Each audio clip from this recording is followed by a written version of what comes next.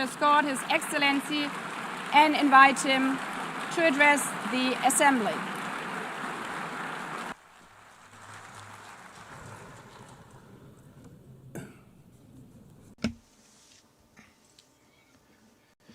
Madam President of the General Assembly, Annalena Baerbock, Mr. Secretary General Antonio Guterres, dear heads of state and government, and representatives of the member states gathered here. This should be a time to celebrate the United Nations. Created at the end of the war, the UN symbolizes the highest expression of the aspiration for peace and prosperity. Today, however, the ideals that inspired its founders in San Francisco are under threat as never before in their history. Multilateralism is at a new crossroads. The organization's authority is in check. We are witnessing the consolidation of an international order marked by repeated concessions to power play. Attacks on sovereignty, arbitrary sanctions, and unilateral interventions are becoming the rule. There is a clear parallel between the multilateralism crisis and the weakening of democracy. Authoritarianism is strengthened when we fail to act in the face of arbitrary acts, when the international society falters in defending peace, sovereignty, and the rule of law. The consequences are tragic. Throughout the world, anti-democratic forces are trying to subjugate institutions and stifle freedoms. They worship violence, praise ignorance, act as physical and digital militias, and restrict the press. Even under an unprecedented attack, Brazil chose to resist and defend its democracy, regained 40 years ago by its people after 2 decades of dictatorial governments. There is no justification for unilateral and arbitrary measures against our institutions and our economy. The aggression against the independence of the judiciary branch of power is unacceptable. This interference in domestic affairs is aided by a subservient far right who is nostalgic of past hegemonies. False patriots plan and publicly promote actions against Brazil. Peace cannot be achieved with impunity.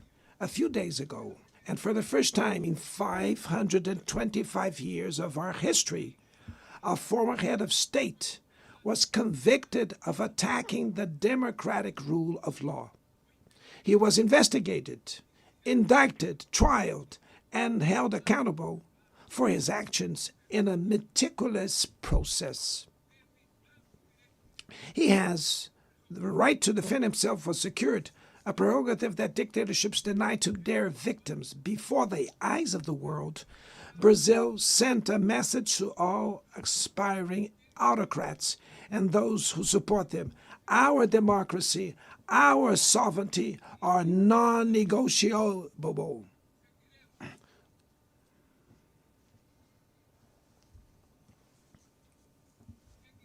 We will continue as an independent nation and as a people free from any type of guardianship. Sound democracies go beyond the electoral ritual. Its strength presupposes the reduction of inequalities, the guarantee of the most basic rights: food, safety, work, housing, education, and health. Democracy fails when women earn less than men or die at the hands of partners and family members. It loses when it closes its doors and blames migrants for the world's ills. Poverty is as much an enemy of democracy as extremism. Therefore, we were proud to receive confirmation from FAO that Brazil has once again left the hunger map in this year, 2025. But in the world, there are still 670 million hungry people, and about 2.3 billion face food insecurity. The only war of which everyone can emerge victorious is the one we wage against hunger and poverty. This is the goal of the global alliance we launched at the G20 and which has the support of 103 countries. The international community needs to revise its priorities, reduce arms spending, and increase development aid. Relieve the service of the foreign debt of the poorest countries, above all African nations, and set minimum global tax standards so that the super rich pay more taxes than workers. Democracy is also measured by the ability to protect families and the childhood. Digital platforms offer possibilities for us to come together in ways we never imagined. But they have been used for sowing intolerance, misogyny, xenophobia, and misinformation. The internet cannot be a land of lawlessness. It's up to governments to protect the most vulnerable. Regulating does not mean restraining freedom of expression. It's about ensuring that what is already illegal in the real world is treated the way in the virtual environment. Attacks on regulation serve to cover up hidden interests and provide shelter for crimes such as fraud, human trafficking, pedophilia, and attacks against democracy. The Brazilian parliament was right to rush to address this issue. Last week, I proudly enacted one of the world's most advanced laws for the protection of children and adolescents in the digital environment. Also, we sent draft bills to the National Congress to foster competition in digital markets and to encourage the installation of sustainable data centers.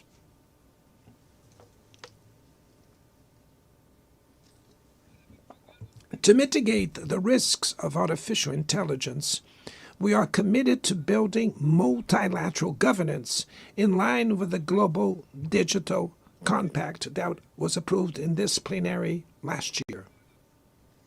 Ladies and gentlemen, Your Excellencies, in Latin America and the Caribbean, we are experiencing a time of growing polarization and instability. Maintaining the region as a zone of peace is and was our priority.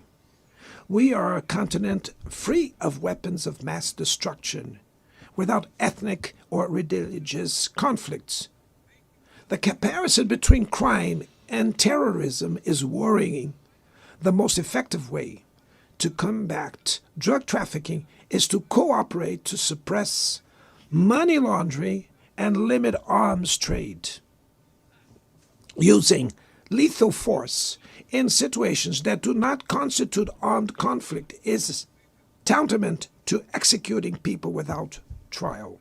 Other parts of the planet have already witnessed interventions that cause greater damage than intended, with serious humanitarian consequences. The path to dialogue must not be closed in Venezuela. Haiti has the right to a violence-free future, and it is unacceptable that Cuba be listed as a country that sponsors terrorism. In the conflict in Ukraine,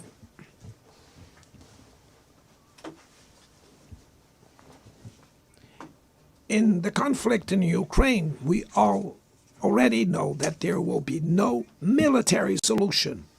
The recent meeting in Alaska raised hopes for a negotiated way out.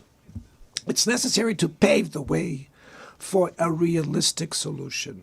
This implies taking into account the legitimate security concerns of all parties. The African Initiative and the Friends for Peace group created by China and Brazil can help promote dialogue and a diplomatic solution. No situation is more emblematic of the disproportionate and illegal use of force than the one occurring in Palestine. The terrorist attacks perpetrated by Hamas are indefensible from any angle, but nothing, absolutely nothing, justifies the ongoing genocide in Gaza.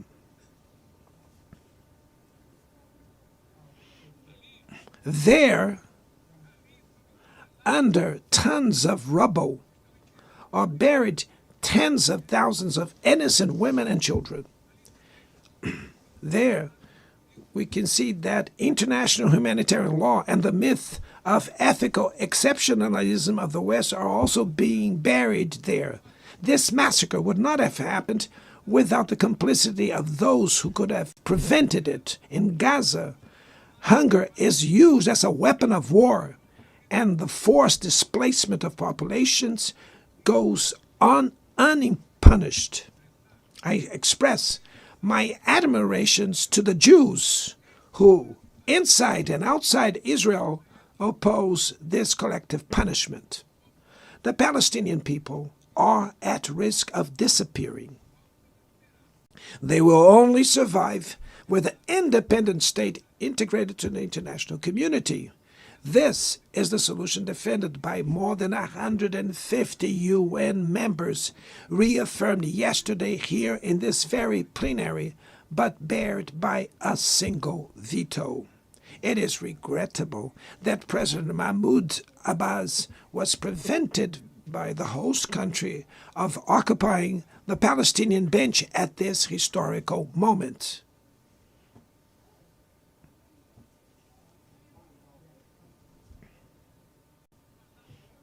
The spread of this conflict to Lebanon, Syria, Iran, Qatar is fueling an unprecedented arms build-up. Madam President, bombs and nuclear weapons will not protect us from the climate crisis. The year of 24 was the warmest already registered. COP30 in the city of Belém, Brazil, will the cope of truth. It will be the time for world leaders to prove the seriousness of their commitment to the planet. Without a complete picture of the NDC's nationally determined contributions, we were walking blindfolded towards the abyss. Brazil has committed to reducing its emissions by 59% and 67%, covering all greenhouse gases and all sectors of the economy. Developing nations face climate change while grappling with other challenges. Meanwhile, rich countries enjoy a standard of living reached at the expense of 200 years of greenhouse gas emissions, demanding greater ambition and greater access to resources and technology. Is not a matter of charity, but of justice. The race for critical minerals essential for energy transition cannot reproduce the predatory and asymmetrical logic that has characterized recent centuries. In Belém City, the world will learn about the reality of the Amazon. Brazil has already reduced deforestation by half in the region in the last 2 years. Eradicating it requires ensuring decent living conditions for its millions of inhabitants. Promoting sustainable development is the objective of the Tropical Forest Forever facility, which Brazil intends to launch to compensate countries that keep their forests standing. But the time has come to move from the negotiation phase to the implementation stage. The world owes a lot to the regime created by the Climate Convention. Climate change needs to be brought to the heart of the UN so that it gets the attention it deserves. A council linked to the General Assembly with the power and legitimacy to monitor commitments, provide coherence to climate action. This is a fundamental step towards a broader reform of the organization, which would also include an expanded Security Council in the two member categories. Few areas have worsened as much as the multilateral trading system.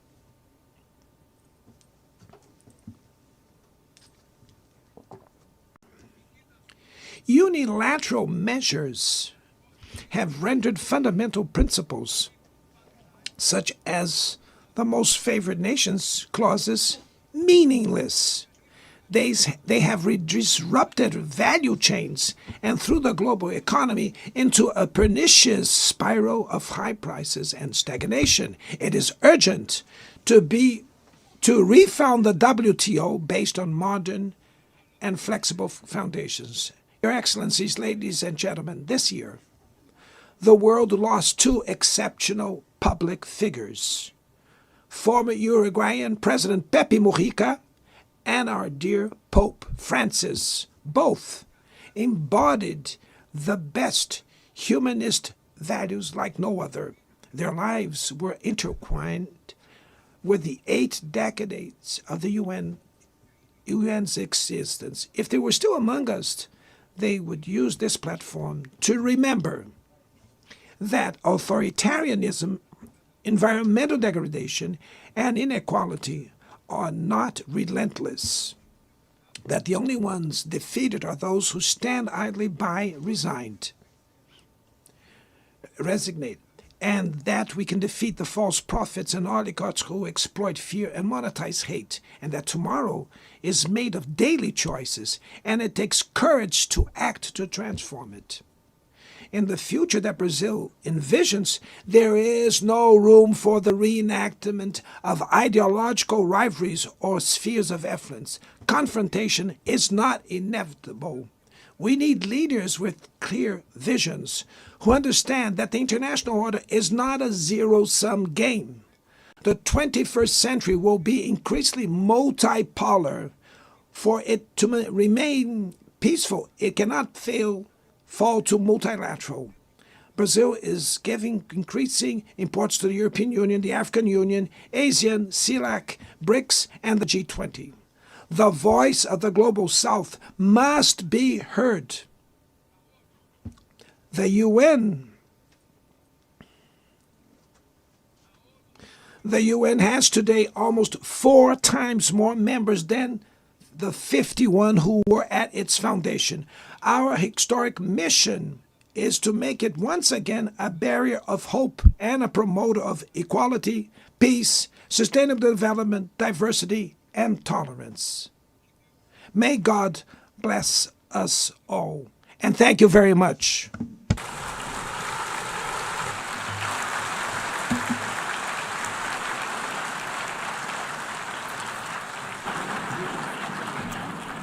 On behalf of the Assembly, I wish to thank the President of the Federative Republic of Brazil,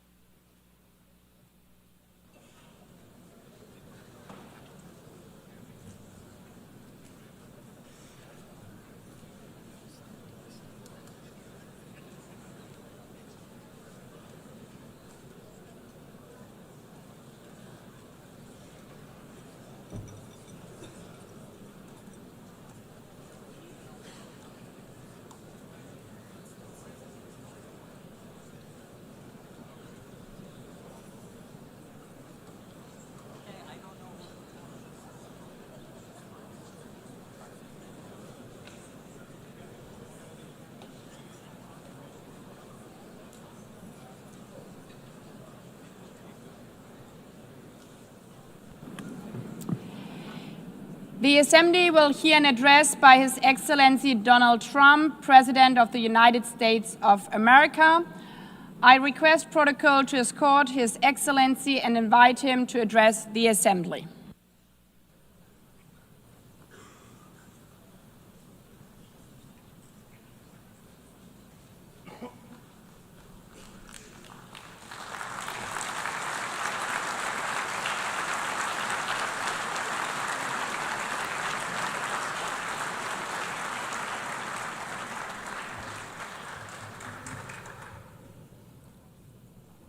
Thank you very much. Very much appreciated.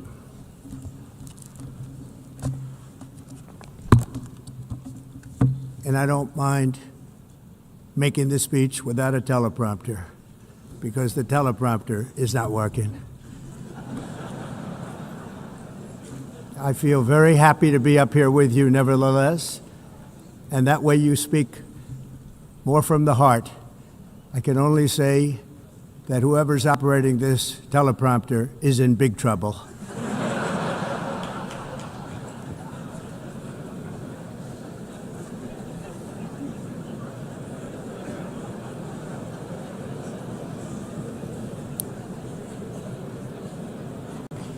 Hello, Madam First Lady. Thank you very much for being here. And Madam President, Mr. Secretary General, First Lady of the United States, distinguished delegates, ambassadors, and world leaders. 6 years have passed since I last stood in this grand hall and addressed a world that was prosperous and at peace in my first term. Since that day, the guns of war have shattered the peace I forged on 2 continents. An era of calm and stability gave way to one of the great crises of our time. And here in the United States, 4 years of weakness, lawlessness, and radicalism under the last administration delivered our nation into a repeated set of disasters. 1 year ago, our country was in deep trouble, but today, just 8 months into my administration, we are the hottest country anywhere in the world, and there is no other country even close. America is blessed with the strongest economy, the strongest borders, the strongest military, the strongest friendships, and the strongest spirit of any nation on the face of the earth. This is indeed the golden age of America. We are rapidly reversing the economic calamity we inherited from the previous administration, including ruinous price increases and record-setting inflation like we've never had before. Under my leadership, energy costs are down, gasoline prices are down, grocery prices are down, mortgage rates are down, and inflation has been defeated. The only thing that's up is the stock market, which just hit a record high. In fact, it hit a record high 48 times in the last short period of time. Growth is surging, manufacturing is booming. The stock market, as I said, is doing better than it's ever done. And all of you in this room benefit by that, almost everybody. And importantly, workers' wages are rising at the fastest pace in more than 60 years. And that's what it's all about, isn't it? In 4 years of President Biden, we had less than $1 trillion of new investment into the United States. In just 8 months since I took office, we have secured commitments and money already paid for $17 trillion. Think of it, 4 years, less than $1 trillion, 8 months, much more than $17 trillion is being invested in the United States. And it's now pouring in from all parts of the world. We've implemented the largest tax cuts in American history and the largest regulation cuts in American history, making this once and again the best country on earth to do business. And many of the people in this room are investing in America, and it's turned out to be an awfully good investment during this 8-month period.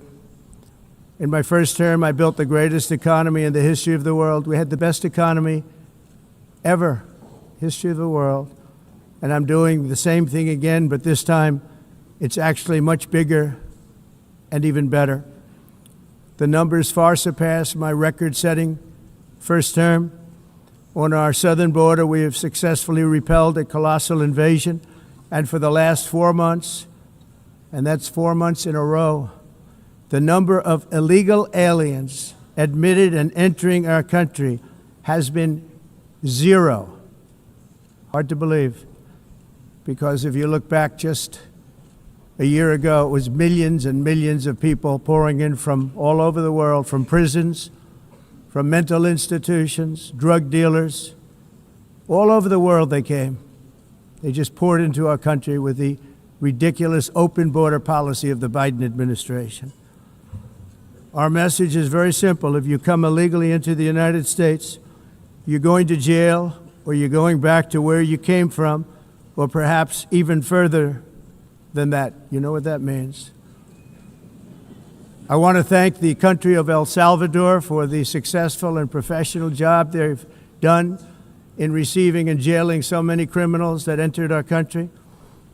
And it was under the previous administration that the number became record-setting, and they're all being taken out. We have no choice. And other countries have no choice, because other countries are in the exact same situation with immigration. It's destroying your country, and you have to do something about it. On the world stage, America is respected again like it has never been respected before. You think about 2 years ago, 3 years ago, 4 years ago, or 1 year ago, we were a laughingstock all over the world. At the NATO summit in June, virtually all NATO members formally committed to increase defense spending at my request from 2% to 5% of GDP, making our alliance far stronger and more powerful than it was ever before. In May, I traveled to the Middle East to visit my friends and rebuild our partnerships in the Gulf and those valued relationships with Saudi Arabia, Qatar, and the UAE, and other countries are now, I believe, closer than ever before. My administration has negotiated one historic trade deal after another, including with the United Kingdom, the European Union, Japan, South Korea, Vietnam, Indonesia, the Philippines, Malaysia, and many, many others. Likewise, in a period of just 7 months, I have ended 7 unendable wars. They said they were unendable. You're never going to get them solved. Some were going for 31 years, 2 of them, 31, think of it, 31 years. One was 36 years. One was 28 years. I ended 7 wars. And in all cases, they were raging with countless thousands of people being killed. This includes Cambodia and Thailand, Kosovo and Serbia, the Congo and Rwanda, a vicious, violent war that was, Pakistan and India, Israel and Iran, Egypt and Ethiopia, and Armenia and Azerbaijan. It included all of them. No president or prime minister, and for that matter, no other country has ever done anything close to that. And I did it in just 7 months. It's never happened before.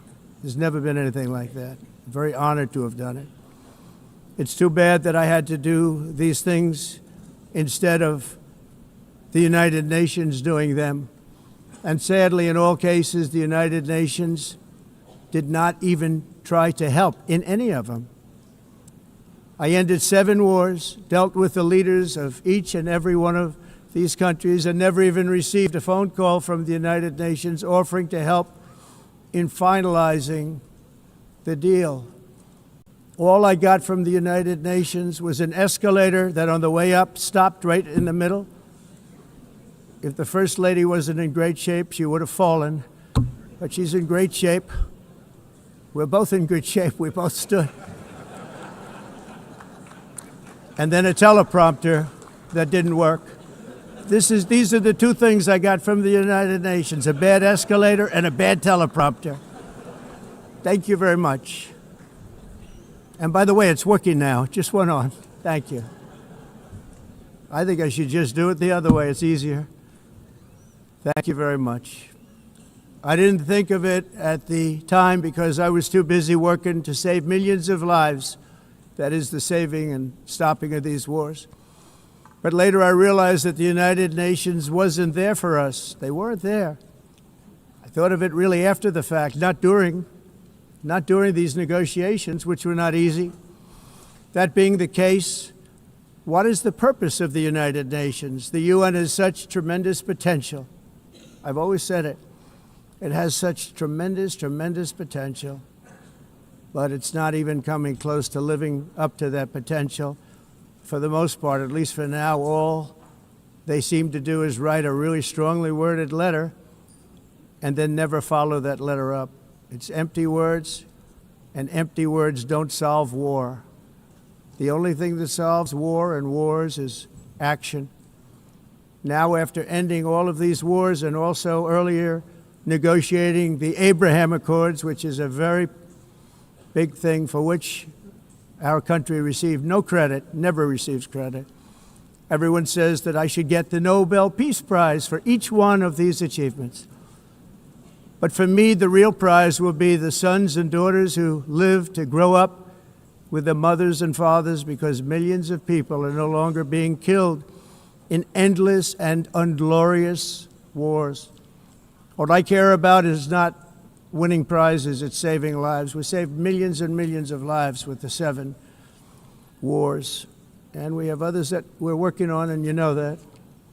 Many years ago, a very successful real estate developer in New York, known as Donald J. Trump, I bid on the renovation and rebuilding of this very United Nations complex. I remember it so well. I said at the time that I would do it for $500 million, rebuilding everything. It would be beautiful. I used to talk about, I'm going to give you marble floors. They're going to give you terrazzo. I'm going to give you the best of everything. You're going to have mahogany walls. They're going to give you plastic.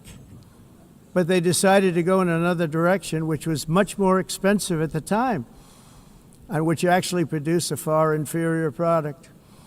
And I realized that they did not know what they were doing when it came to construction, and that their building concepts were so wrong, and the product that they were proposing to build was so bad and so costly.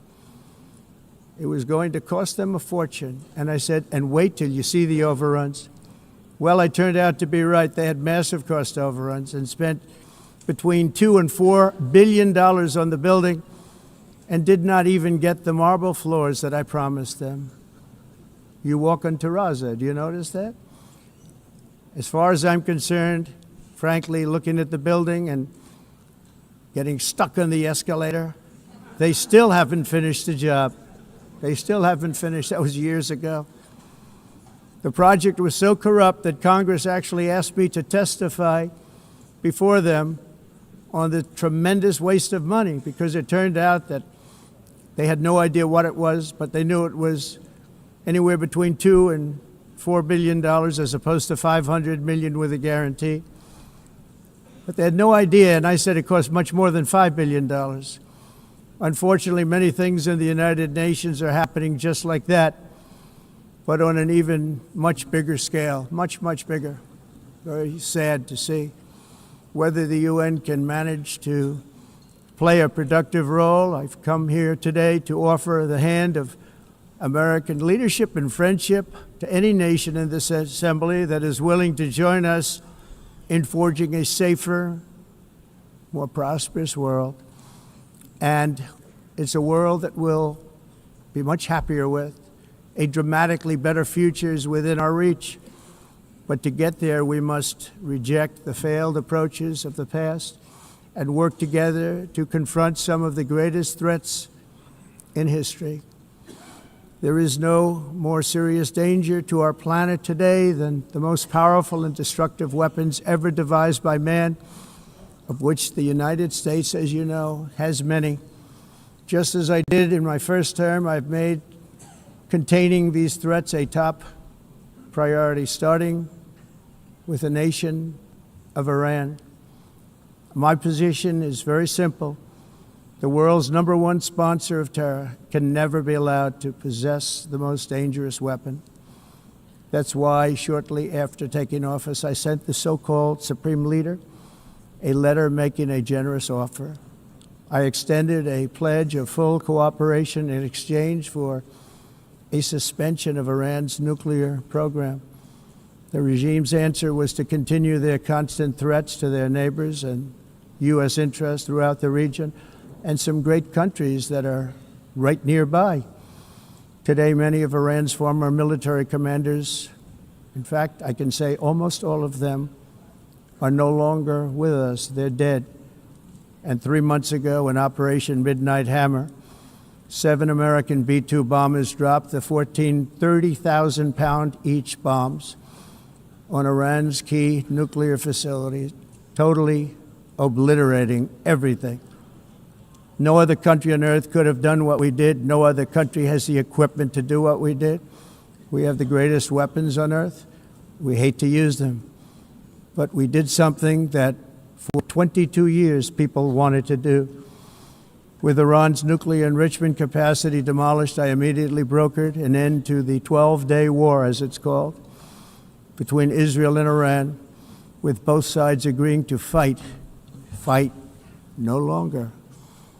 As everyone knows, I have also been deeply engaged in seeking a ceasefire in Gaza. Have to get that done. Have to get it done. Unfortunately, Hamas has repeatedly rejected reasonable offers to make peace. We can't forget October 7th, can we? Now, as if to encourage continued conflict, some of this body is seeking to unilaterally recognize a Palestinian state. The rewards would be too great for Hamas terrorists for their atrocities. This would be a reward for these horrible atrocities, including October 7th, even while they refuse to release the hostages or accept a ceasefire.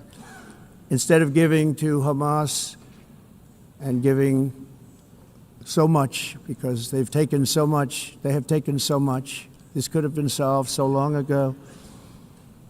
But instead of giving in to Hamas's ransom demands, those who want peace should be united with one message: release the hostages now. Just release the hostages now. Thank you.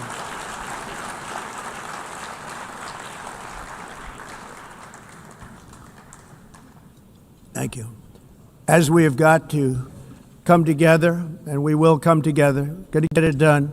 We have to stop the war in Gaza immediately. We have to stop it. We have to get it done. We have to negotiate, immediately have to negotiate peace. We got to get the hostages back. We want all 20 back. We don't want 2 and 4. As you know, I got, along with Steve Witkoff and others that helped us, Marco Rubio, we got most of them back. We were involved in all of them. But I always said the last 20 are going to be the hardest, and that's exactly what happened. We have to get them back now. We don't want to get back 2, and then another 2, and then 1, and then 3, have this process. No, we want them all back, and we want the actually 38 dead bodies back too. Those parents came to me, and they want them back, and they want them back very quickly and very badly, as though they were alive. They want them. They want them every bit as much as if their son or daughter were alive. I've also been working relentlessly, stopping the killing in Ukraine. I thought that would be, of the 7 wars that I stopped, I thought that would be the easiest because of my relationship with President Putin, which had always been a good one. I thought that was going to be the easiest one. But you know, in war, you never know what's going to happen. There are always lots of surprises, both good and bad. Everyone thought Russia would win this war in 3 days, but it didn't work out that way. It was supposed to be just a quick little skirmish. It's not making Russia look good. It's making them look bad. No matter what happens from here on out, this was something that should have taken a matter of days, certainly less than a week. And they've been fighting for 3.5 years and killing anywhere from 5,000 to 7,000 young soldiers, mostly soldiers, on both sides every single week, from 5,000 to 7,000 dead young people, and some in cities, much smaller numbers, where rockets are shot, where drones are dropped. This war would never have started if I were president. This was a war that should have never happened. It shows you what leadership is, what bad leadership can do to a country. Look what happened to the United States, and look where we are right now in just a short period of time. The only question now is how many more lives will be needlessly lost on both sides. China and India are the primary funders of the ongoing war by continuing to purchase Russian oil. But inexcusably, even NATO countries have not cut off much Russian energy and Russian energy products, which, as you know, I found out about 2 weeks ago, and I wasn't happy. Think of it. They're funding the war against themselves. Who the hell ever heard of that one? In the event that Russia is not ready to make a deal to end the war, then the United States is fully prepared to impose a very strong round of powerful tariffs, which would stop the bloodshed, I believe, very quickly. But for those tariffs to be effective, European nations, all of you are gathered here right now, would have to join us in adopting the exact same measures. I mean, you're much closer to this. We have an ocean in between. You're right there. And Europe has to step it up. They can't be doing what they're doing. They're buying oil and gas from Russia while they're fighting Russia. It's embarrassing to them. And it was very embarrassing to them when I found out about it, I can tell you that. But they have to immediately cease all energy purchases from Russia. Otherwise, we're all wasting a lot of time. So I'm ready to discuss this. We're going to discuss it today with the European nations, all gathered here. I'm sure they're thrilled to hear me speak about it, but that's the way it is. I like to speak my mind and speak the truth. As we seek to reduce the threat of dangerous weapons today, I'm also calling on every nation to join us in ending the development of biological weapons once and for all. And biological is terrible, and nuclear is even beyond, and we include nuclear in that. We want to have a cessation of the development of nuclear weapons. We know, and I get to view it all the time. Sir, would you like to see? And I look at weapons that are so powerful that we just can't ever use them. If we ever use them, the world literally might come to an end. There would be no United Nations to be talking about. There would be no nothing. Just a few years ago, reckless experiments overseas gave us a devastating global pandemic. Yet despite that worldwide catastrophe, many countries are continuing extremely risky research into bioweapons and man-made pathogens. This is unbelievably dangerous. To prevent potential disasters, I'm announcing today that my administration will lead an international effort to enforce biological weapons convention, which is going to be meeting with the top leaders of the world by pioneering an AI verification system that everyone can trust. Hopefully the UN can play a constructive role, and it will also be one of the early projects under AI. Let's see how good it is, because a lot of people are saying it could be one of the great things ever, but it also can be dangerous, but it can be put to tremendous use and tremendous good, and this would be an example of that. Not only is the UN not solving the problems it should, too often, it's actually creating new problems for us to solve. The best example is the number one political issue of our time, the crisis of uncontrolled migration. It's uncontrolled. Your countries are being ruined. The United Nations is funding an assault on Western countries and their borders. In 2024, the UN budgeted $372 million in cash assistance to support an estimated 624,000 migrants journeying into the United States. Think of that. The UN is supporting people that are illegally coming into the United States, and then we have to get them out. The UN also provided food, shelter, transportation, and debit cards to illegal aliens. Can you believe that? On the way to infiltrate our southern border. Millions of people came through that southern border. Just a year ago, millions and millions of people were pouring in, 25 million altogether over the 4 years of the incompetent Biden administration. And now we have it stopped, totally stopped. In fact, they're not even coming anymore because they know they can't get through. But what took place is totally unacceptable. The UN is supposed to stop invasions, not create them and not finance them. In the United States, we reject the idea that mass numbers of people from foreign lands can be permitted to travel halfway around the world, trample our borders, violate our sovereignty, cause unmitigated crime, and deplete our social safety net. We have reasserted that America belongs to the American people, and I encourage all countries to take their own stand in defense of their citizens as well. You have to do that because I see it. I'm not mentioning names. I see it, and I can call every single one of them out. You're destroying your countries. They're being destroyed. Europe is in serious trouble. They've been invaded by a force of illegal aliens like nobody's ever seen before. Illegal aliens are pouring into Europe. Nobody is ever, and nobody's doing anything to change it, to get them out. It's not sustainable. And because they choose to be politically correct, they're doing just absolutely nothing about it.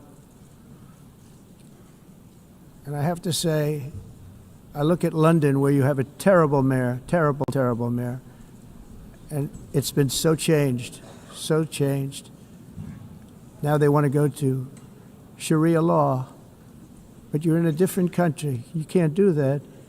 Both the immigration and their suicidal energy ideas will be the death of Western Europe if something is not done immediately. This cannot be sustained. What makes the world so beautiful is that each country is unique. But to stay this way, every sovereign nation must have the right to control their own borders. You have the right to control your borders, as we do now, and to limit the sheer numbers of migrants entering their countries and paid for by the people of that nation that were there and that built that particular nation at the time. They put their blood, sweat, tears, money into that country, and now they're being ruined.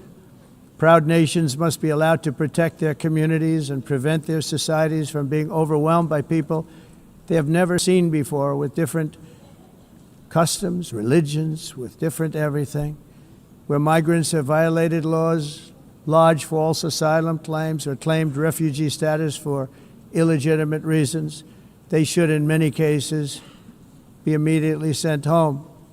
And while we will always have a big heart for places and people that are struggling and truly compassionate, answers will be given. We have to solve the problem, and we have to solve it in their countries, not create new problems in our countries. And we are very helpful to a lot of countries that are just not able to send their people anymore. They used to send them to us in caravans of 25,000, 30,000 people each. These massive caravans of people pouring into our country, totally unchecked and unvetted. But not anymore. According to the Council of Europe in 2024, almost 50% of inmates in German prisons were foreign nationals or migrants. In Austria, the number was 53% of the people in prisons were from places that weren't from where they are now. In Greece, the number was 54%, and in Switzerland, beautiful Switzerland, 72% of the people in prisons are from outside of Switzerland. When your prisons are filled with so-called asylum seekers who repaid kindness, and that's what they did, they repaid kindness with crime, it's time to end the failed experiment of open borders. You have to end it now. See, I can tell you. I'm really good at this stuff. Your countries are going to hell. In America, we've taken bold action to swiftly shut down uncontrolled migration. Once we started detaining and deporting everyone who crossed the border, and removing illegal aliens from the United States, they simply stopped coming. They're not coming anymore. We're getting a lot of credit, but they're not coming anymore. This was a humanitarian act for all involved, because on the trips up, thousands of people a week were dying. Women were being raped. Nobody's ever seen anything like it. Raped, horribly beaten, raped. On the trip up, the journey up, it was a long walk. It was a long, arduous journey, indeed. And it was also a historic victory against human trafficking throughout the region. What we did was a victory, and we saved so many lives of people that wouldn't make the journey. That journey was loaded up with death. Loaded up with death. Dead bodies all along the roads of jungles to get up. They go through jungles, they go through areas so hot you couldn't breathe. They were dying of suffocation, areas so hot that you couldn't breathe. Dead bodies all over. By them not coming, we're saving tremendous numbers of lives. My people have done a fantastic job in doing what they did, and the American public agrees with it. I mean, I was very proud to see this morning I have the highest poll numbers I've ever had. Part of it is because of what we've done on the border. I guess the other part is what we've done on the economy. Joe Biden's policies empowered murderous gangs, human smugglers, child traffickers, drug cartels, and prisoners from all over the world. The previous administration also lost nearly 300,000 children. Think of that. They lost more than 300,000 children, little children, who were trafficked into the United States on the Biden watch, many of whom have been raped, exploited, and abused, and sold. Sold. Nobody talks about that. The fake news doesn't write about it. With many others, young children who are missing or dead. And we found a lot of these children, and we're sending them back, and we've been sending them back to their parents. They said, nobody knows who they are. They said, where do you come from? And they'll give us a country, and we'll find out, and we'll figure it out, and we'll bring them back to their homes. And the mother and father rush to the door, and their tears in their eyes. They can't believe that they're seeing their son or daughter, their little son or daughter again. We've done almost 30,000 of them so far. Any system that results in the mass trafficking of children is inherently evil. Yet that is exactly what the globalist migration agenda has done, and it's what it's all about. In America, those days, as you know, are over. The Trump administration is working, and we are continuing to work to track down the villains that are causing this problem, and also, as I said, to get back the 30,000 we've already returned. Now I think we're going to have another. We're going to find a lot. You're not going to find all of them. 300, more than 300,000. They're lost or they're dead. They're lost or they're dead because of the animals that did this. To protect our citizens, I've also designated multiple savage drug cartels as far as and you see this, and you see it happening right before your eyes. Let's put it this way. People don't like taking big loads of drugs in boats anymore. There aren't too many boats that are traveling on the seas by Venezuela. They tend not to want to travel very quickly anymore. And we've virtually stopped drugs coming into our country by sea. We call them the water drugs. They kill hundreds of thousands of people. I've also designated multiple savage drug cartels as far as foreign terrorist organizations, along with two bloodthirsty transnational gangs, probably the worst gangs anywhere in the world, MS-13 and Tren de Aragua. Tren de Aragua is from Venezuela, by the way. Such organizations torture, maim, mutilate, and murder with impunity. They're the enemies of all humanity. And for this reason, we've recently begun using the supreme power of the United States military to destroy Venezuela terrorists and trafficking networks led by Nicolas Maduro. To every terrorist thug smuggling poisonous drugs into the United States of America, please be warned that we will blow you out of existence. That's what we're doing. We have no choice. Can't let it happen. They're destroying. I believe we lost 300,000 people last year to drugs, 300,000. Fentanyl and other drugs. Each boat that we sink carries drugs that would kill more than 25,000 Americans. We will not let that happen. Energy is another area where the United States is now thriving like never before. We're getting rid of the falsely named renewables. By the way, they're a joke. They don't work. They're too expensive. They're not strong enough to fire up the plants that you need to make your country great. The wind doesn't blow. Those big windmills are so pathetic and so bad, so expensive to operate. Then they have to be rebuilt all the time, and they start to rust and rot. Most expensive energy ever conceived, and it's actually energy. You're supposed to make money with energy, not lose money. You lose money, the governments have to subsidize. You can't put them out without massive subsidies. And most of them are built in China, and I give China a lot of credit. They build them, but they have very few wind farms. So why is it that they build them and they send them all over the world, but they barely use them? You know what they use? Coal. They use gas. They use almost anything, but they don't like wind. But they sure as hell like selling the windmills. Europe, on the other hand, has a long way to go, with many countries being on the brink of destruction because of the green energy agenda. And I give a lot of credit to Germany.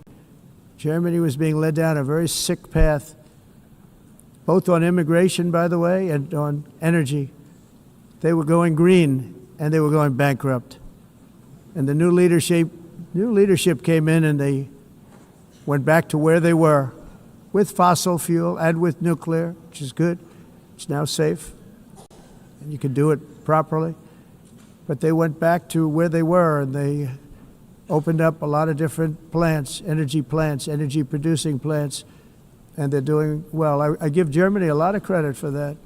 They've said this is a disaster, what's happening. They were going all green. All green is all bankrupt. That's what it represents.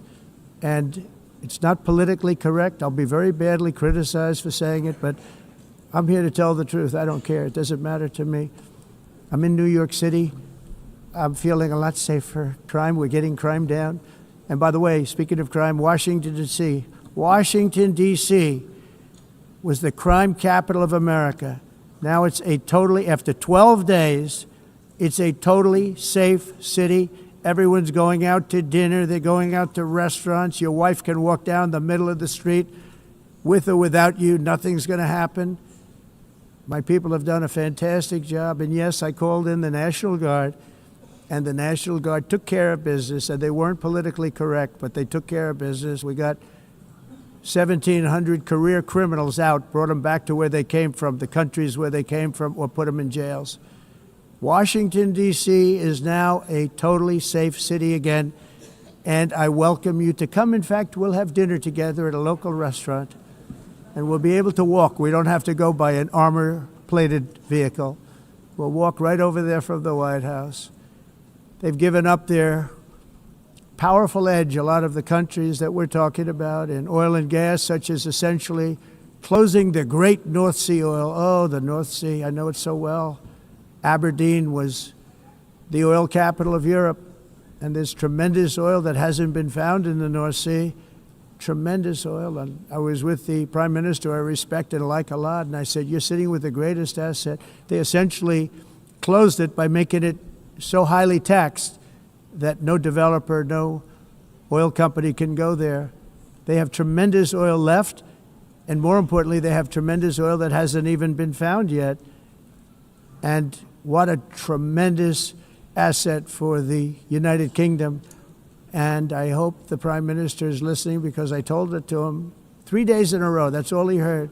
North Sea oil, North Sea, because I want to see them do well.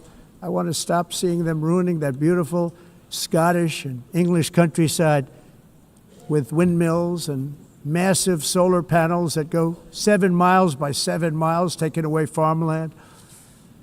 But we're not letting this happen in America. In 1982, the executive director of the United Nations Environmental Program predicted that by the year 2000, climate change would cause a global catastrophe. He said that it will be irreversible, as any nuclear holocaust would be.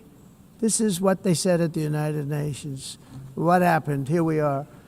Another UN official stated in 1989 that within a decade, entire nations could be wiped off the map by global warming. Not happening. You know, it used to be global cooling. If you look back years ago in the 1920s and the 1930s, they said, global cooling will kill the world. We have to do something. Then they said global warming will kill the world. But then it started getting cooler. So now they could just call it climate change, because that way they can't miss. It's climate change. Because if it goes higher or lower, whatever the hell happens, there's climate change. It's the greatest con job ever perpetrated on the world, in my opinion. Climate change, no matter what happens, you're involved in that. No more global warming, no more global cooling. All of these predictions made by the United Nations and many others, often for bad reasons, were wrong. They were made by stupid people that have cost their countries fortunes and given those same countries no chance for success. If you don't get away from this green scam, your country is going to fail. And I'm really good at predicting things, you know. They actually said during the campaign they had a hat, the best-selling hat. Trump was right about everything. And I don't say that in a braggadocious way, but it's true. I've been right about everything. And I'm telling you that if you don't get away from the green energy scam, your country is going to fail. And if you don't stop people that you've never seen before, that you have nothing in common with, your country is going to fail.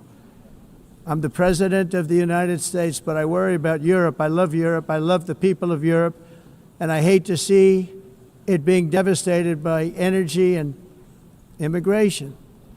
This double-tailed monster destroys everything in its wake, and they cannot let that happen any longer. You're doing it because you want to be nice. You want to be politically correct, and you're destroying your heritage. They must take control strongly and immediately of the unmitigated immigration disaster and the fake energy catastrophe before it's too late. The carbon footprint is a hoax made up by people with evil intentions, and they're heading down a path of total destruction. You know, the carbon footprint was a big, big thing a few years ago. I remember hearing about the carbon footprint, and then President Obama would get into Air Force One, a massive Boeing 747, and not a new one, an old one with old engines that spew everything into the atmosphere. He'd talk about the carbon footprint, we must do so. Then he'd get in and he'd fly from Washington to Hawaii to play a round of golf. And then he'd get back onto that big, beautiful plane and he'd fly back and he'd talk about, again, global warming and the carbon footprint. It's a con job. At extreme cost and expense, Europe reduced its own carbon footprint by 37%. Think of that. Congratulations, Europe. Great job. You cost yourself a lot of jobs, a lot of factories closed, but you reduced the carbon footprint by 37%. However, for all of that sacrifice and much more, it's been totally wiped out and then some by a global increase of 54%. Much of it coming from China and other countries that are thriving around China, which now produces more CO2 than all the other developed nations in the world. So all of these countries are working so hard on the carbon footprint, which is nonsense, by the way. It's nonsense. You know, it's interesting. In the United States, we have still radicalized environmentalists, and they want the factories to stop. Everything should stop. No more cows. We don't want cows anymore. I guess they want to kill all the cows. They want to do things that are just unbelievable, and you have it too. But you know, we have a border, strong, and we have a shape, and that shape doesn't just go straight up. That shape is amorphous when it comes to the atmosphere. And if we had the most clean air, and I think we do, we have very clean air. We have the cleanest air we've had in many, many years.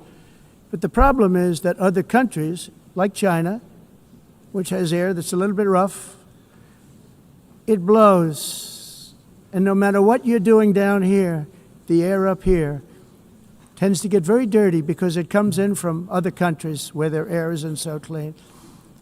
And the environmentalists refuse to acknowledge that. Same thing with garbage. In Asia, they dump much of their garbage right into the ocean. And over about a 1 week and 2 week journey, it flows right past Los Angeles. You've seen it. Massive amounts of garbage, almost too much to do anything about, flowing past Los Angeles, past San Francisco, and then somebody will get in trouble because he dropped a cigarette on the beach. The whole thing is crazy.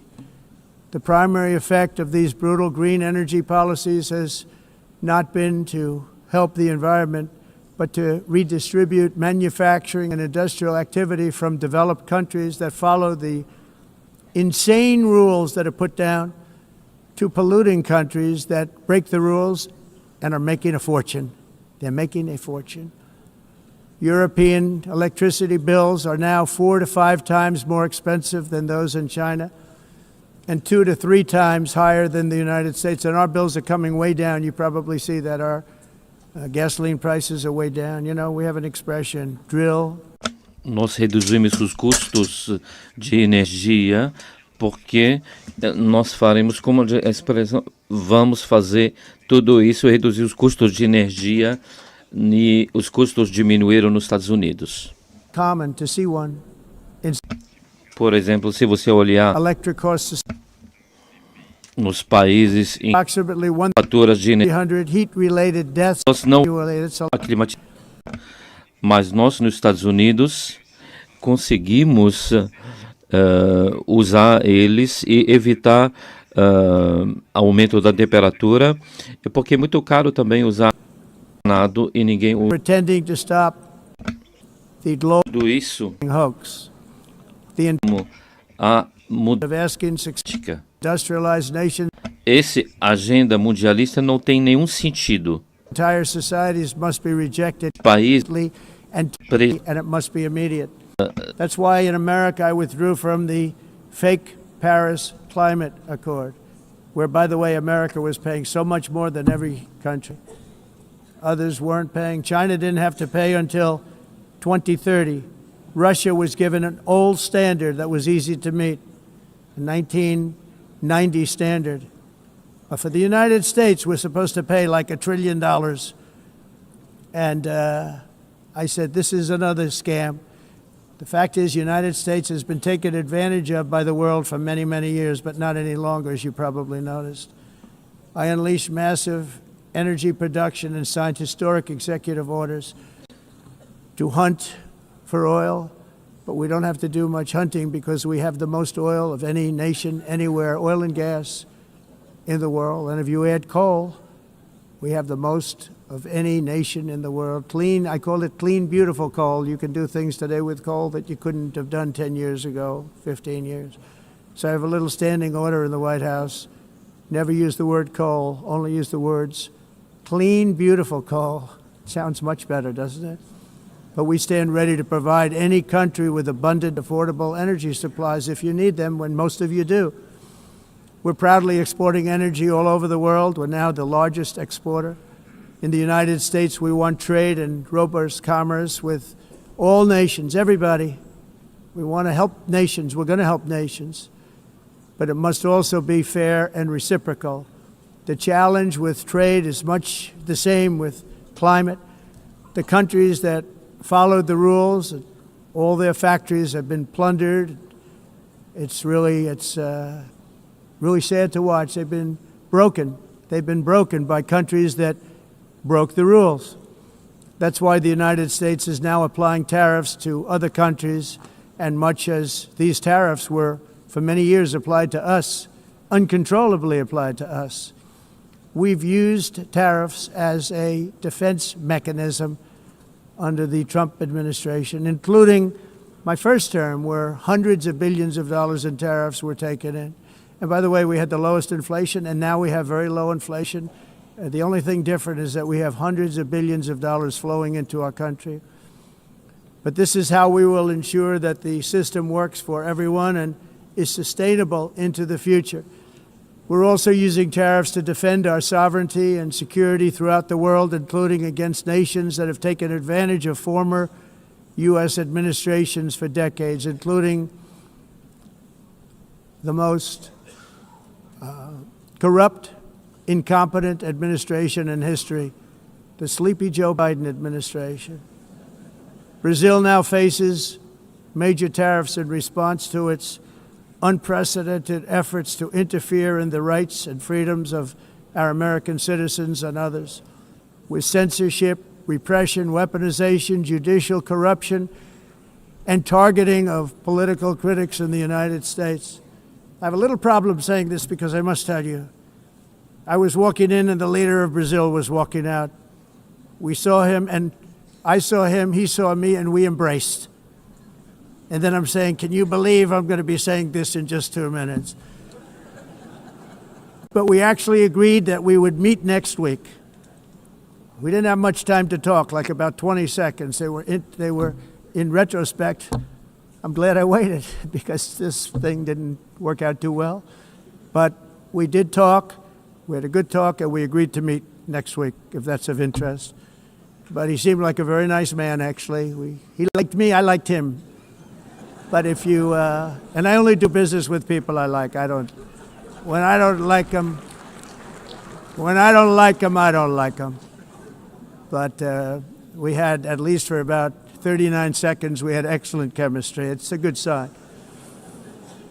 But also in the past, Brazil, can you believe this, unfairly tariffed our nation, but now because of our tariffs, we are hitting them back, and we're hitting them back very hard. As president, I will always defend our national sovereignty and the rights of American citizens. So I'm very sorry to say this, that Brazil is doing poorly and will continue to do poorly. They can only do well when they're working with us. Without us, they will fail, just as others have failed. It's true. Next year, the United States will celebrate the 250th anniversary of our glorious independence, a testament to enduring power and American freedom and spirit. We will also be proudly hosting the 2026 FIFA World Cup, and shortly thereafter the 2028 Olympics, which is going to be very exciting. I hope you all come. I hope that countless people from all over the globe will take part of these will be great celebrations of liberty and human achievement, and that together we all can rejoice in the miracles of history that began in July 4th, 1776, when we founded the light to all nations. And it's something really that an amazing thing came out of that date. It's called the United States of America.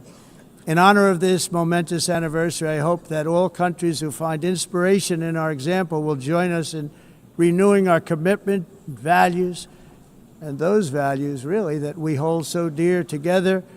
Let us defend free speech and free expression. Let us protect religious liberty, including for the most persecuted religion on the planet today. It's called Christianity.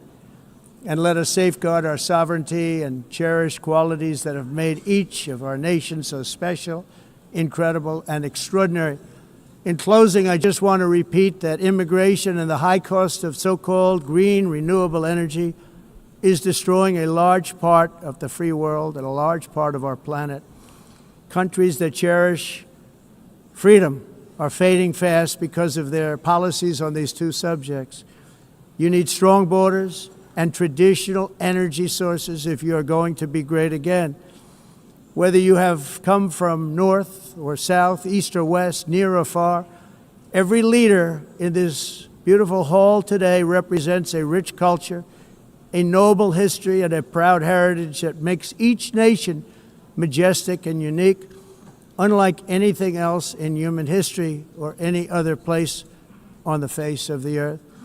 From London to Lima, from Rome to Athens, from Paris to Seoul, from Cairo to Tokyo and Amsterdam to right here in New York City, we stand on the shoulders of the leaders and legends, generals and giants, heroes and titans who won and built our beloved nations, all of our nations, with their own courage, strength, spirit, and skill. Our ancestors climbed mountains, conquered oceans, crossed deserts, and trekked over wide open plains. They charged into thunderous battles, plunged into grave dangers, and they were soldiers and farmers and workers and warriors and explorers and patriots. They built towns into cities, tribes into kingdoms, ideas into industries, and small islands into mighty empires. You're a part of all of that.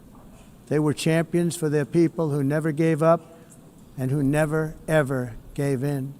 Their values defined our national identities.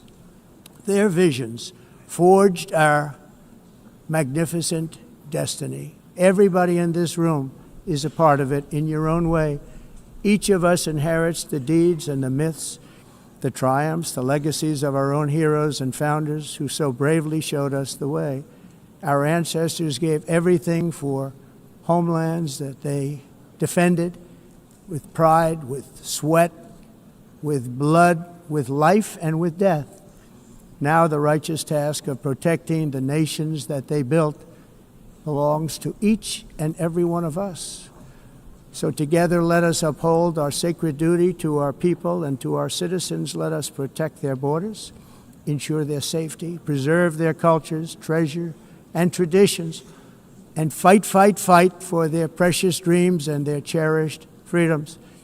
And in friendship and really a beautiful vision, let us all work together to build a bright, beautiful planet, a planet that we all share, a planet of peace and a world that is richer, better, and more beautiful than ever before. That can happen.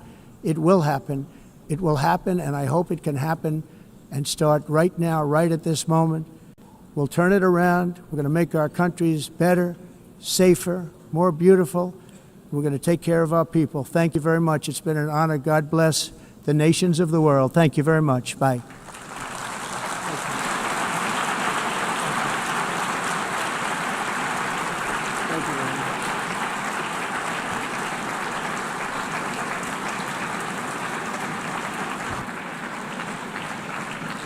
On behalf of the Assembly, I wish to thank the President of the United States,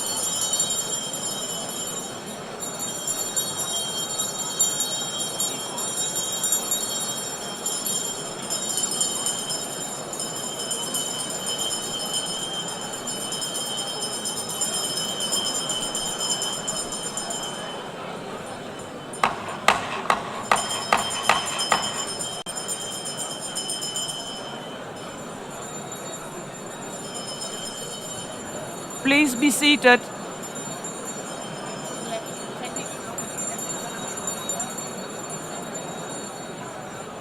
Please be seated.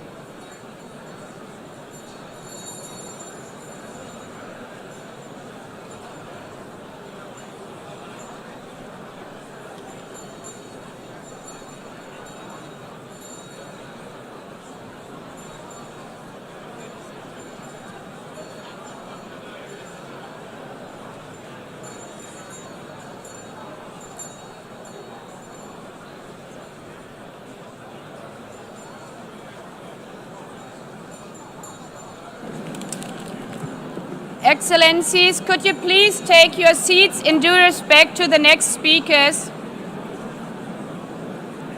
The second row, could you please take your seat right now?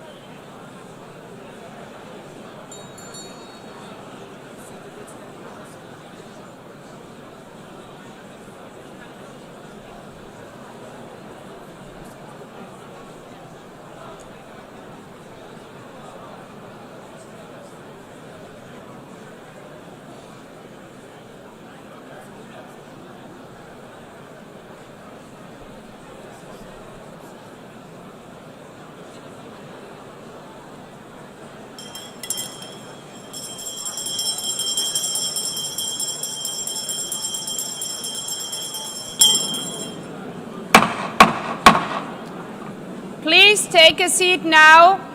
With due respect to the next speakers, I would kindly ask you, gentlemen in the left row, please take your seats.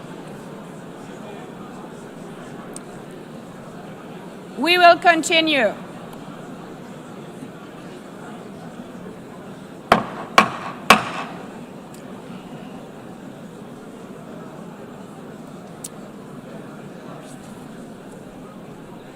Excellencies, as we are receiving queries, I would like to assure you that don't worry, the UN teleprompters are working perfectly. And by this technical note, I would like to call on the next speaker. The Assembly will hear an address by His Excellency Prabowo Subianto, President of the Republic of Indonesia. I request protocol to escort His Excellency and invite him to address the Assembly.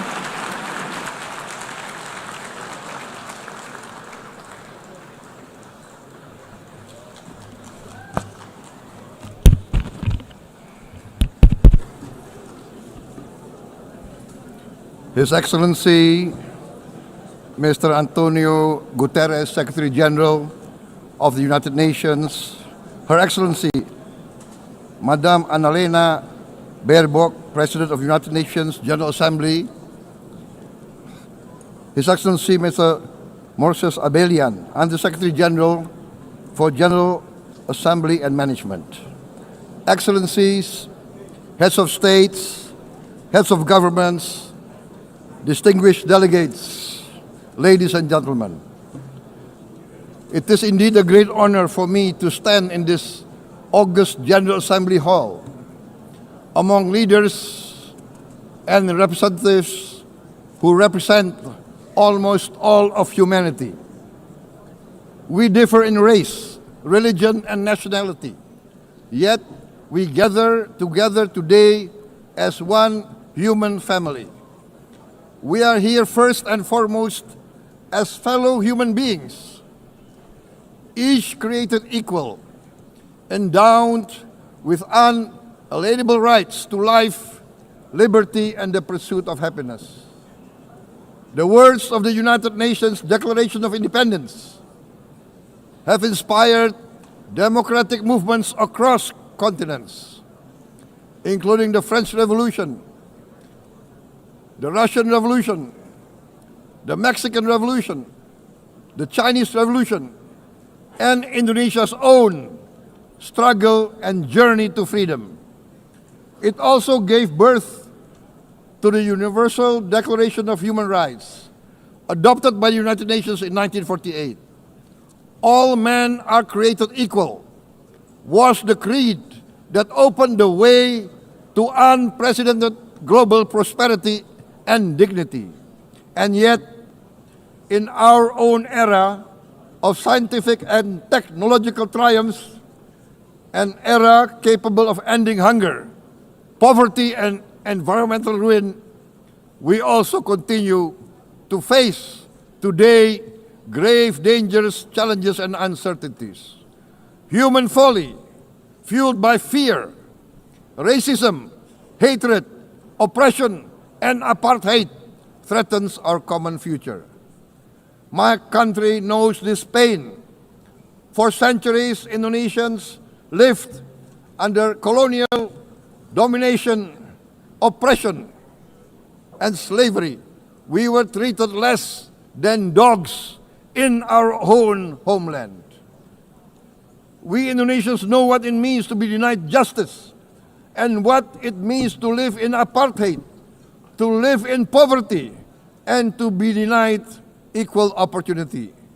We also knew what solidarity can do in our struggle for independence, in our fight to overcome hunger, disease, and poverty. The United Nations stood with Indonesia and gave us vital assistance.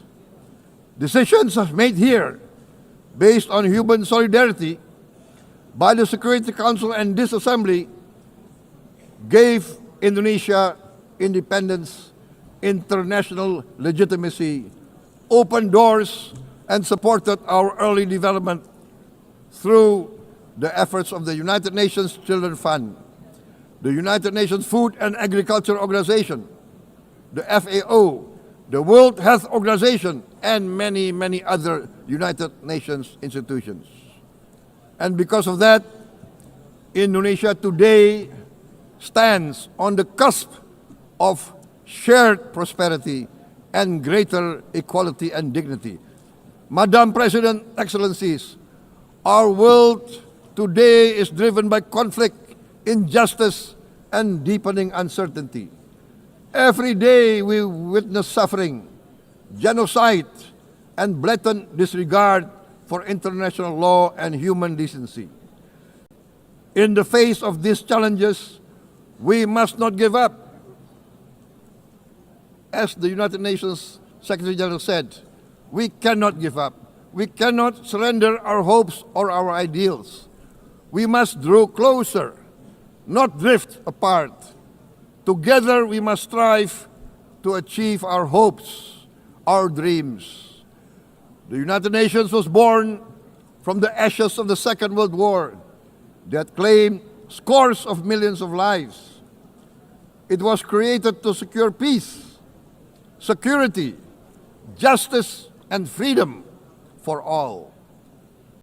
We remain committed to internationalism, to multilateralism, and to every effort that strengthens this great institution.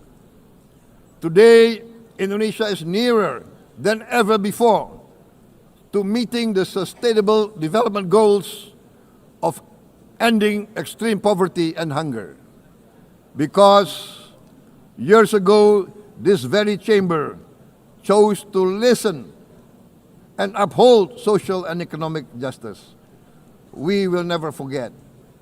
And today, we must never be silent while Palestinians are denied that same justice and legitimacy in this very hall.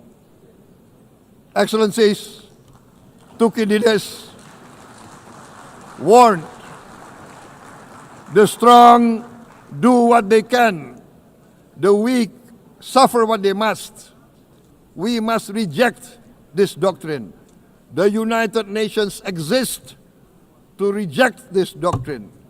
We must stand for all, the strong and the weak. Might cannot be right. Right must be right. Indonesia today is one of the largest contributors to United Peacekeeping Forces. We believe in the United Nations. We will continue to serve where peace needs guardians, not with just words, but with boots on the ground. If and when the United Nations Security Council and this great assembly decide Indonesia is prepared to deploy 20,000 or even more of our sons and daughters to help secure peace in Gaza or elsewhere,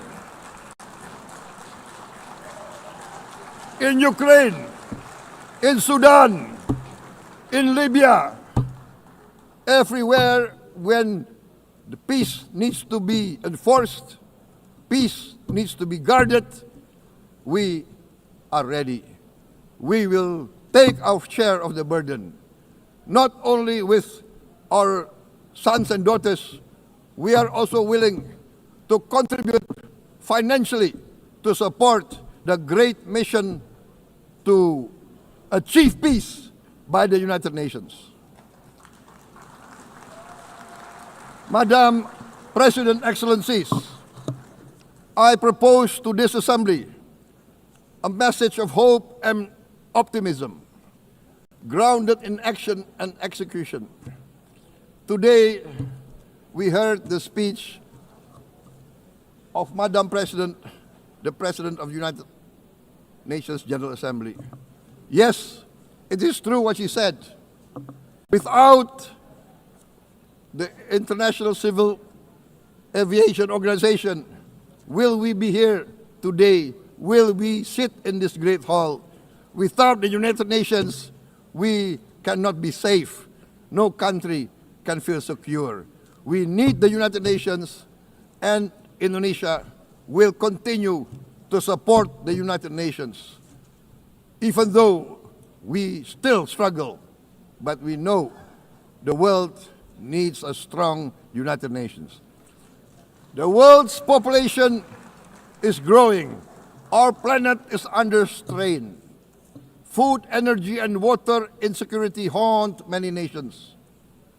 We choose to answer these challenges directly at home and to help abroad wherever we can. This year, Indonesia recorded the highest rice production and grain reserves in our history. We are now self-sufficient in rice, and we are starting now to export rice to other nations in need, including providing rice for Palestine.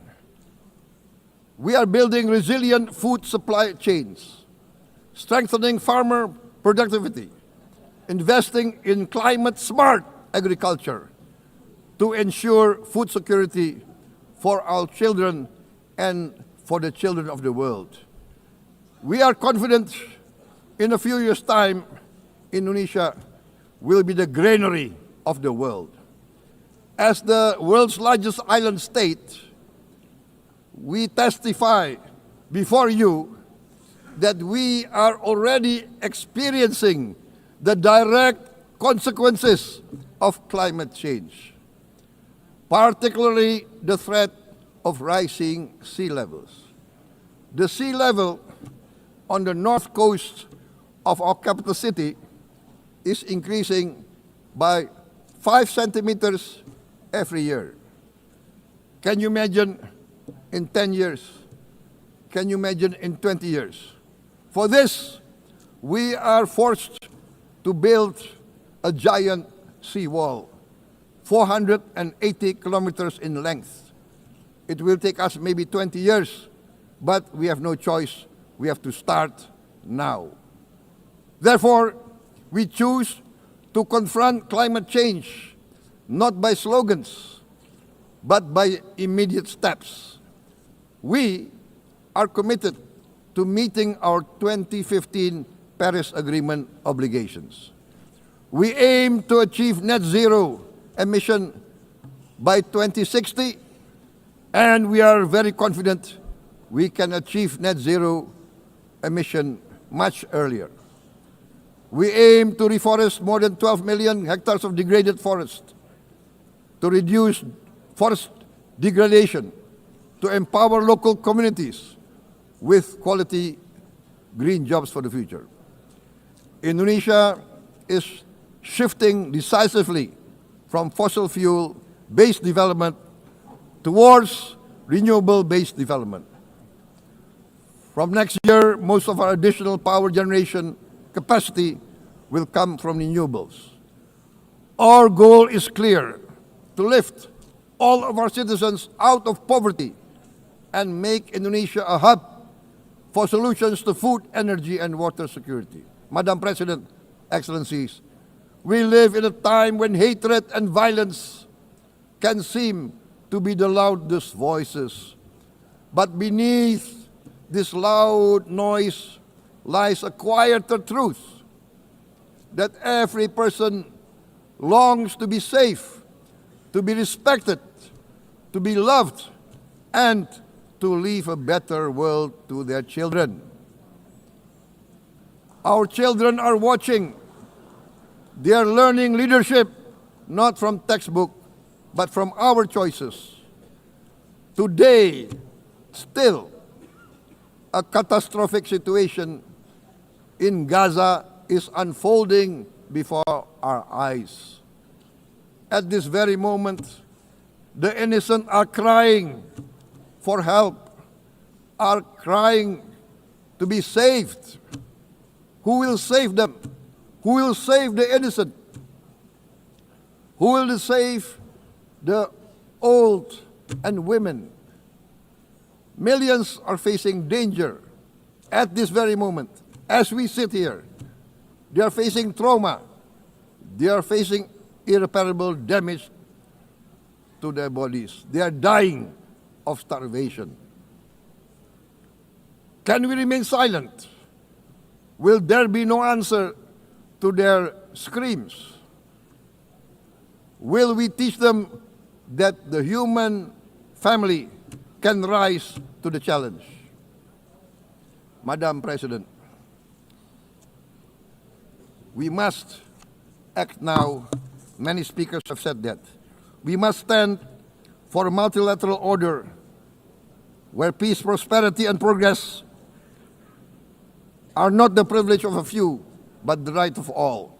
With a strong United Nations, we can build a world where the weak do not suffer what they must, but live the justice that they deserve.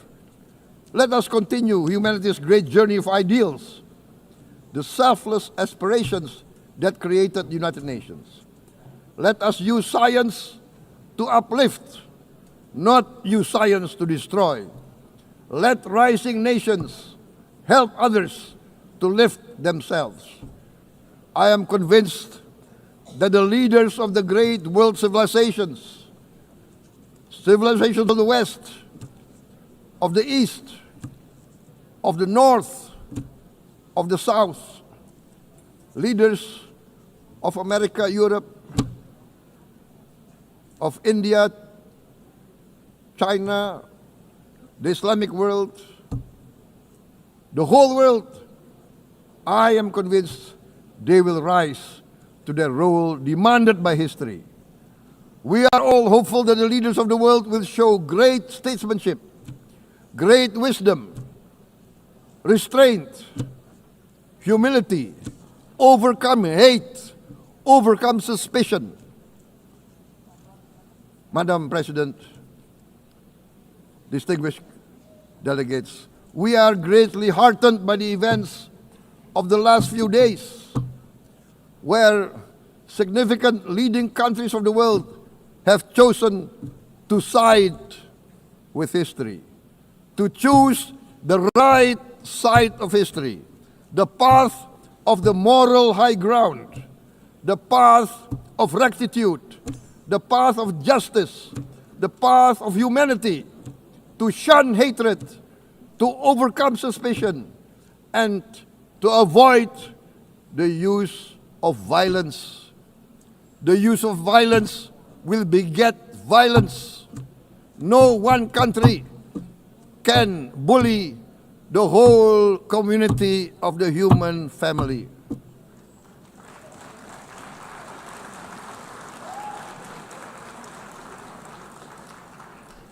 We may be weak individually, but the sense of oppression, the sense of injustice has proven in the history of mankind that this sense of injustice, this sense of oppression will unite into a strong force that will overcome this oppression, that will overcome this injustice. To close, I would like to reiterate again Indonesia's complete support for the two-state solution in Palestine. We must have an independent Palestine, but we must also recognize, we must also respect, and we must also guarantee the safety and security of Israel. Only then we can have real peace, and no longer hate and no longer suspicion. The only solution is this two-state solution. Two descendants of Abraham must live in reconciliation, peace, and harmony. Arabs, Jews, Muslims, Christians, Hindus, Buddhists, all religions, we must live as one human family. Indonesia is committed to being part of making this vision a reality. Is this a dream? Maybe, but this is the beautiful dream that we must work together towards. Let us work towards this noble goal. Let us continue humanity's journey of hope, a journey started by our forefathers, a journey that we must complete. Thank you. Wassalamualaikum warahmatullahi wabarakatuh.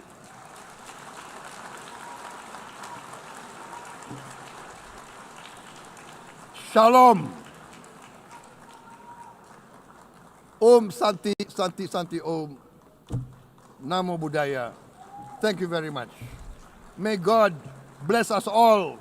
May peace be upon us. Thank you very much. Thank you. On behalf of the Assembly, I wish to thank the President of the Republic of Indonesia.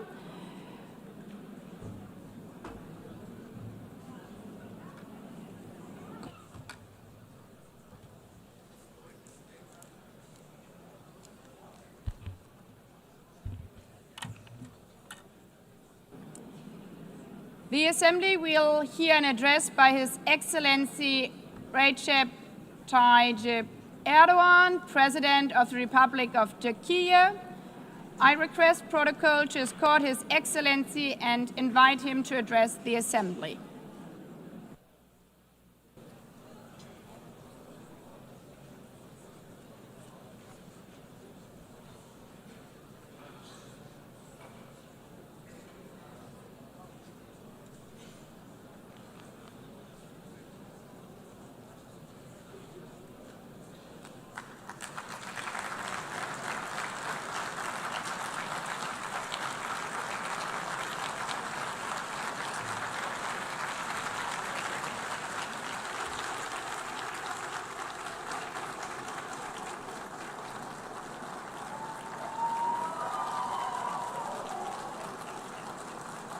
Sayın Başkan, Excellency President of UNGA, Excellencies Heads of State and Government, Distinguished Secretary General, distinguished delegation members, on behalf of myself and my nation, I greet you all with most heartfelt feelings. I wish for the 80th United Nations General Assembly to bring blessings to all humanity. I am deeply honored to address you once again from this podium, which represents the collective conscience of humanity. I congratulate Mr. Young, who has completed his term as President of the General Assembly, and I wish success to Ms. Baerbock, who has taken over this position. At the outset of my speech, I would like to first express my regret at the absence today of the President of the State of Palestine, Mahmoud Abbas, at a time when Palestine is being recognized by an increasing number of countries. Today, we stand here on this podium. I stand here on this podium alongside my 86 million citizens, also for our Palestinian brothers and sisters whose voices are being silenced. I'd like to thank all the countries who announced that they recognize the state of Palestine, and I call on all the other countries who have not done so yet to do so, to recognize the state of Palestine as soon as possible. Esteemed President, distinguished members, the United Nations Charter was signed in San Francisco 8 years ago, and it entered into force on October the 24th, 1945. Charter. Code. The purpose of the United Nations is to maintain international peace and security, unquote. As we celebrate the 80th anniversary of the UN in this hall, grave events are unfolding in many parts of the world that cast a shadow over the very first words of the UN Charter's opening article.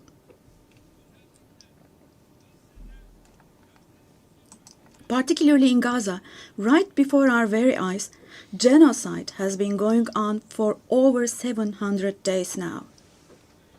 Even as we gather here, as we speak now, Israel is currently massacring civilians in Gaza.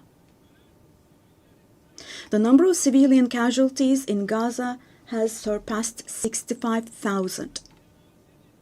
Unfortunately, the number of people who are still trapped under the rubble is not yet known, and more than 20,000 of those who died were children. For the last 23 months, a child has been murdered by Israel in Gaza every hour. Yes, every hour. These are not just figures, dear friends. All of these, each one of these is a person, a human being, innocent people. People are now being killed not with weapons, but with the weapon of starvation. In the 21st century, under the gaze of the civilized world, 428 people died of starvation. Out of those 428, 146 were children, and this number is increasing every day.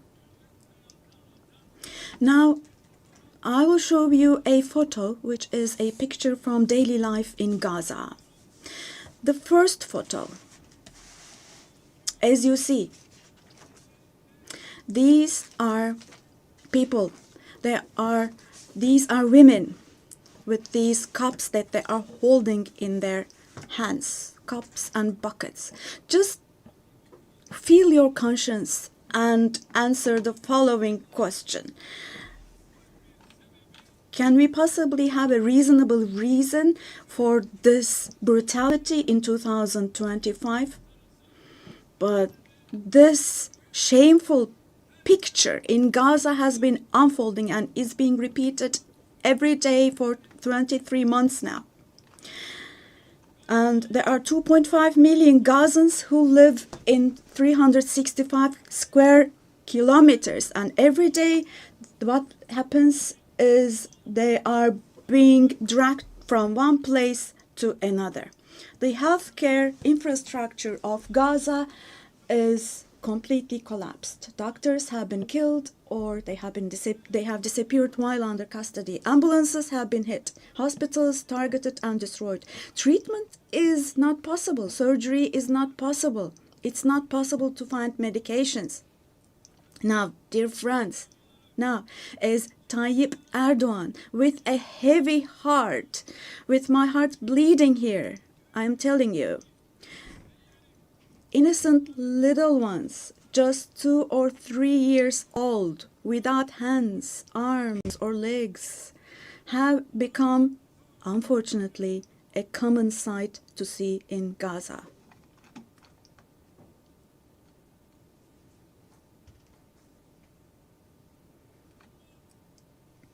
This one.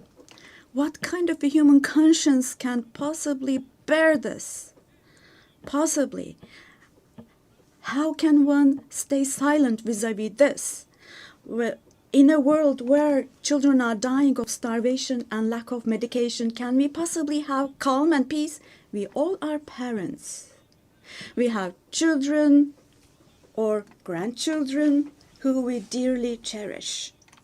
Here, say in America or in Europe, anywhere in the world, when a small rose thorn hurts a child's hand, the hearts of parents break. But in Gaza, children's hands, arms, and legs are being amputated without anesthesia. Now, I'm extremely sorry to say, but this represents the lowest point of humanity.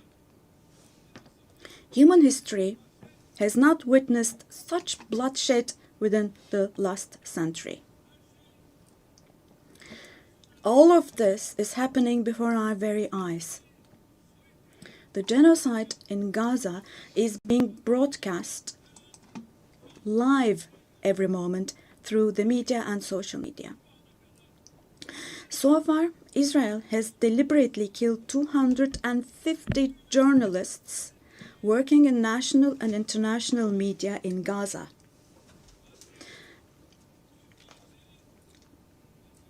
And they have closed all the entrance into Gaza, but they still have not been able to cover up the genocide. I wholeheartedly support Secretary General Guterres because he consistently draws attention to the ongoing genocide in Palestinian territories, and I would like to once again congratulate him for his courage.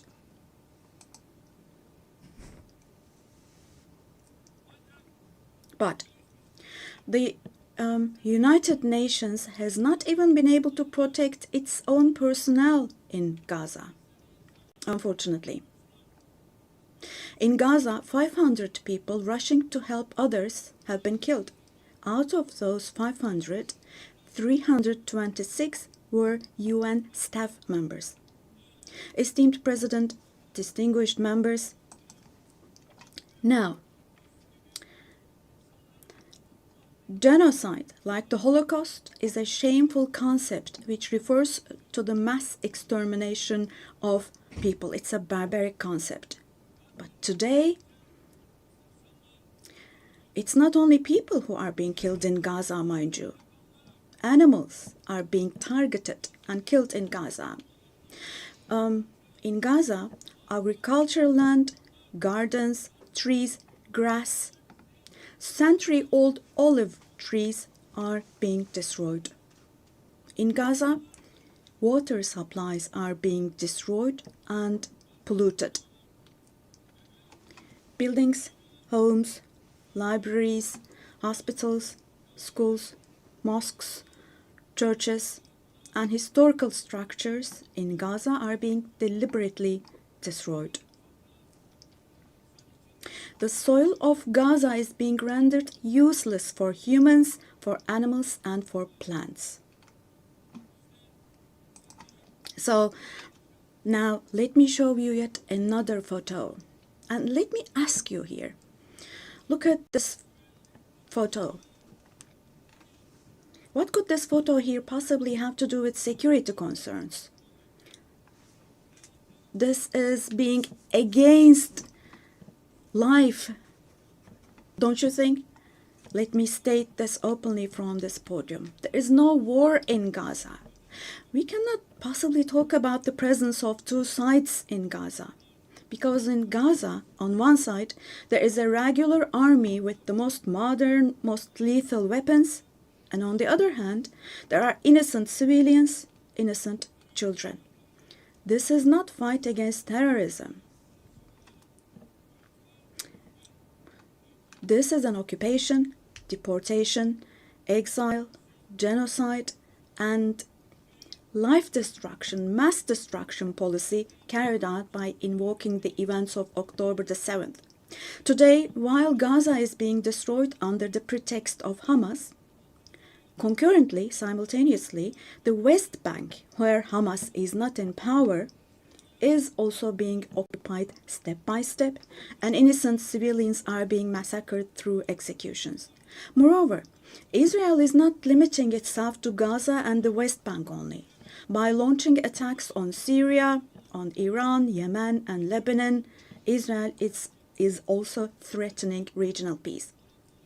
Just recently, an Israeli attack took place against a delegation meeting in Qatar for ceasefire negotiations. The attack on Qatar has also shown that the Israeli leadership is now completely out of control. Netanyahu is not obviously interested in forging peace or releasing the hostages. Not only Israel's neighbors, but all countries in the Middle East are subject to the Israeli government's reckless threats. And we must realize the following. Due to the increasing aggression of Israel, in Europe and the West in general, the values that emerged after the Second World War have been eroded.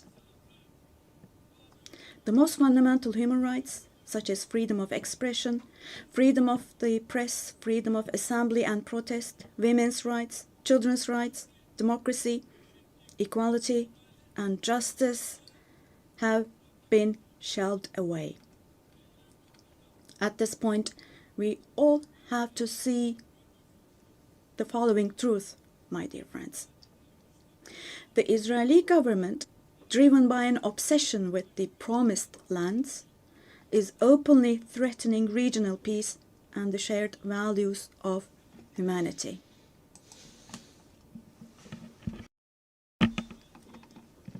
Three celestial religions.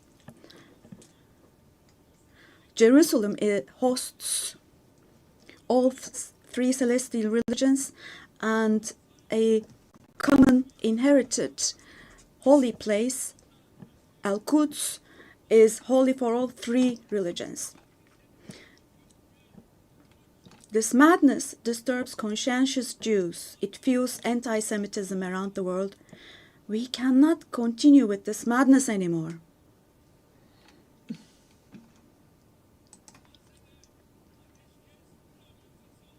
We have to have ceasefire in Gaza as soon as possible. Attacks should stop.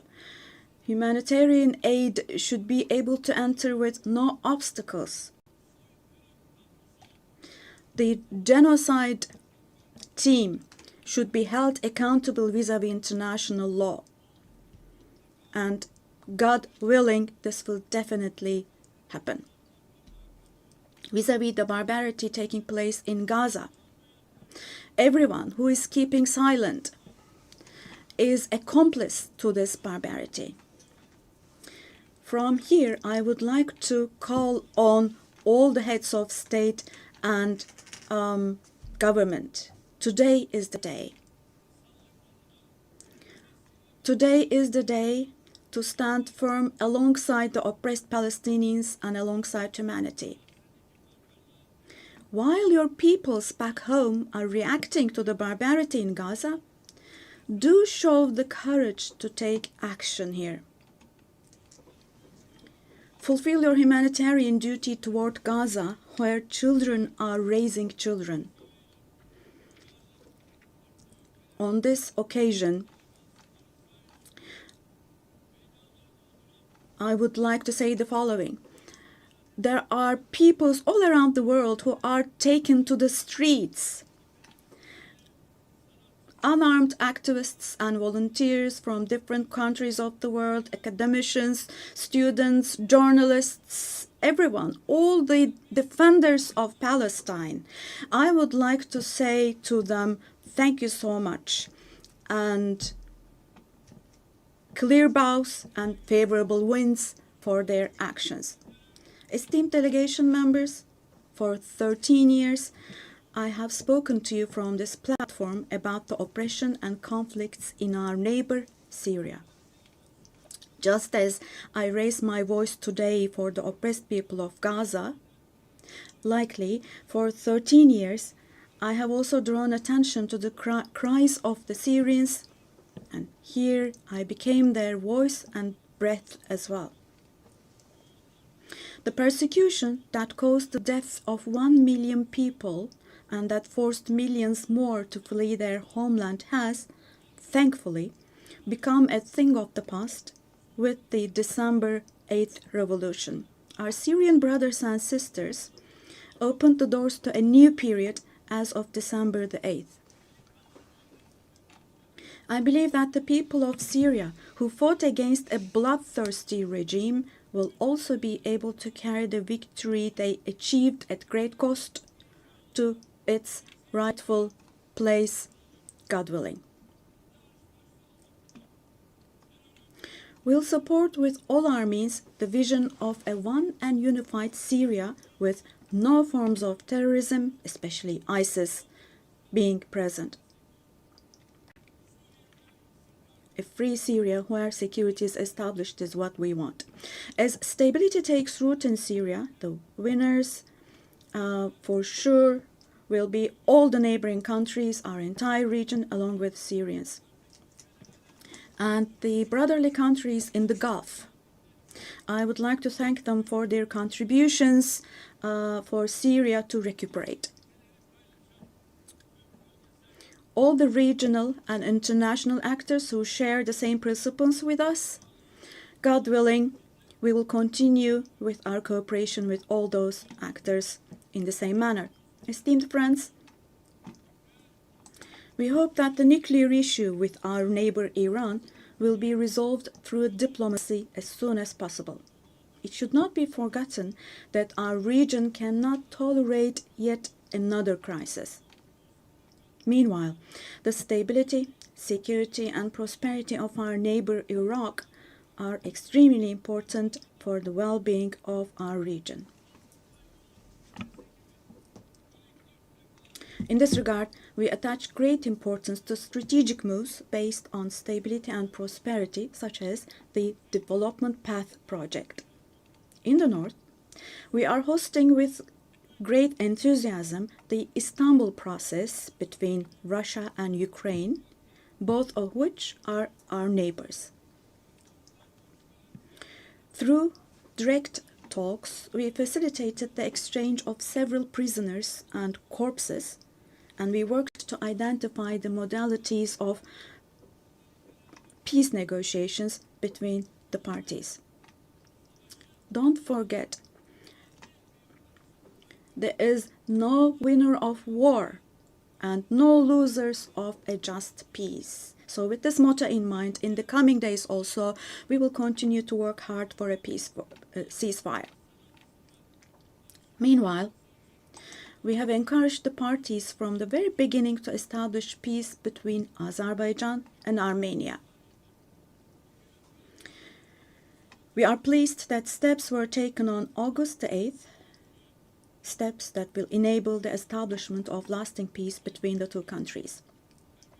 I would like to once again congratulate the President of Azerbaijan, Ilham Aliyev, the Prime Minister of Armenia, Nikol Pashinyan, and the American President Donald Trump, who contributed to this process, and I would like to congratulate them. On this occasion, I would also like to state that the normalization process between our country and Armenia is progressing as planned. Within the scope of the Ankara process, which is another of our mediation activities, we continue our efforts to resolve the conflict between Somalia and Ethiopia. I hope that the parties will successfully conclude this genuine initiative as soon as possible. Distinguished delegation members, we have been implementing the Montreux Convention, which guarantees security in the Black Sea. And we have been implementing this convention impartially and to the letter for exactly 89 years now. We want to see the Aegean Sea and the Eastern Mediterranean as a basin of stability and prosperity where the legitimate interests of all parties involved are respected. We are ready for constructive cooperation on all issues, particularly on energy and the environment, and we expect the same approach from our neighbors. On this occasion, I would like to particularly underline that projects which exclude Turkey and the Turkish Republic of Northern Cyprus in the Eastern Mediterranean, such projects which exclude us will not be successful. Turkey has rights and authority in the western part of the island of Cyprus, while the Turkish Cypriots have legitimate rights in the area surrounding the island. An Eastern Mediterranean Conference, which we have proposed before, would contribute to finding common ground. Resolving the Cyprus issue has been tried many times before, but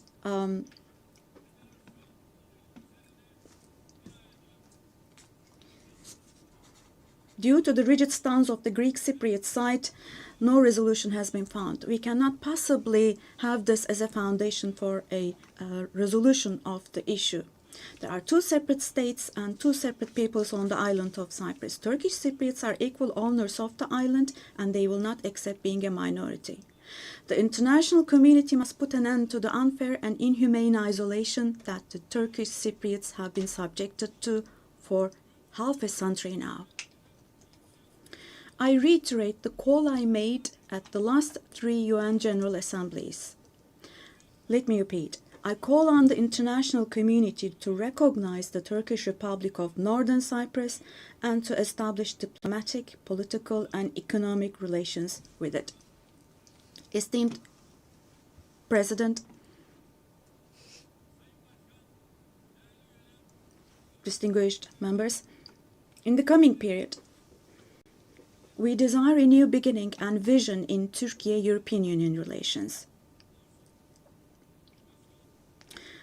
This should not be a vision that just saves the day, but rather a vision that redefines the horizon and shapes our shared future. For this, it is of course important that the European Union is as willing and determined as we are. As a net security provider, we continue to contribute to the operations and missions of the United Nations, NATO, OSCE, and the European Union. The annual NATO summit next year will be held in Turkey, in Ankara. The USA, who is our NATO ally, our relations with them are continuing on trade, investments, energy, defense industry, in addition to other many areas, and we're strengthening our relations with them. Meanwhile, we attach great importance to the peace, stability, and prosperity of our brotherly countries in Central Asia, which is our ancestral homeland. Our Organization of Turkic States is moving forward with confidence on the path to becoming a global actor, going beyond being merely a regional umbrella. We are making intensive efforts to ensure the continuation of peace and stability in the Balkans, where we have strong historical, cultural, and people ties. The Balkan Peace Platform, which we established in July, is the newest and most concrete manifestation of our efforts in this direction. And this October, we'll once again assume the command of KFOR forces. In Afghanistan, our fundamental desire is that the current administration demonstrates an approach that embraces the society and that takes human values into consideration. In this process, it is essential that the international community does not leave Afghan people alone, and as Turkey and as the Turkish nation will stand by the Afghan people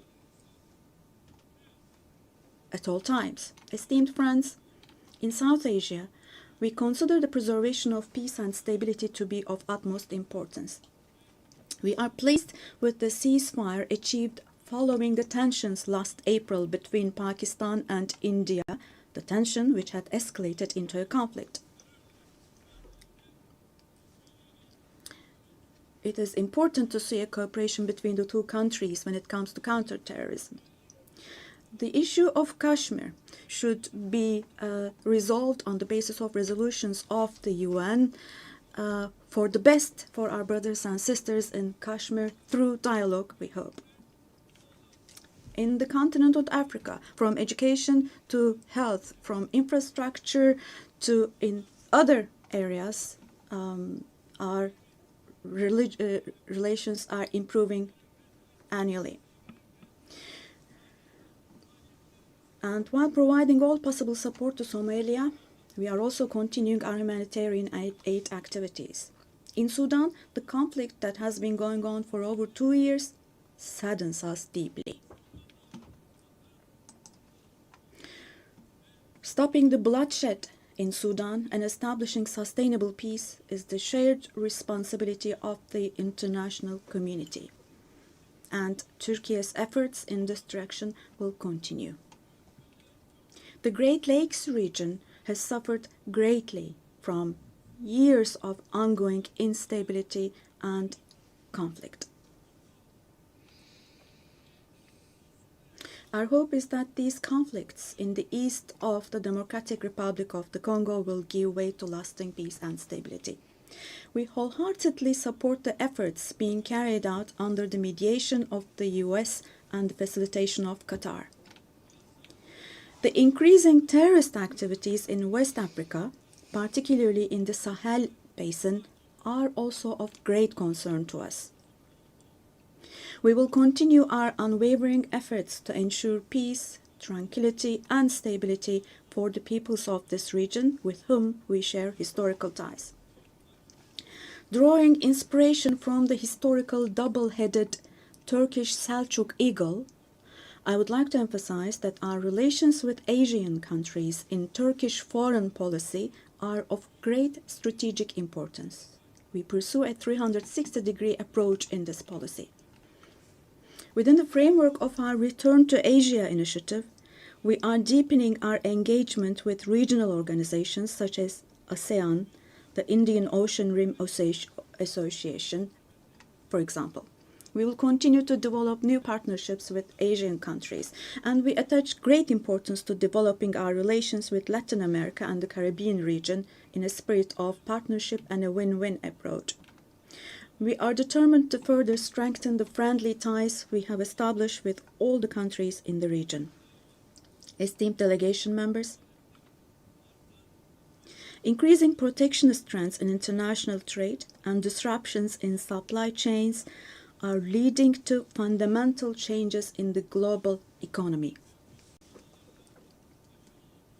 To successfully address current challenges, we support the reform of rules-based international trade, including the World Trade Organization. I believe access to affordable, safe, and sustainable energy is essential, particularly for developing countries, to be able to achieve their development goals.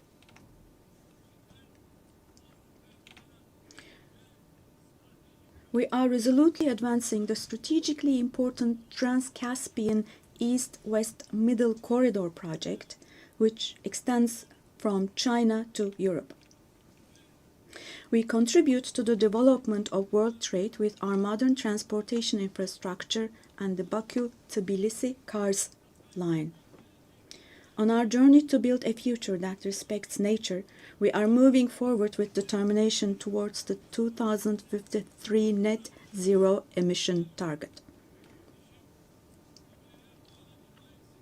We are pleased to observe that the zero waste movement, under the patronage of my wife Emine Erdogan, has grown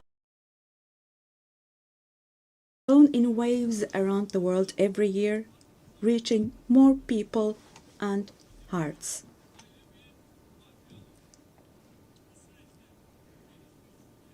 In this process, it is no longer a choice for developed countries to fulfill their responsibilities. It has now become an obligation for them. As one of the countries providing the most development aid in the world, we are striving to achieve the UN Sustainable Development Goals.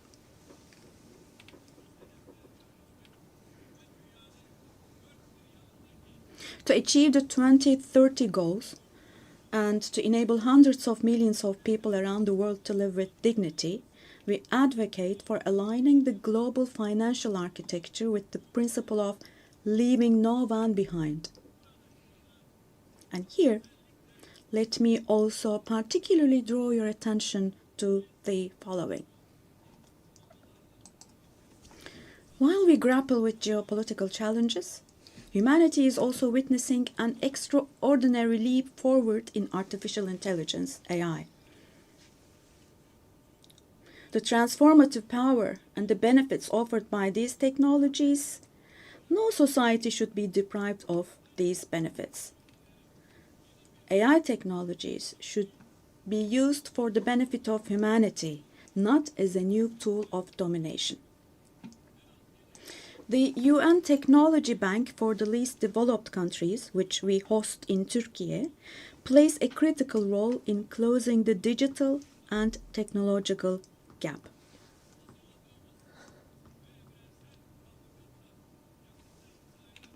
We have prepared a children's rights convention in the digital world.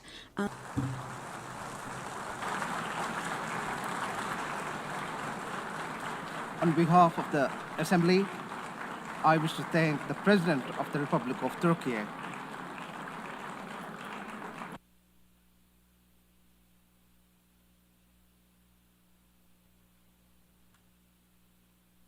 The Assembly will hear an address by Her Excellency Dina Ercilia Boluarte Segara, President of the Republic of Peru.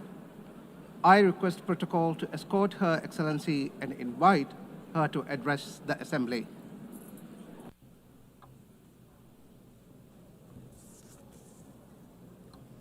Señora. Madam President of the General Assembly, Annalena Baerbock. Secretary General of the United Nations, Antonio Guterres. Ladies and gentlemen, heads of state, ladies and gentlemen present here in this august forum. Peru is the center and cradle of great millennial civilizations, the last of which was the Inca Empire, which left us a legacy of greatness.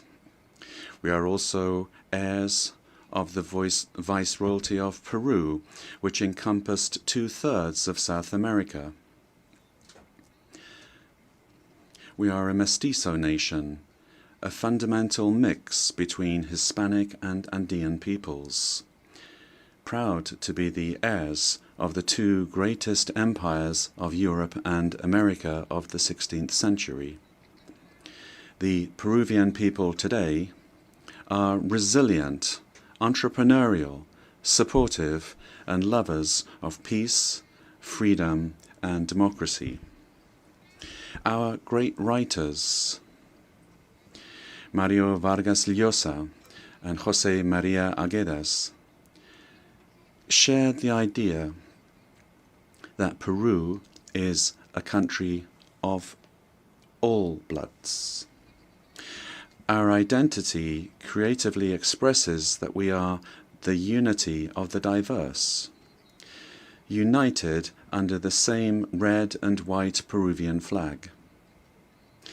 In our country, native peoples and peoples of the world live together in peace and unity as a great synthesis of Peru, the country in which Pope Leo XIV lived and worked in for 40 years, a naturalized Peruvian because of his deep love for our people, both for his supportive as well as his peaceful disposition and his Catholic and Christian faith. All studies indicate that we are the most entrepreneurial country in the world, which is why, after the COVID-19 pandemic, that, due to poor government administration, claimed more than 2 million lives. But we have begun to recover, and today we look back on more than 17 months of consecutive economic growth. We have overcome the recession and inflation caused by political violence and by corruption, a failed coup d'etat, and the flight of more than $20 billion. That was between 2021 and 2023. We have regained the trust of national but also of foreign investment, and we have embraced freedom. We are a solvent and a stable country. Because of the coup attempt of December 2022, which sought to establish a dictatorship by forcing all branches of the state into submission, I had to constitutionally assume the presidency of the Republic. Since that date, a narrative was established by which the coup plotter became a victim, and the president, who constitutionally and legally assumed the presidency, was accused by some quarters of being a coup plotter and usurper. Lies turned into truth, and truth turned into lies. This is one of the issues of our time. The building of false narratives to attempt to defend anti-democratic political projects. The thinking goes that ideologies of hatred, where they're projects of failed states that grow into all-powerful states, require, in order to impose their will, a false narrative, in order to achieve their objectives through violence, and who, once in power, crush freedoms, silence the press and democratic opposition, violate human rights, and begin to control, to confiscate, and to expropriate private companies, creating a corrupt bureaucracy that destroys the economy, society, and public morality. The first step for achieving all of this is to build a narrative in order to lie. The ideology of class hatred is very skillful at distorting reality and building false narratives, because it uses the totalitarian method of repeating a lie ad infinitum, as was done in the world before the Second World War, and as is happening again today, because totalitarianism renews itself, presents itself with other faces, but it remains a serious threat to countries and to the world. the cynical narrative is reinforced by interventionism in the internal affairs of countries, supporting and spreading falsehoods to destroy democracy and eliminate freedom. In Peru, we have overcome strong, organized and persistent political violence that sought the return of the coup plotters' government, and since 2024, progress has been made in restoring stability and confidence. And this is why the Peruvian economy managed to grow this year by 3.3%. And in the current year, 2025, is exceeding 3.5% growth, with forecasts that in 2026, the trend of economic growth will continue. The government guarantees 3 years of economic growth, being the leader in South America. Inflation is below 2% annually. International reserves amount to more than $88 billion, and our currency remains stable, and it's getting stronger every day. Our external debt is less than 32.2% of GDP, one of the lowest in the Americas and in the world. And our fiscal deficit this year will be 2.2% annually. Madam President of this magnificent General Assembly, on October 24th, the UN was created after World War II, when one of the greatest totalitarian political projects built on an ideology of hatred, leading to the most serious genocide in human history, the Holocaust, was defeated. And this is something that we must never, I say never, forget. That dreadful war caused the death of 60 million human beings. All ideologies of hate, class hatred, and its elevation as a principle and driver of history, racial hatred, nationalist hatred, religious hatred, ethnic hatred, hatred against women, amongst others, are the causes for the worst crimes committed in human history. Ideologies of hatred build narratives as absolute truths that instrumentalize people and nations. The political constitution of my homeland, Peru, affirms that the defense of the individual and their dignity is the supreme goal of society and of the state. Peru, therefore, rejects the two principal hate narratives in the world, namely class hatred and religious hatred. These are the origins of wars and inhumane violence. In Peru, we suffered for more than 20 years from a messianic, dogmatic, violent and genocidal terrorism that cost the lives of more than 70,000 Peruvians. The terrorist hates elections and the citizens' right to choose and to stand for election. When they participate, they do so to destroy democracy from within.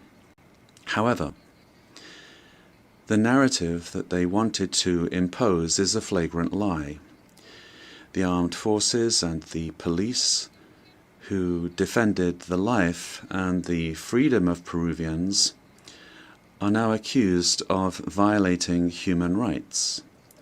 Thus, the heroes who defended life, democracy, and freedom are turned into victimizers, and the terrorists are turned into victims. In this way, the heroes who defended democracy are being persecuted in trials that drag on for decades, while the terrorists are compensated and considered victims. This is the world in reverse. The UN was a fundamental milestone in the 20th century, but in the 21st century, we must be more vigilant. It is our duty to prevent the world from plunging into new genocides and new violence. It is not acceptable in a civilized world that one country invade another using a false narrative to justify a war that first and foremost attacks the civilian population. It is not acceptable to slaughter civilians, to capture hundreds of young people, women, and even children, and use them as hostages. We live under the threat of international organized crime. In Peru, international crime based on extortion uses terrorist methods such as bomb attacks to submit citizens to its will. These criminal organizations that use weapons of war have created financial mechanisms to launder blood-stained money, sending large sums back to their countries of origin. They seek to normalize this violence, which requires, in order to be defeated, recognition by the UN as terrorist organizations and new national and international legislation to stop them being a threat to the democratic system and to the development of peoples. It is also imperative that we act against drug trafficking and illegal mining that destroys the environment, pollutes rivers, and condemns peoples and individuals to slavery.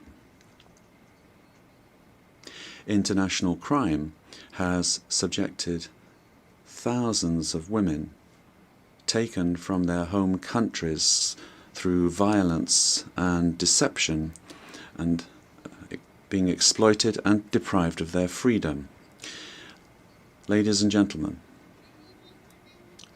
we are living through times that recall the darkest chapters of our modern history, and Peru is convinced that the world does not need less UN, but more and a better UN, one that is in tune with the times. In times in which ideologies of hatred that cause so much damage to humanity have taken refuge in lies, in misinformation, and which have penetrated democratic societies. Peru, as a founding member, is committed to an open multilateral system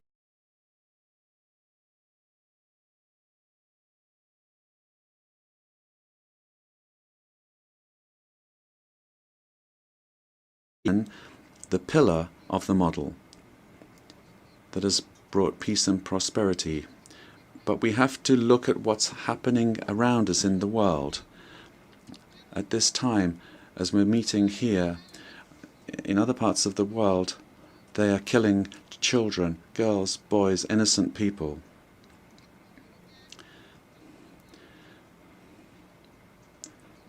Prosperity will only come if we are united and work together. And we have to adapt to new threats.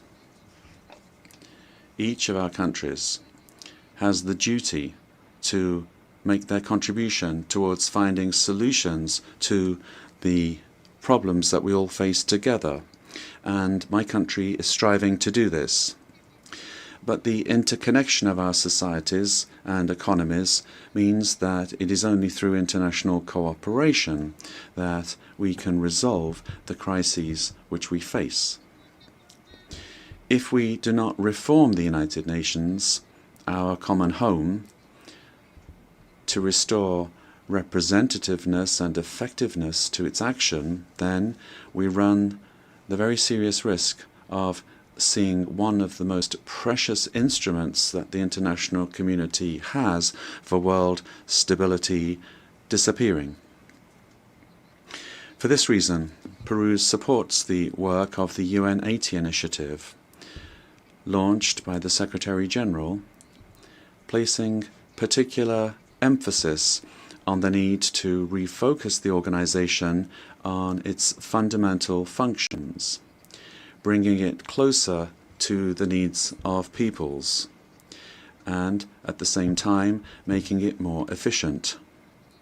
UN 80 must be an opportunity to strengthen multilateralism and ensure that the organization is better prepared to achieve its essential goals.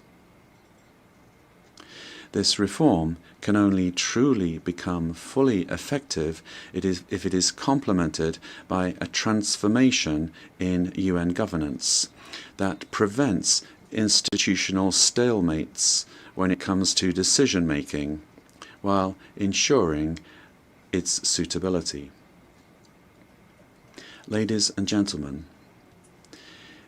in Peru, our government is working to meet its commitments, both to our citizens as well as to the international community, facing the threat of organized crime resulting from the collapse of tyrannical governments that led to migration to other countries. This is true of our country. From day one, my government has fought to restore governance in the country and to defeat polarization and violence. In Peru, there is full separation of powers, the rule of law, respect for freedom, and human rights.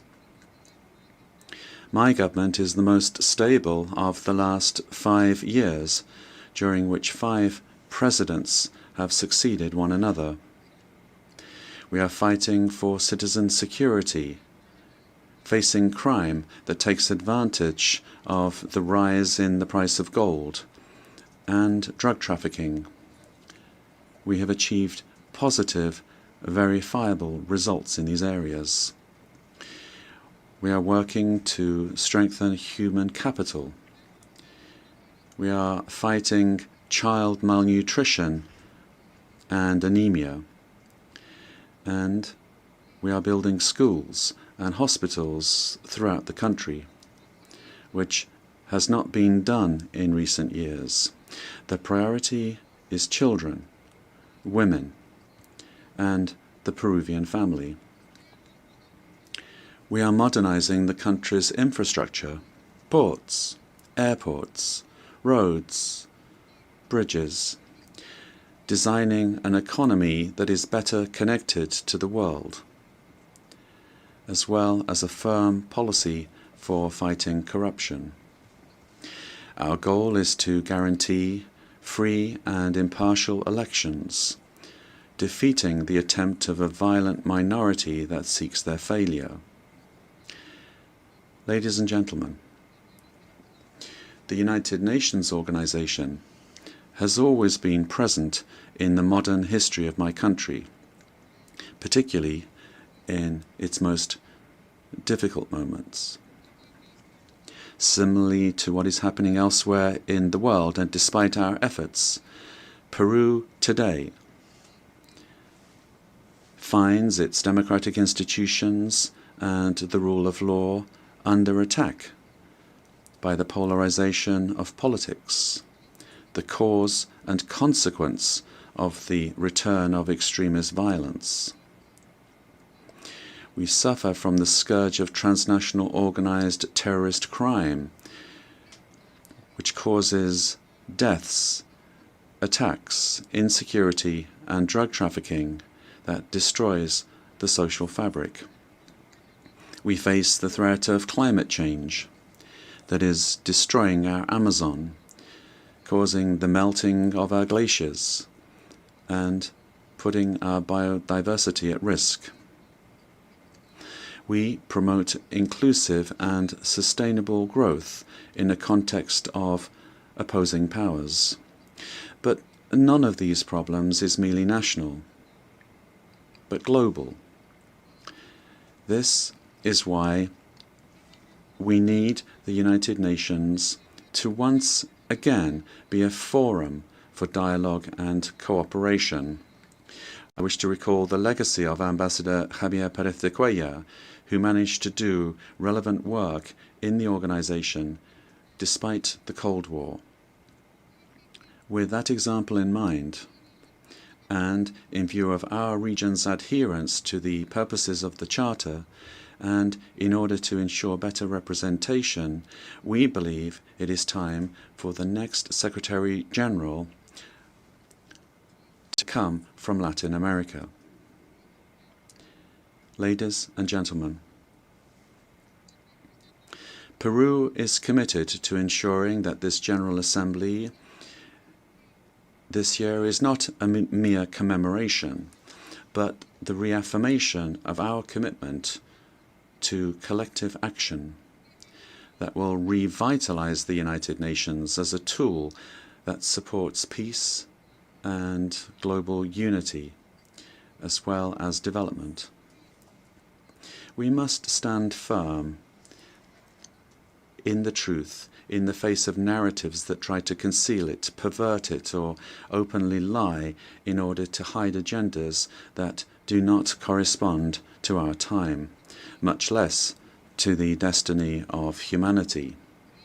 For this reason, it is essential that we strengthen truth against narratives that are based on hatred, the lie repeated that seeks to impose itself and only leads to destruction. But despite all of these obstacles, truth will find a way, and truth will set us free. Peace and unity for Peru and for the world, for all those on the planet. Ama Yuyacuspa, buscando el desarrollo de.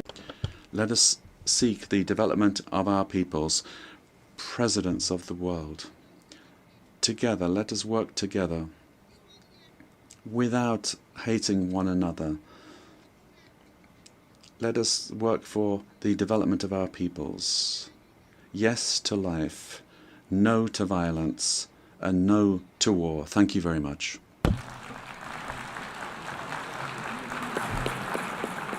On behalf of the General Assembly, I wish to thank the President of the Republic of Peru.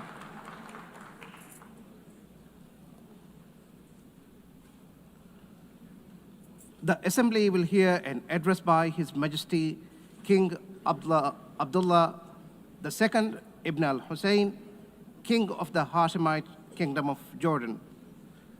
I request protocol to escort His Majesty and invite him to address the Assembly. Rahim, Mr. In the name of God, the compassionate, the merciful. General Assembly, at another occasion when I stand before you to address the same issue, the conflict in the Middle East. And not for the first time, developments on the ground have made me question the worth and utility of words in capturing the magnitude of the crisis. Yet not speaking about it would signal acceptance of the situation and abandonment of our humanity. And that I will not do. Our UN General Assembly was born 80 years ago, pledging to learn from, not repeat history. The world vowed never again. However, for almost as long, Palestinians have been living through a cruel cycle of yet again, bombed indiscriminately, yet again, killed, injured, and maimed, yet again, displaced and dispossessed, yet again, denied rights, dignity, their basic humanity, yet again. So I must ask, how long? How long will it be before we find a resolution to this conflict, one that safeguards the rights of all sides and allows a level of normalcy in the lives of the families at its core? How long will it be before I stand before you and speak not of suffering and devastation in my region, but of prospect, prosperity, and potential? Sadly, this is not the only conflict in our world. And some may say that other wars are also devastating. But the Palestinian-Israeli conflict remains unique.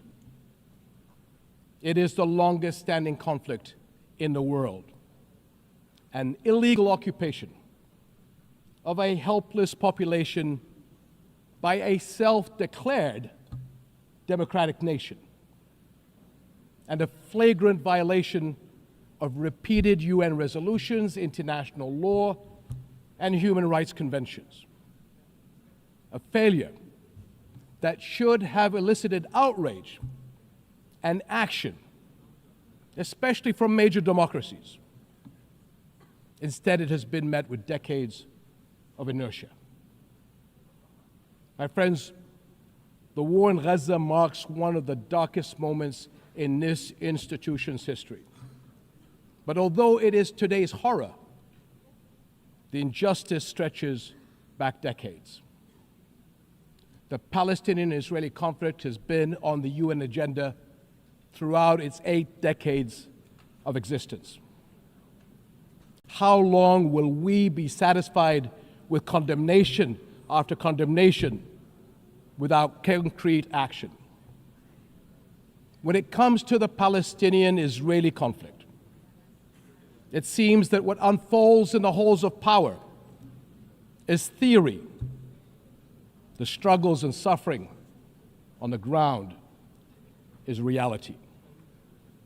For decades, we have seen several attempts to achieve a solution by interim agreements and temporary stopgaps, none that delivered on the endgame. In fact, many would argue these processes served as a distraction as Israel grabbed more land, expanded illegal settlements, demolished homes, and displaced entire neighborhoods. Muslim and Christian holy sites in Jerusalem have been vandalized and desecrated by those under government protection. And throughout all these years, Israeli families, too, have not been able to live in true security because military action cannot bring the safety they need. Nowhere is that more evident than in Gaza. More than 60,000 Palestinians killed, 50,000 children injured or killed, miles of burnt-out rubble, neighborhoods, hospitals, schools, farms, even mosques and churches in ruins, widespread starvation. And what we are seeing is only a glimpse, because never in our modern history has the lenses of international media been obstructed like this from capturing the reality on the ground. Almost 2 years in, and the cruelty of this military campaign continues unabated. Furthermore, the current Israeli government's provocative calls for a so-called Greater Israel can only be realized through the blatant violation of the sovereignty and territorial integrity of its neighbors. And there is nothing great about that. I can't help but wonder if a similar outrageous call were made by an Arab leader, would it be met with the same global apathy? The international community must stop entertaining the illusion that this government is a willing partner for peace. Far from it. Its actions on the ground are dismantling the very foundations on which peace could stand, and intentionally burying the very idea of a Palestinian state. It has shown how little it respects the sovereignty of other countries, as we have seen in flagrant violations in Lebanon, Iran, Syria, Tunisia, and most recently, Qatar. And its hostile rhetoric calling for the targeting of Al-Aqsa Mosque will incite a religious war that would reach far beyond the region and lead to an all-out clash that no nation would be able to escape. How long before we hold all nations to the same standards? How long before we recognize the Palestinians as people who aspire to the same things you and I do, and we act on that recognition? How long before we recognize that statehood is not something Palestinians need to earn? It is not a reward. It is an indisputable right.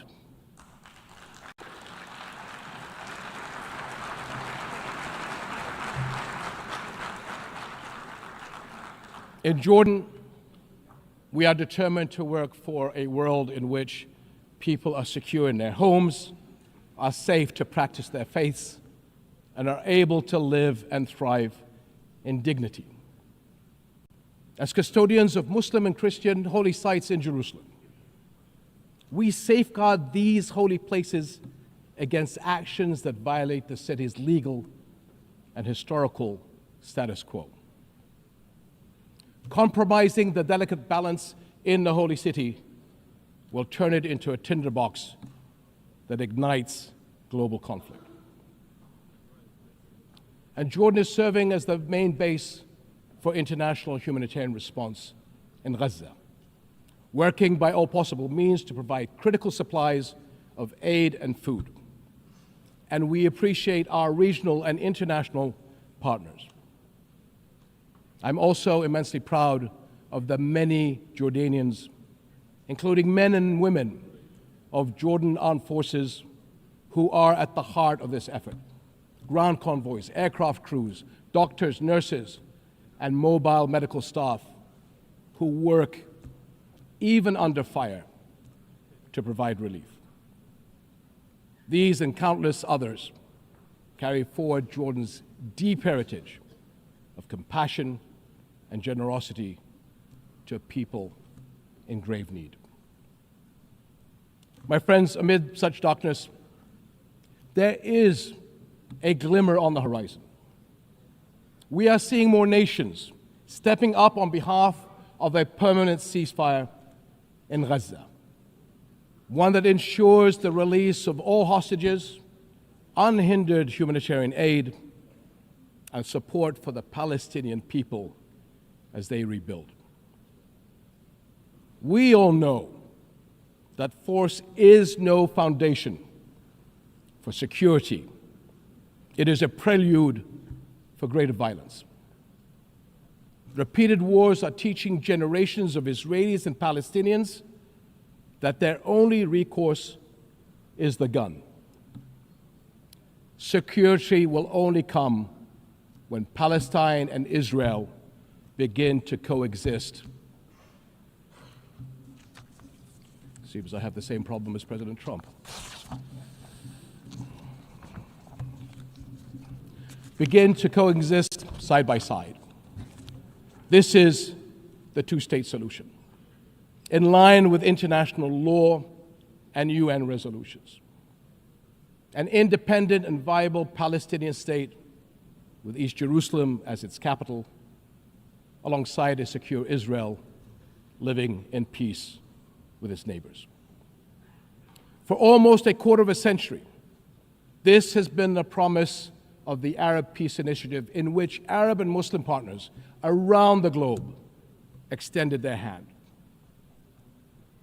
My friends, for the past 2 years, we have finally seen the world's conscience stirring in the courage of ordinary people from every walk of life and every corner of the globe, raising their voices as one and declaring, it has been too long.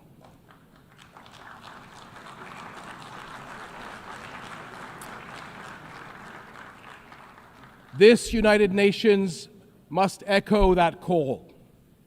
It has been too long, and it must act on that call until peace is a reality. Thank you.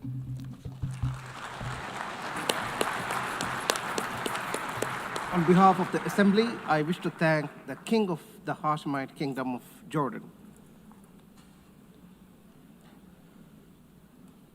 The Assembly will hear an address by His Excellency Lee Jae-myung, President of the Republic of Korea. I request protocol to escort His Excellency and invite him to address the Assembly.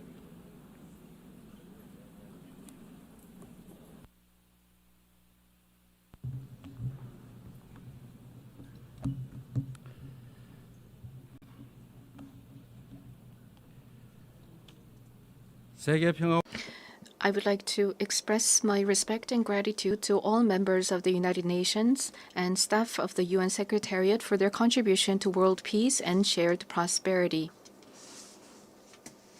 I extend my sincere congratulations to Her Excellency Annalena Baerbock on assuming the presidency of the 18th session of the UN General Assembly. I also pay tribute to Secretary General Antonio Guterres for his unwavering dedication and hard work. I hope the 18th session of the UN General Assembly will achieve even more meaningful results under their outstanding leadership. Madam President, Mr. Secretary, and distinguished delegates, this year is a meaningful year marking the 80th anniversary of the founding of the United Nations. The past 80 years of the UN have been a valuable journey of protecting the dignity and values of humanity and at seeking a path forward for future generations. If someone asks what the UN has achieved, I would confidently reply, look at the 80-year history of the Republic of Korea. It is no exaggeration to say that the Republic of Korea's history, dotted with challenges and responses, is the history of the United Nations, which has constantly confronted enormous challenges facing humanity. Liberated from colonial rule the very year that the United Nations was founded, the Republic of Korea emerged from the scars of division and ashes of war through UN assistance, maintaining national identity while achieving industrialization and blooming into a democracy. Therefore, the Republic of Korea in itself is a country that has proven the value of the UN's existence. Whenever the Republic of Korea revived the hopes of lives as precious as the weight of the universe amidst horrific wars and disasters, the UN flag fluttered at the center of that intense solidarity. The United Nations has strived to provide equal rights and opportunities to everyone without discrimination, and has provided education and vaccines to make children's lives blossom. The small country in the East, which rose with the support of the UN and the international community, has become a proud UN member that is drawing the world's attention. it is raising its role and responsibility as a member of the international community more rapidly than any other country. There were times when democracy and peace were in crisis, but each time the Republic of Korea rose with indomitable strength. Even a safe coup could not break the people of the Republic of Korea's strong will, desiring democracy and peace. The revolution of light that the people of the Republic of Korea achieved against the darkness of the insurrection last winter was a historic moment that demonstrated the brilliant achievement of the UN spirit. The remarkable resilience and strength of democracy that the Republic of Korea has shown will be ours as well as that of the entire world. I need you to take my hand and guide me away from all this, away to where the light shines through, to where the flowers bloom. As the novelist Han Gang, laureate of the Nobel Prize in Literature, wrote, the Republic of Korea will be a milestone of light for all those who join the journey toward democracy.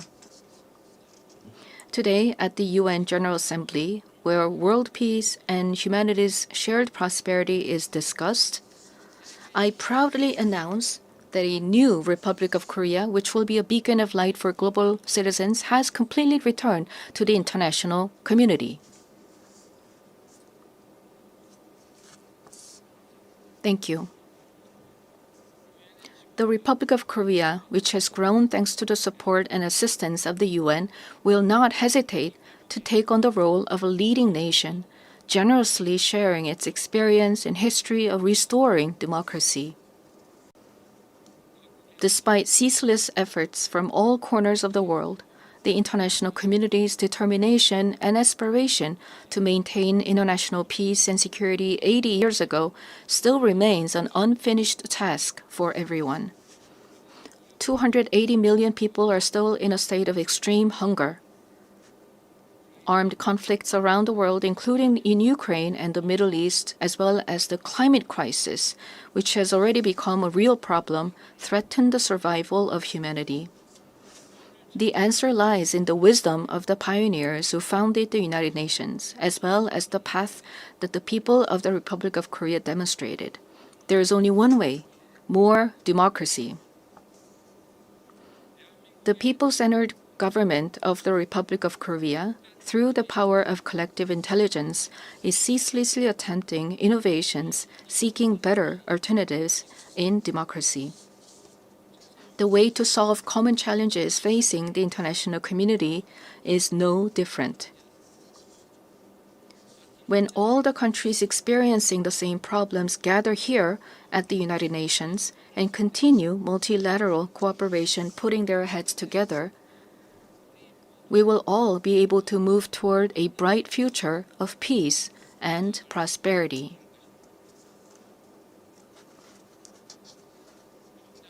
I look forward to the UN 80 initiative presented by the Secretary General, taking root as a vision that achieves UN's evolution and advancement in line with the demands of our time. I also hope the UN Security Council can increase the number of seats of non-permanent members, reflecting changes in the international environment, and enhance its effectiveness and representation.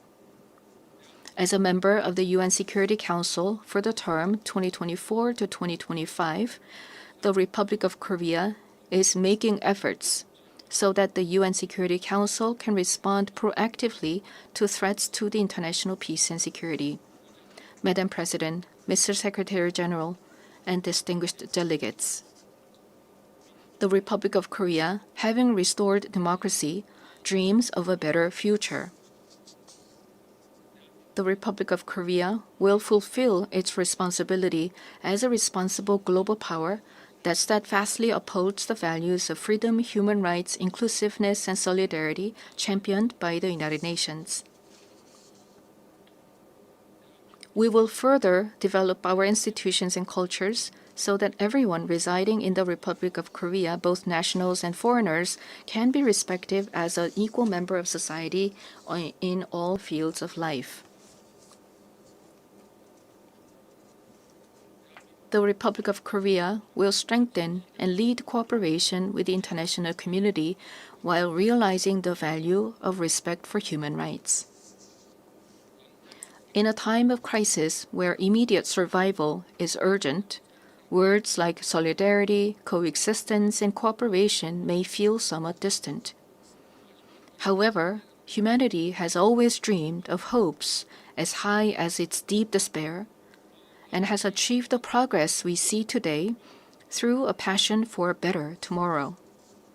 The more difficult the times are, the more we must return to the basic spirit of the UN, which is trust in universal values of humankind.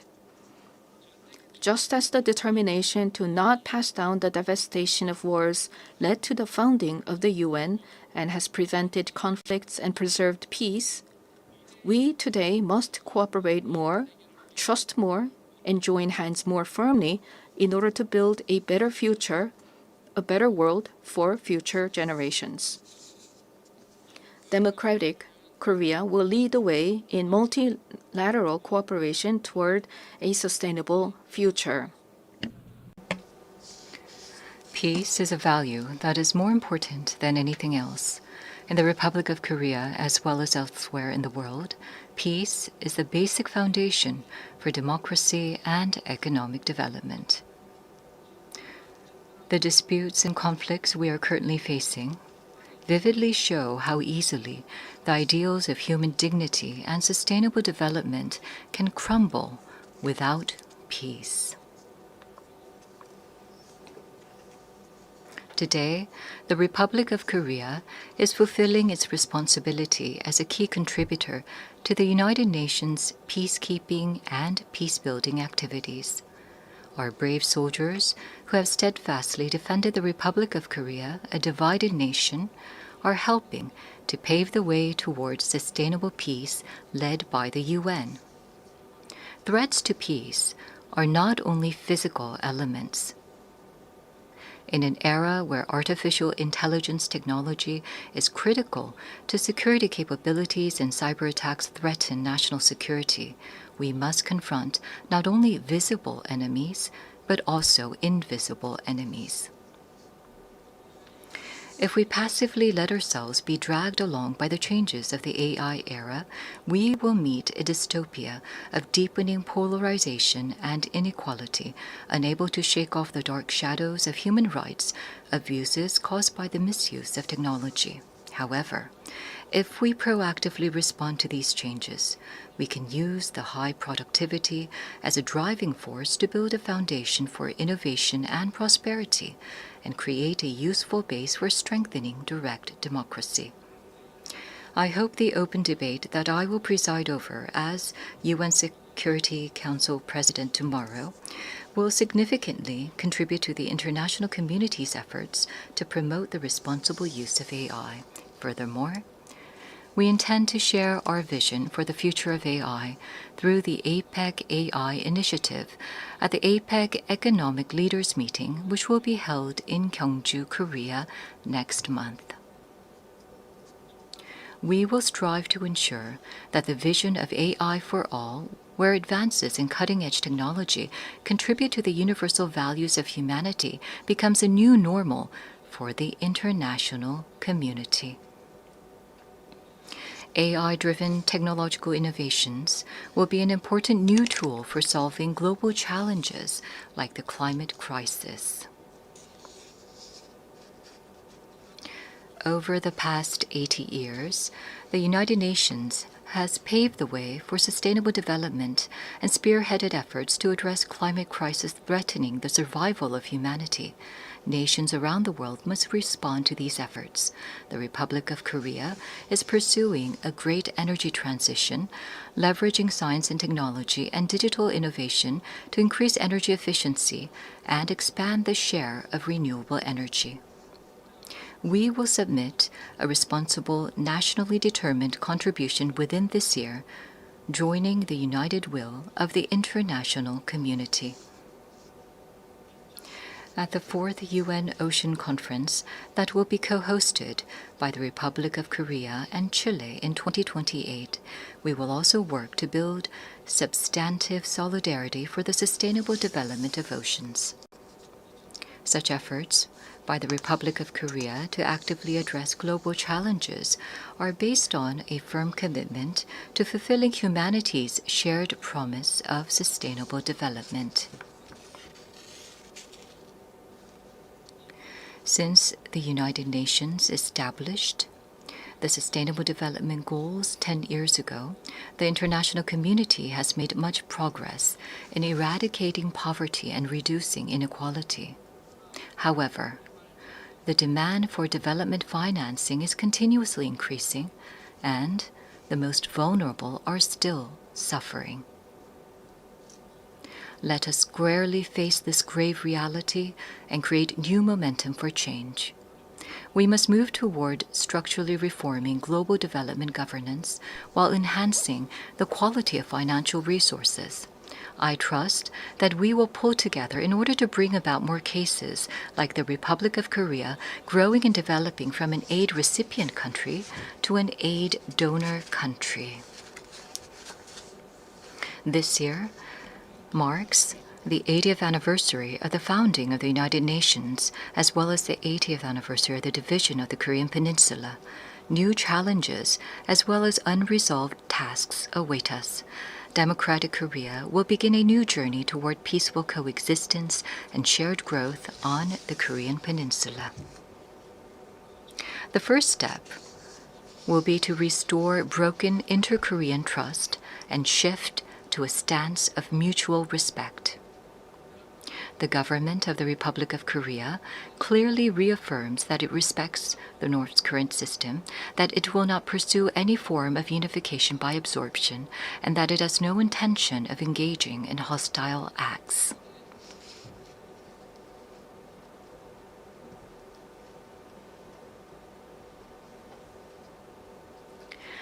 Based on these three principles, we intend to end the vicious cycle of unnecessary inter-Korean military tension and hostile acts.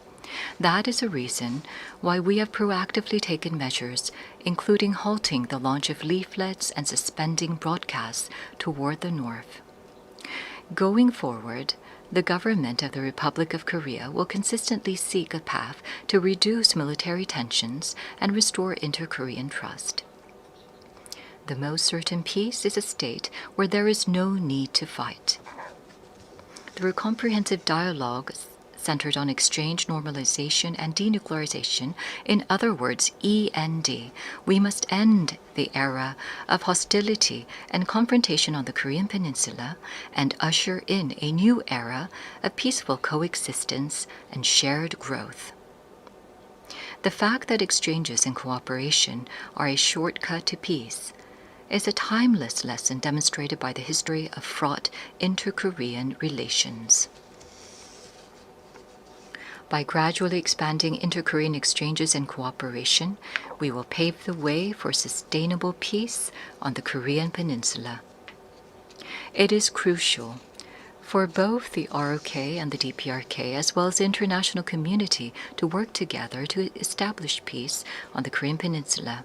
While striving to advance inter-Korean relations, we will provide our active support and cooperation for efforts to normalize relations with the international community, including between the United States and the DPRK. Denuclearization is undoubtedly a grave task, but it is time to seek realistic and rational solutions based on a cool-headed perception that denuclearization cannot be achieved in the short term.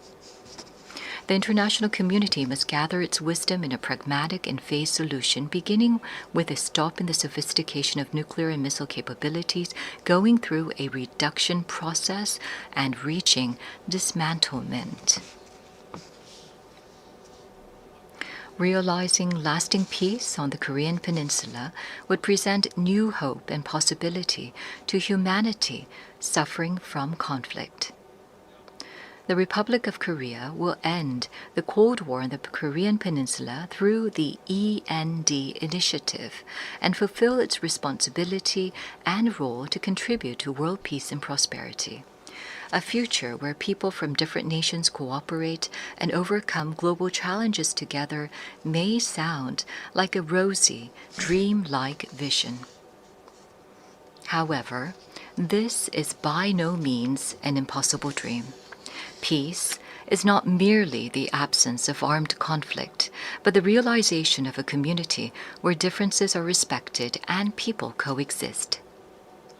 As long as respect and aspiration for diversity is inside us, we can always unite and embrace one another. K-culture is connecting people all over the world beyond borders, language, and cultural differences. The success and spread of K-culture prove that universal empathy is possible, transcending differences in all backgrounds. Gathering the energy of solidarity, coexistence, and consideration, the Republic of Korea, having ushered in a new diplomatic republic, is ready to move toward a sustainable future and a new page in human history. Though a difficult journey is expected, humanity has been able to grow and come this far by not giving up on challenges, even in the face of adversity. As the people of the Republic of Korea raised colorful cheering sticks in the face of a crisis in democracy, I call on the international community and the United Nations to lift the lantern of hope that will light the future of humanity. The Republic of Korea will boldly lead the way toward a new era of peaceful coexistence and shared growth on the Korean Peninsula toward a better future together. Thank you very much for your attention. On behalf of the Assembly, I wish to thank the President of the Republic of Korea.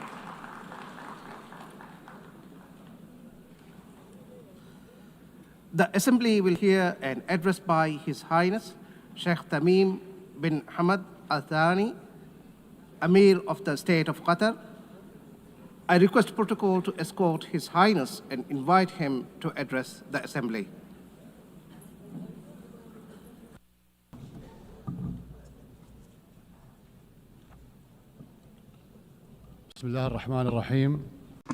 In the name of God, most compassionate, most merciful, Your Excellency, President of the General Assembly, Your Excellency, Mr. Secretary General, may the peace of God be upon you. The United Nations has been established 8 decades ago on the basis of principles that humanity has reached after 2 world wars. These rules are based on the maintenance of international peace and security and the respect for human dignity and state sovereignty and a non-interference in internal affairs, and to cooperate for the benefit of our peoples. This means if we allow violations to continue, it means allowing the rule of the jungle, where perpetrators and violators enjoy benefits just because they can. This is the political realism that we are facing, that has been reduced to the ability to impose a status quo. This is a crisis. Such conduct finds that violators consider that tolerating them is a weakness. What must prioritize the discussion in the international community now is how to restore collective security as per the UN Charter, and how to restore the legitimacy of the international system. Your Excellencies, as you know, Doha on the 9th of September has suffered a treacherous attack that targeted the negotiating delegation of Hamas in a residential neighborhood that includes schools and diplomatic missions. As a result of this attack, 6 martyrs have fallen, including a Qatari national who serves in the internal security forces, and 18 people have been injured. This aggression was a violation against our sovereignty and a blatant violation that is unjustified of international law. But the whole world was shocked because of the circumstances of this heinous act, which we have classified as state terrorism. Unlike the claim of the Prime Minister of Israel, this attack is not a legitimate right to follow perpetrators of terrorism. It is an act of a diplomacy that is dedicated to political assassinations,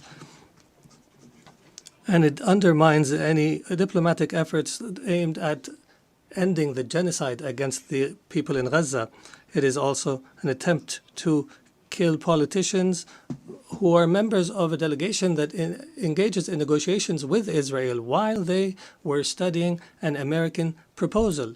As you know, Qatar hosts, as a mediator during the negotiations, hosts delegations of Hamas and Israel.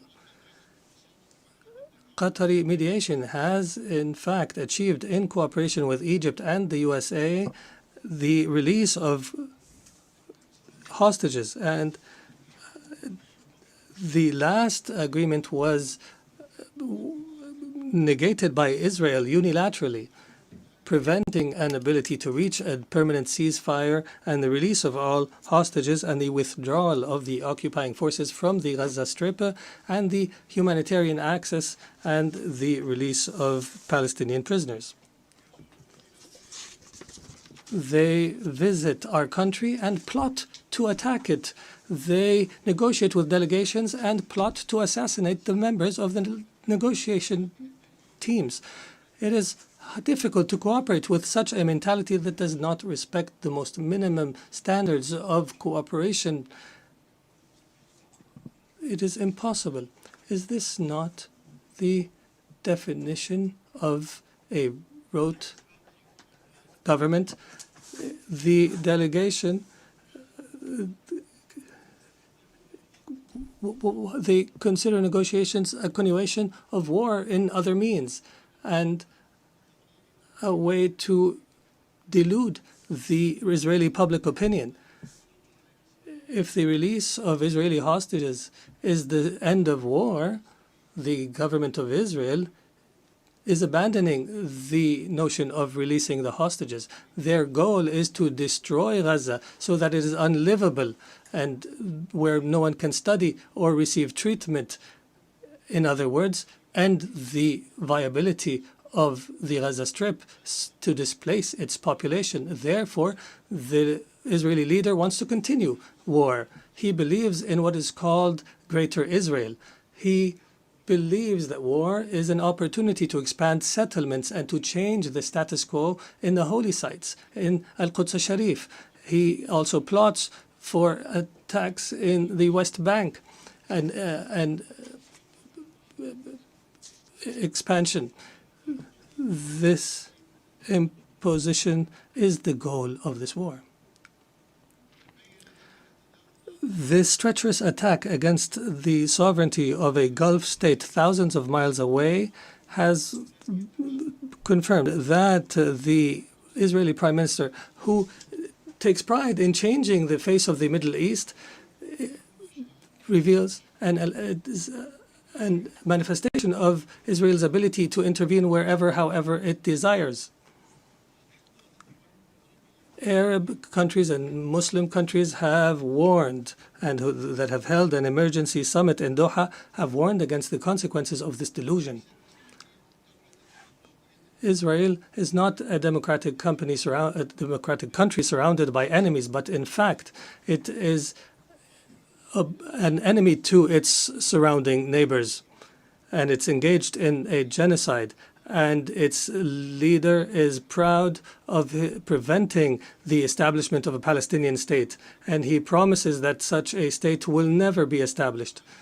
and he takes pride in preventing peace with the Palestinians, and that he will prevent such peace in the future. Israel is surrounded by states either who have signed a peace agreement or who are committed to the Arab Peace Initiative. But Israel does not make do with truces and settlements. It desires to impose its will on its surrounding Arab neighbors. And everyone who believes its will is either anti-Semitic or and everyone who opposes its will is either anti-Semitic or a terrorist. Even Israel's allies realize this fact and reject it. And here we are today, where we witness an international solidarity movement that is similar to the international movement against apartheid last century. And I would be remiss not to express my appreciation with the solidarity we have received in Qatar after the attack, including the statement by the Security Council that has condemned the attack. Distinguished Excellencies, Qatar will remain true to its history and legacy, opposing the crimes that take place. We believe in the ability of reconciling interests with security. We will continue to speak truth, and we will engage in diplomacy when our enemies find it easier to use weapons. We have engaged to mediate an end to the war and allow for humanitarian access and release hostages, and we have faced disinformation campaigns. However, these campaigns will not deter us. We will continue our efforts in cooperation and partnership with Egypt and the United States of America. We are firmly convinced that peace can only be achieved in our region through a firm position from the Security Council, from accepting and tolerating the occupation's crimes,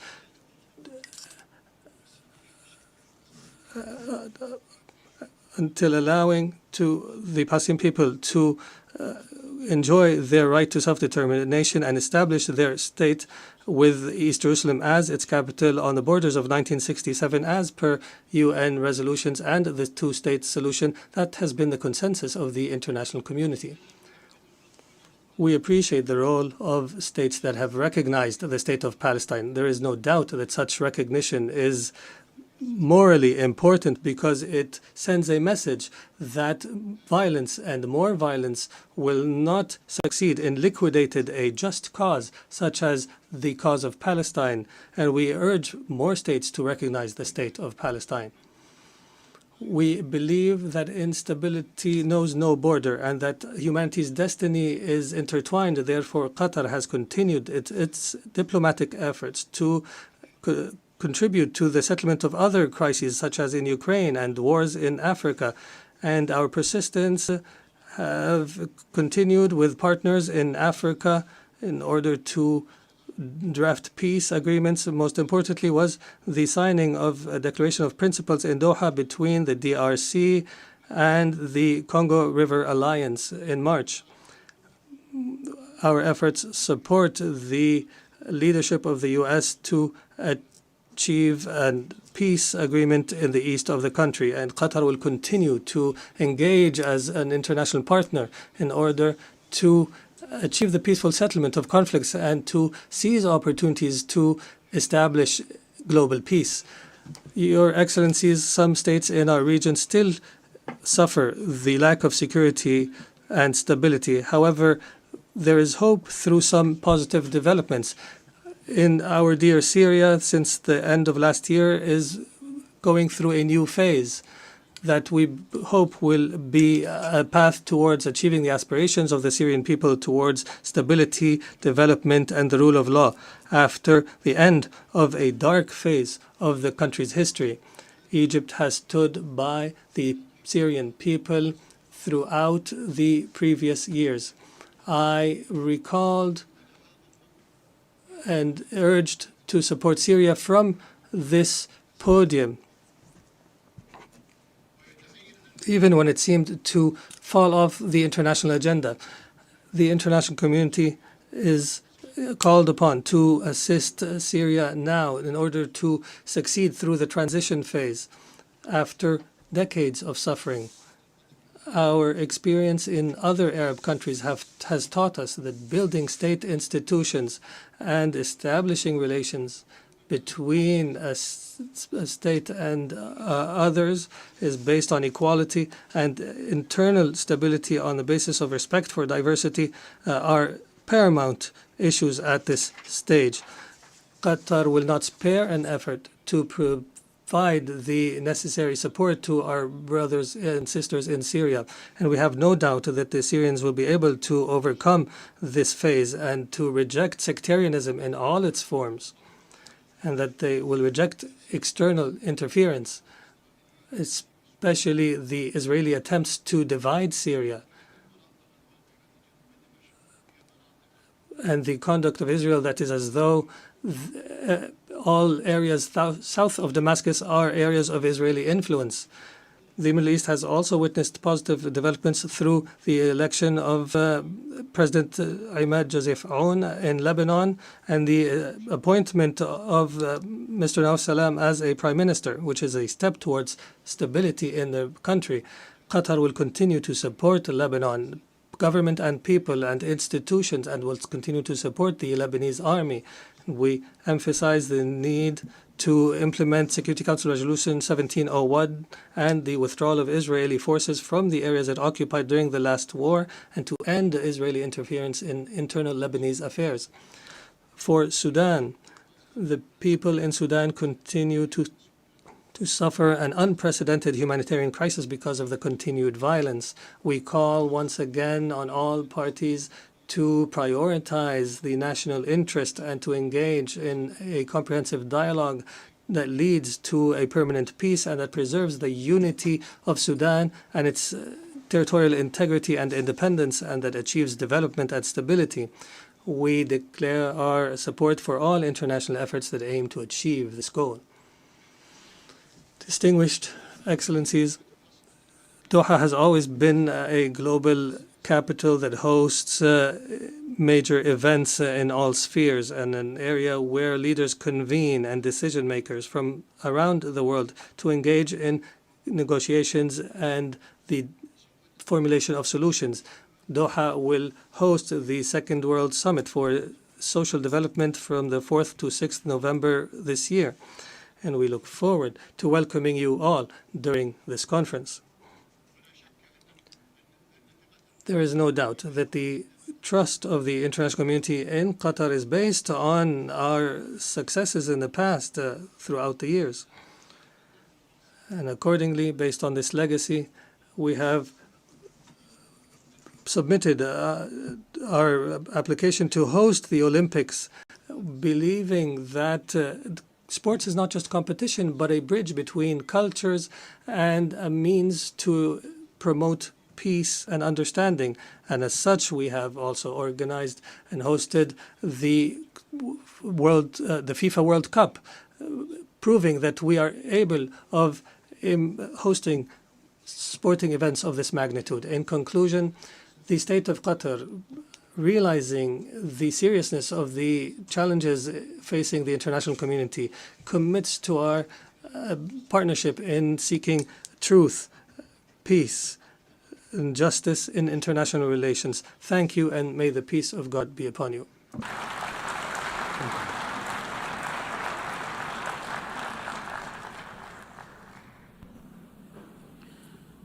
On behalf of the Assembly, I wish to thank the Emir of the State of Qatar.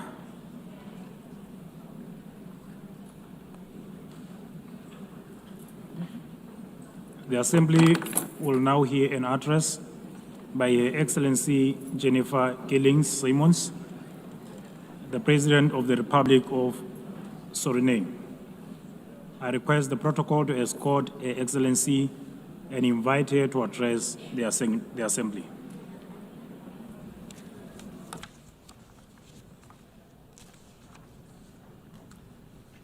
Good morning. Madam President, we are here to commemorate in this special moment in history as we celebrate the United Nations 80th anniversary. And this 80th anniversary of the General Assembly coincides with the 50th anniversary of the independence of the Republic of Suriname and our membership of this organization. On behalf of the government and the people of the Republic of Suriname, I express sincere congratulations to the international community on this occasion.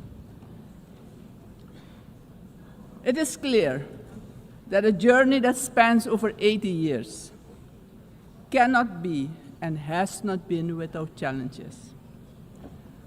The United Nations played, in some instances, an important role in ending colonial rule, worked on advancing human rights, and often provided hope and a future to the most vulnerable in our global community. This is also the organization that provided a voice to the global community and worked to establish a balanced world order aimed at adopting a framework for sustainable development agenda and contribute significantly to advancing human rights, more specifically the rights of women and children. The organization promoted education for all and universal access to health care. In some instances, the peaceful resolution of conflicts was achieved, preventing misery and saving human lives. Madam President, on the other hand, we must admit that the UN, at other times, regrettably has been unsuccessful in avoiding conflicts, wars, and violations of human rights. As we look at the world today, we see that in Europe, war has returned. Elsewhere, wars are displacing millions, killing many, and threatening global security and peace. In other countries and regions, for instance in the Middle East, we have witnessed unspeakable terror at the hands of terrorist organizations. The UN was not able to prevent that. At this moment, there are increased occurrences of grave violations of human rights and more specifically, the rights of children. For example, in Gaza, it is unbearable to even think about their suffering. Also, within our own region, which is the Caribbean, we have not been spared of rising tensions. It is with heightened concern that we noted the Secretary General's recent briefing on the Security Council meeting on the situation in Haiti, mentioning that the Haitians are enduring a perfect storm of suffering. Haiti is still paying a hefty price for being the first to throw away the shackles of slavery in the region of the Caribbean. Our hearts go out to the people of Haiti.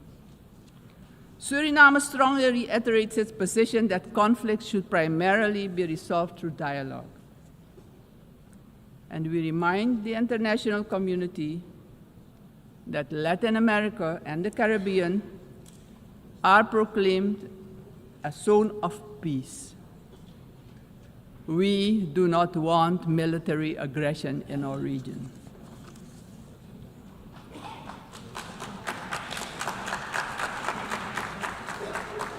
Madam President, this is the moment, on the 80th anniversary, we should reflect and ponder on the next 80 years. What do we have to change and what needs to be done differently?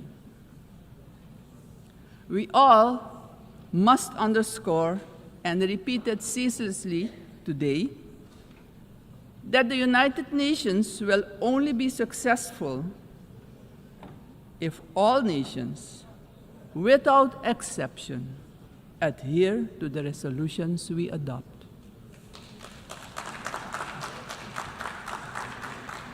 We can only keep the peace if we stop allowing that the votes of all the countries in the world can be nullified by one veto. Today, partially because of the work done by our organization, some poor countries have developed substantially, economically and otherwise. They have become powers who can't be ignored any longer. We have to remind ourselves that the world in which the United Nations was established 80 years ago does no longer exist. The task ahead, therefore, is that we, in the first place, renew our vows, recommit to the principles and objectives of the Charter of our organization, and recognize all the voices in the world, because people from all regions should have opportunities for a dignified life. Furthermore, the UN should adjust to the world we currently live in. This means, for example, the Security Council should expand to include all nations who exert major influence in the world. Exclusion of these players will only increase the risk of conflict and obstruct the beneficial cooperation necessary for humanity to develop and prosper. It is of great importance that all economically and otherwise strong nations and countries maintain a healthy competition that promotes the scientific advancement we need for sustainable development. On the other hand, these countries need to work together to guarantee global peace, so crucial for the existence and growth of the developing states and for their own countries. In this context, Suriname endorses the inclusion of, amongst others, Brazil, India, and the representation of the African continent for equal membership of the Council. Equally, we support the CARICOM position for a non-permanent rotating seat for the small island developing states and low-lying coastal countries. I would also like to remind the member states that my country, Suriname, has presented its candidacy as a non-permanent member of the Council for the period 2043 to 2044. Madam President, the United Nations must be a genuine unity of nations. If our organization, moving forward, wants to play a crucial role in creating a prosperous future for humanity, we have no choice than to genuinely unite, all of us. Suriname stands firmly for global peace, for the rule of law, and for the equal value of every human life. Considering this, Suriname once again calls for the lifting of the long-standing, unjust embargo against Cuba, bringing misery to its people. Madam President, Suriname is a country with people of indigenous, Maroon, Javanese, Hindustani, Creole, African, Chinese, and European descent. We all live together in a mosaic of cultures and faiths. The persons from Surinamese origin living abroad are part of this mosaic of our population and can contribute to the socio-economic development of the nation. We consider this diversity a great asset. Actually, Suriname does not have diversity. Suriname is diversity, and we keep working together to protect and grow our national unity for our own well-being and as an example of harmony in this often divided world. My country also carries immense natural wealth, and it is our vision to create an economy that is resilient, sustainable, and inclusive. Together, we strive to build this more diverse economy by developing, among others, our tourism and agricultural sectors, strengthen our educational system, and work towards universal access to basic health care. Suriname has a vast tourism potential. With its green and lustrous hinterland, many waterfalls, rapids, and great rivers for relaxation, as well as for unforgettable adventures, if you're inclined to that. Rich biodiversity, cultural treasures, and the UNESCO-acknowledged historical city of Paramaribo. Through cooperation in the agriculture sector with our neighbors, we aim at improving food security within Suriname and the Caribbean community. My government views energy security as a strategic priority for national development, regional stability, and economic resilience. With an investment of more than $10 billion for the development of our offshore oil and gas, the country is getting a new beginning, a new start that will contribute significantly to our economic growth. However, we know oil and gas revenues should not be the sole fundament of our economic development. Hence, we need investments in relevant sectors in our country. We are steadily advancing our energy transition. While we already source about 50% of our energy needs through hydropower, we are moving toward natural gas and other forms of renewable energy as part of our long-term vision, because we know climate change is a fact. Madam President, I firmly believe that education is the foundation upon which every prosperous society is built. We are committed to invest in our education system, our teachers, our children and youth. The future of any country depends on the talent and skills of its people. My country reaffirms strongly its commitment to upholding the rights of indigenous and tribal communities, ensuring that their livelihoods, tradition, knowledge systems are respected and preserved, and the acknowledgement of their collective land rights. Strengthening our institutions is high on our agenda. Suriname has worked tirelessly on the prevention of diseases, and despite challenges, we have achieved results that we as a country can be proud of. As of June 30, 2025, Suriname has officially been declared malaria-free by the World Health Organization after 30 years of continuous fight against this disease, the first in the Amazon region to receive such a recognition. We're aware of the responsibility to remain vigilant as government as well as a community to ensure that these gains are sustained.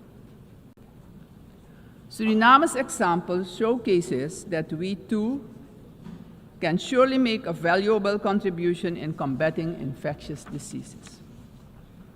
Madam President, the Caribbean community is expanding its outreach.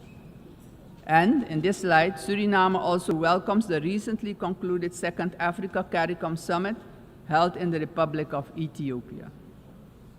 This, Madam President, honors the historic, cultural, and human bonds between the regions of the Caribbean and Africa. Suriname also acknowledges the CARICOM 10-point plan for reparatory justice, which has our full and strong endorsement. Slavery was a crime, is a crime against humanity, and we're talking about reparations, yes. We will furthermore continue to contribute with CARICOM, aiming at enhancing the organization's geopolitical influence. Despite our commitment as a country to the Paris Agreement 10 years ago, we see that the climate crisis is worsening. It's worse than we feared. Our countries have least contributed to climate change and carbon emissions, but are hit the hardest by its effects, directly impacting the livelihood and economic growth of our peoples. Suriname calls for the urgent attention of the international community to address the detrimental impact of climate change facing the small island developing states and countries with low-lying coastal areas. Our forests stand strong.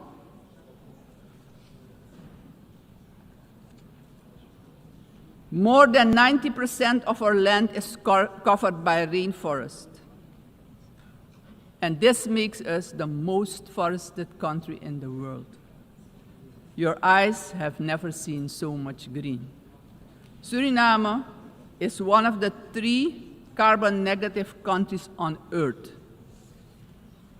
Since 1992, our forest has absorbed nearly 290 million tons of carbon, and each year we capture more than we emit, and we want to keep it that way. The protection and conservation of our forest has been a priority. It doesn't stand by default, but by design. We have been logging sustainably for decades, and did so with the Sustainable Tropical Rainforest Management System developed in Suriname, an ecological approach to forestry. Also, the indigenous and tribal communities protect the forest by their continued stewardship. We are proud of the way we did it, but pride alone does not pay the bills and does not develop the indigenous and tribal communities. Madam President, we must not forget that these forests, our forests, are in competition with vast resources such as gold, diamond, bauxite, and more. We will need to make difficult choices. We want to keep our forest coverage at a minimum of 90%. But we cannot do it alone. The time has come for the world's largest emitters to share this responsibility, not only with words, but with action, justice, and finance. Suriname strongly calls for global action, predictable climate finance for high forested, low deforestation countries, fair recognition of real carbon removals, and direct support for the communities who live in and protect these forests. Suriname, Madam President, therefore endorses the initiative of the COP30 presidency to launch the Tropical Forest Forever facility and calls upon the international community to contribute to its success. Suriname, as mentioned previously, takes pride in being an example of peaceful coexistence, having different cultures, religions, and the traditions to live together in respect and solidarity. This is our gift to the world. The second gift, because we also have a forest that is delivering services to the whole world. This gift proves that harmony can prevail. As stated upon our admission to the United Nations in 1975, our republic indicated our willingness to engage with the international community. My country reiterates its strong commitment to multilateralism, one of humanity's most important achievements, which needs our protection in this time of change. In closing, Aggression and military force should be replaced with peaceful resolution and dialogue. Because it doesn't solve problems, it creates destruction and misery. As a matter of urgency, I call on every member state to keep the peace, protect the planet and all human rights. Suriname has shown the world that living sustainably together is possible. We are really better together. Thank you, Grantanye, and may God be with you.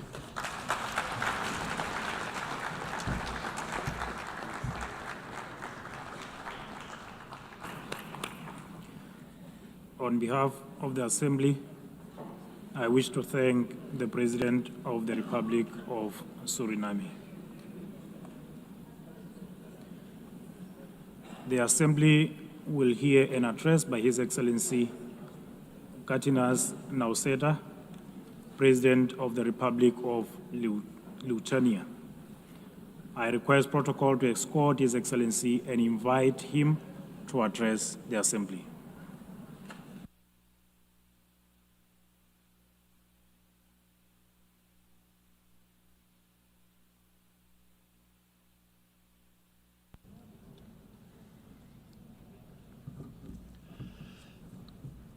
Dear Mr. Chairman, Excellencies, ladies and gentlemen.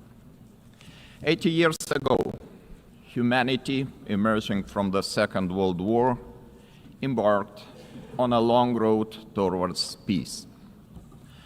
Building on the solid foundation of the rules-based international order, our forefathers created the United Nations and its institutional system. This system was never perfect. Many nations, Lithuania included, had to struggle for decades, seeking freedom, independence, and sovereignty. Many people suffered war, famine, and premature death. And yet, it was the best international order that we have ever. The United Nations system embodied the great hope that nourishes the human soul and guides our actions for the universal good. Together we succeeded in condemning war and conquest, at least in theory, if not always in practice. To this day, even the worst aggressors feel ashamed to openly conquer, destroy, and enslave. Instead, they talk about special military operations and the need to protect those who frankly do not want to be protected. This shame is a significant achievement of our time. To the extent that current international norms limit the behavior of offenders, they help countless people to survive, escape torture, or even prosper. Thus, it is an ever-growing concern to witness these same norms being subjected to increasingly open and brutal attacks. Our international order is being slowly eroded by the irresponsible actions of those who should know better. The world is turning into a much more dangerous place. We have seen this before. We cannot ignore the striking parallels between the present day and the events of 1938, a time when the world chose appeasement over international law and diplomacy over deterrence, culminating in the infamous Munich Pact. That was a short-sighted attempt to satisfy a dangerous revisionist aggressor by giving away the territory of a sovereign nation. It proved to be a complete failure. The Munich Pact not only emboldened the Nazi regime, but also opened the door for Soviet expansion. Soon after, the secret protocols of the Molotov-Ribbentrop Pact carved Europe into spheres of influence and sealed the fate of many independent states. As Europe descended into another great war, Lithuania and the other Baltic states were illegally occupied, annexed, and brutalized. After regaining the independence 35 years ago, Lithuania feels a duty to guard the bitter memory of past mistakes. Never again will we place our hopes in appeasement. Never again will we stand aside. Never again shall Pandora's box be opened. In 1938, it was Czechoslovakia that was abandoned. Today, we cannot abandon Ukraine alone. The war in Ukraine is well into its 4th year. The international community has not done enough to stop aggressor. This is a quest that goes far beyond the usual lines that keep different nations apart. What matters is not the distinction between large and small, or between global North and global South nations, but the basic principles of the UN Charter, which guarantee peace and security across the globe. If one UN member is attacked with impunity year after year by a permanent member of the Security Council, what does that mean for the rest of us? When power replaces law and fear silences the truth, the foundations of the global order begin to crack. And then nobody can feel safe anymore. Ladies and gentlemen, the effects of Russia's war against Ukraine are being felt across the world. This war has sparked crises in energy, migration, and food security, while also deepening global poverty, hunger, environmental damage, and climate change. It all began with the illegal occupation of Crimea in 2014 and escalated into a full-scale invasion marked by systematic war crimes. The targeted destruction of civilian infrastructure, indiscriminate missile attacks, and the forced deportation of thousands of Ukrainian children are not isolated abuses. These are calculated efforts to erase Ukraine's identity and undermine its sovereignty and territorial integrity, all in open defiance of the United Nations Charter. Let me be clear, Lithuania will never recognize Russia's illegal occupation and annexation of Ukrainian lands. Ukraine's borders are not up for negotiation. Attempts to redraw them by force are unacceptable. The United Nations Charter is not a menu to pick from. It is a binding foundation of international order. Ukraine is also not the only target. Russia continues to occupy 2 Georgian regions, destabilizes Moldova, and uses proxies and mercenaries to spread instability across the Sahel, the Middle East, and beyond. These are not isolated episodes.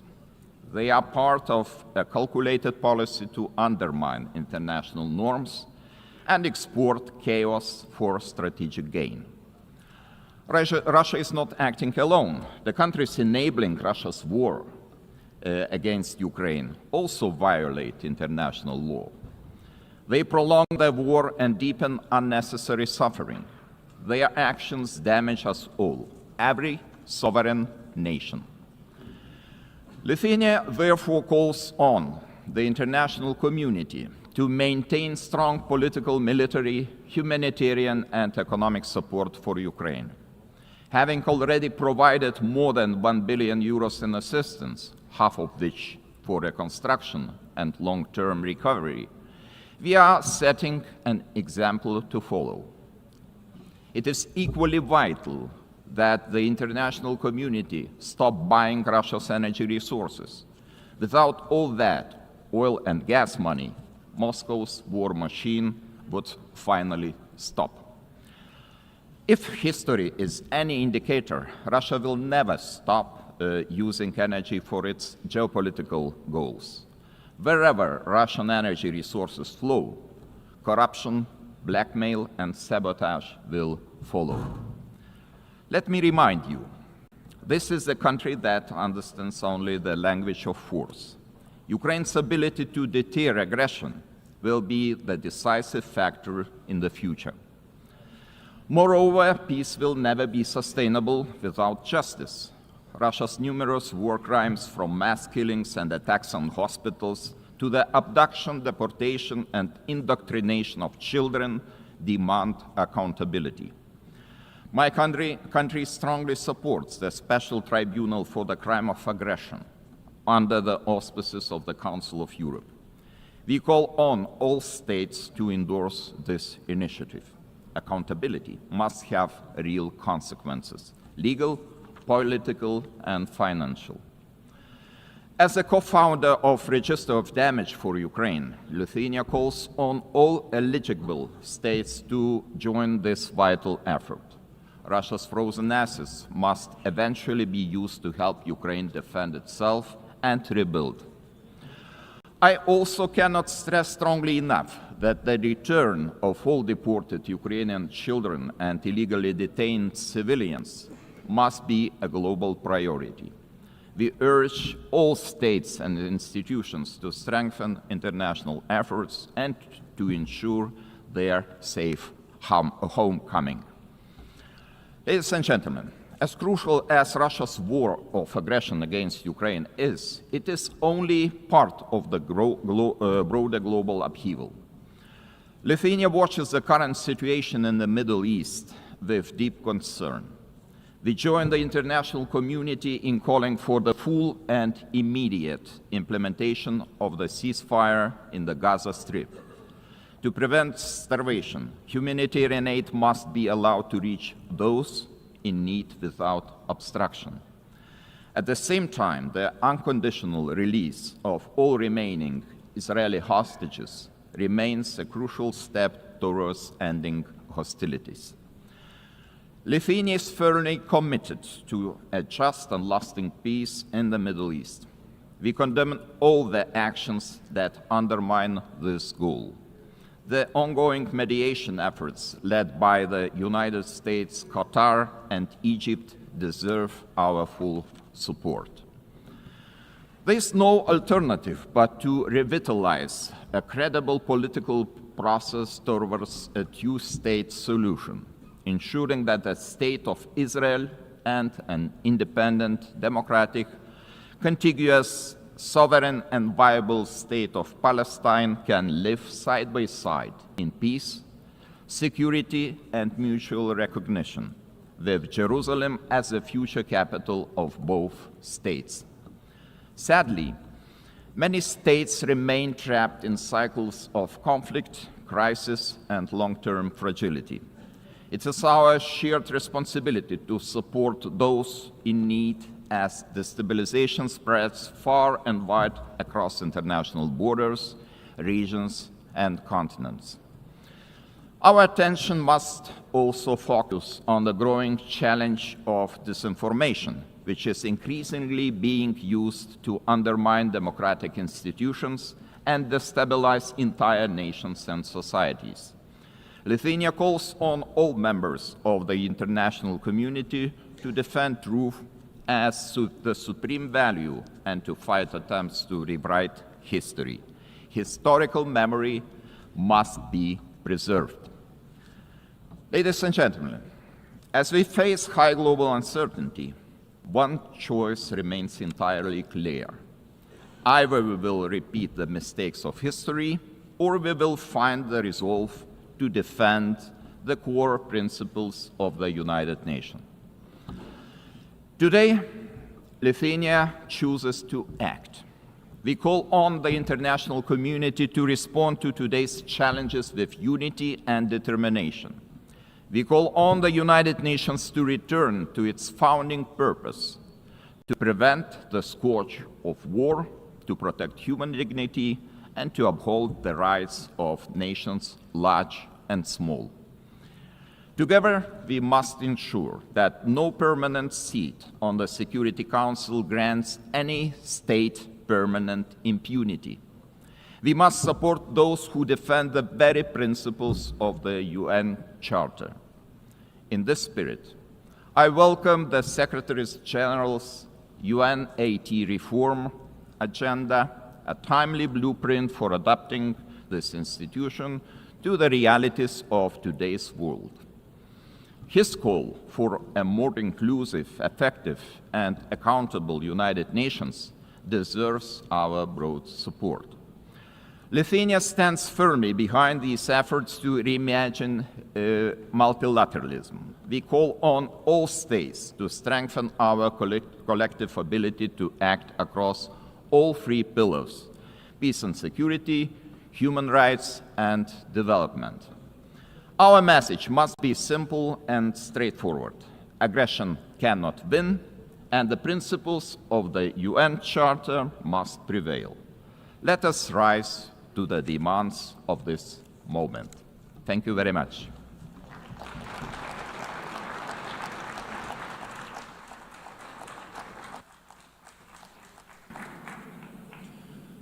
On behalf of the Assembly, I wish to thank His Excellency, the President of the Republic of Lithuania. The Assembly will hear an address by His Excellency Marcelo Rebelo da Sousa, the President of the... Mr. Chairman, Excellencies, symbolic moment this one for United Nations, the celebration of 80 years, and for us, Portuguese, 70 years of membership. The time of judgment, of compromise, of renewal, multilateral ambition.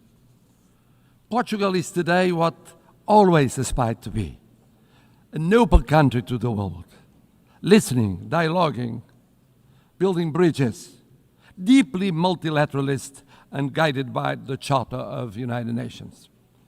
A world with more cooperation and respect for international law is safer, more predictable, stable, peaceful, prosperous, plural, representative, and able to respond collectively to global challenges. 70 years ago, we were living still in dictatorship. And we found in this community the space to rediscover the real values and contributing to global solutions. And even now, in a changed world, fragmented, polarized, unpredictable, this community is a key community to defend basic principles of a coexistence between nations, cultures, civilizations. And it is with this coherence and the sense of responsibility, with the conscience of the need of contributing, acting, and deciding, guided by values and principles, that will be candidates to the Security Council in 27-28, a decision we formalized in 2013.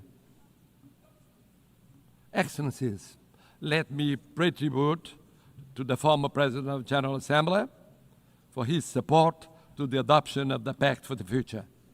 Let me congratulate the present President of this session, wishing the success in her term. But I would very specifically, and in Portuguese this time, say a word about the remarkable work of the Secretary-General António Guterres. O seu humanismo. His humanism, devotion to international law, the reforms he has championed. 2017, que inclui agora, now including UNAT and the Pact for the Future, are testaments to his work and will be his legacy. É orgulho para mim having a Portuguese as Secretary General of the United Nations, ter português como Secretário-Geral das Nações Unidas. Someone is projecting a Portuguese way of acting in international relations, uma forma portuguesa de estar nas relações internacionais. He will always be supported by Portugal. Contará sempre com o apoio de Portugal. And I must congratulate him for his speech, because he said, I will never give up. I know him ever since we were teenagers. He never gave up, ever. And he's right. It's true we live at a time of multiple crises and persistent crises. Division, polarization, violations of international law, cleavage between power exercise and responsibility, technology and ethics, urgency of crisis and capacity of response and action. United Nations faces an existential moment. Without change, without renewal, United Nations will be marginalized, and we could be left to the law of force. No G1, no G2, no G3, no G1 plus 1, 1 plus 2, or 2 plus 1 will be an alternative. No absence of multilateralism will avoid the need of multilateralism. The world is multipolar, will be multipolar. Just think of the situation in Ukraine or the situation in Middle East. In Ukraine, for years, and now for months, for 8 months, one is waiting the mediation of the most powerful in the world. Do we have a ceasefire? No, we don't. In the case of Middle East, we waited and waited for the intervention of the most powerful in the world. Did we have a ceasefire?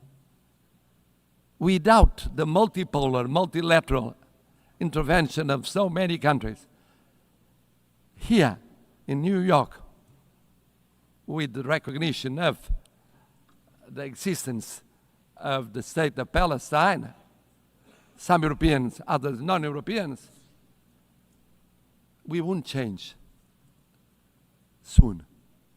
This means we need United Nations, we need multilateralism, we need dialogue between countries from every continent. And the same for international law. We need international law. We need international law for the reform of United Nations.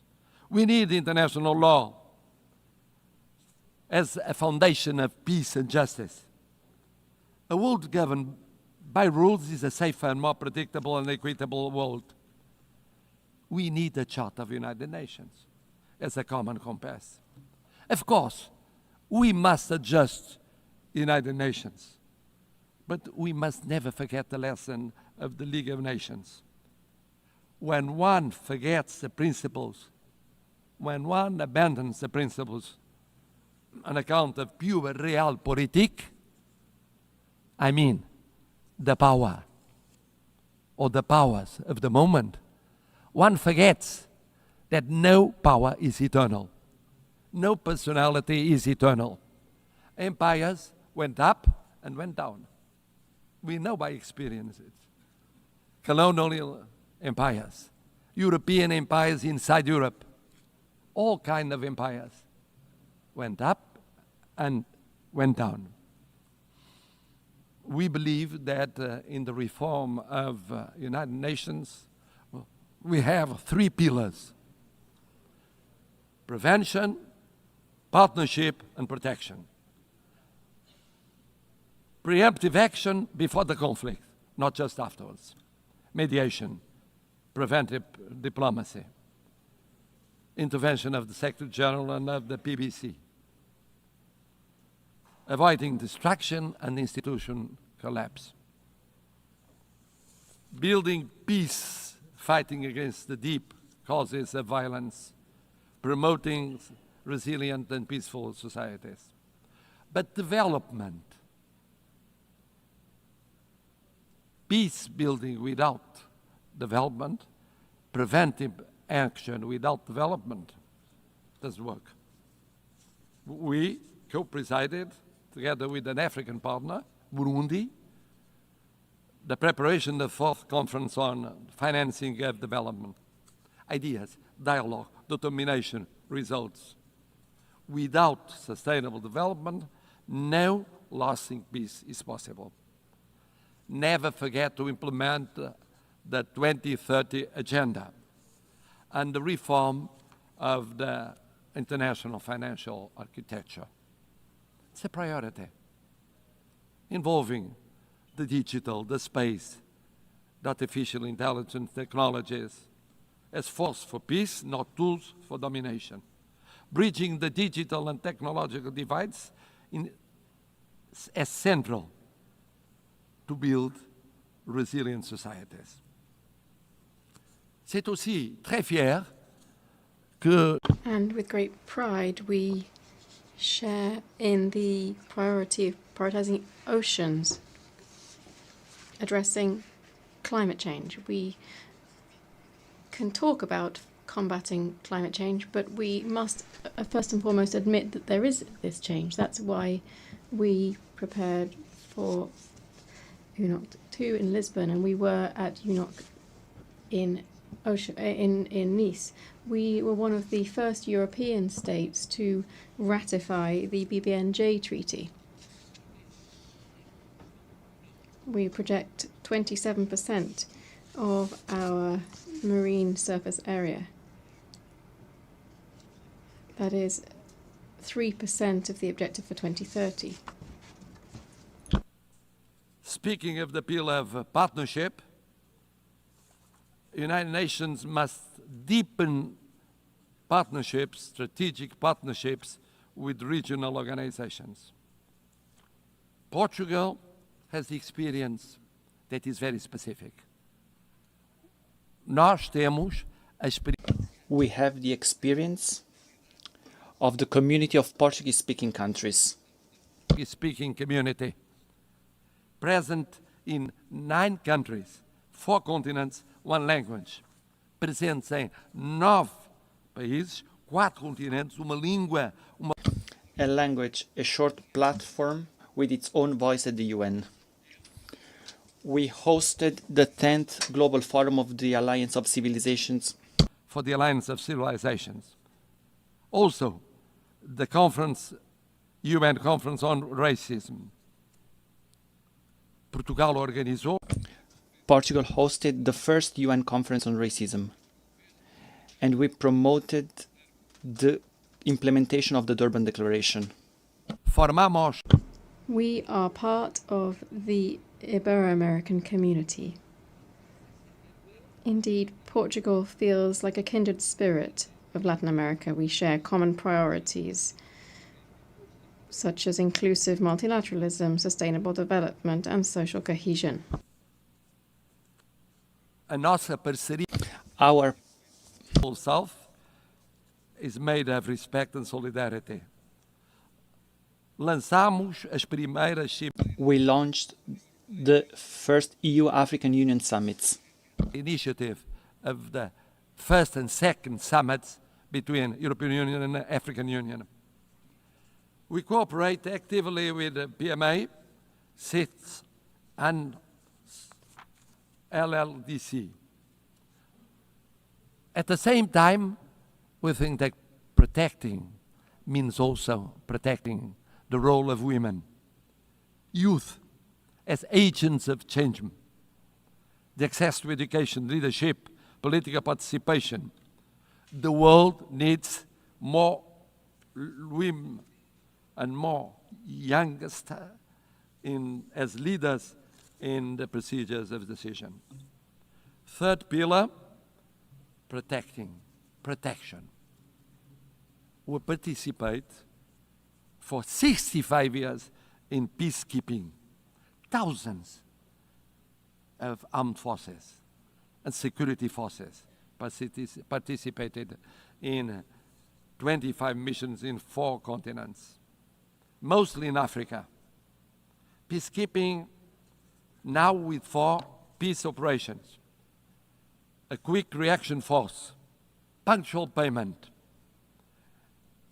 example of intervention in every continent, defense of a predictable and stable financing, including for the missions that are promoted by Security Council or accepted by Security Council, but initiative of African Union.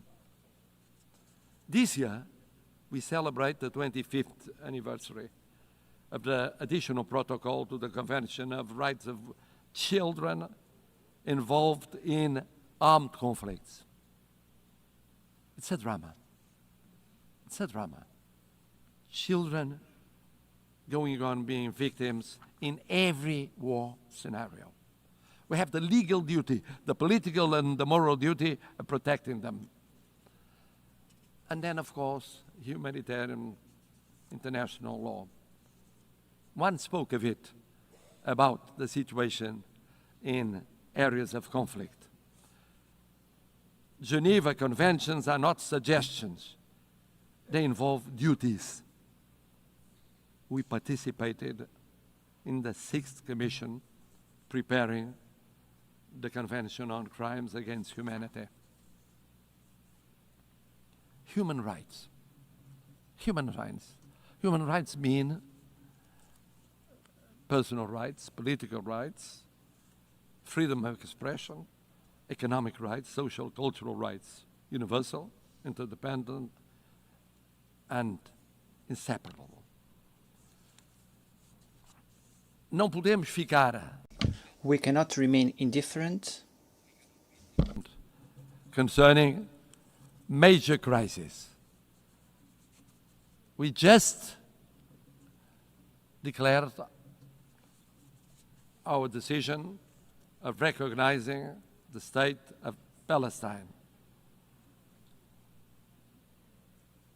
In the Middle East, now we think that the following step is creating conditions for a ceasefire, immediately releasing the hostages, humanitarian assistance, but also creating political, economic, and social conditions to strengthen the solution of 2 sovereign states, rebuilding economies and societies, giving an opportunity to peace, to the daily life of Israelis and Palestinians, so that they can live, not die.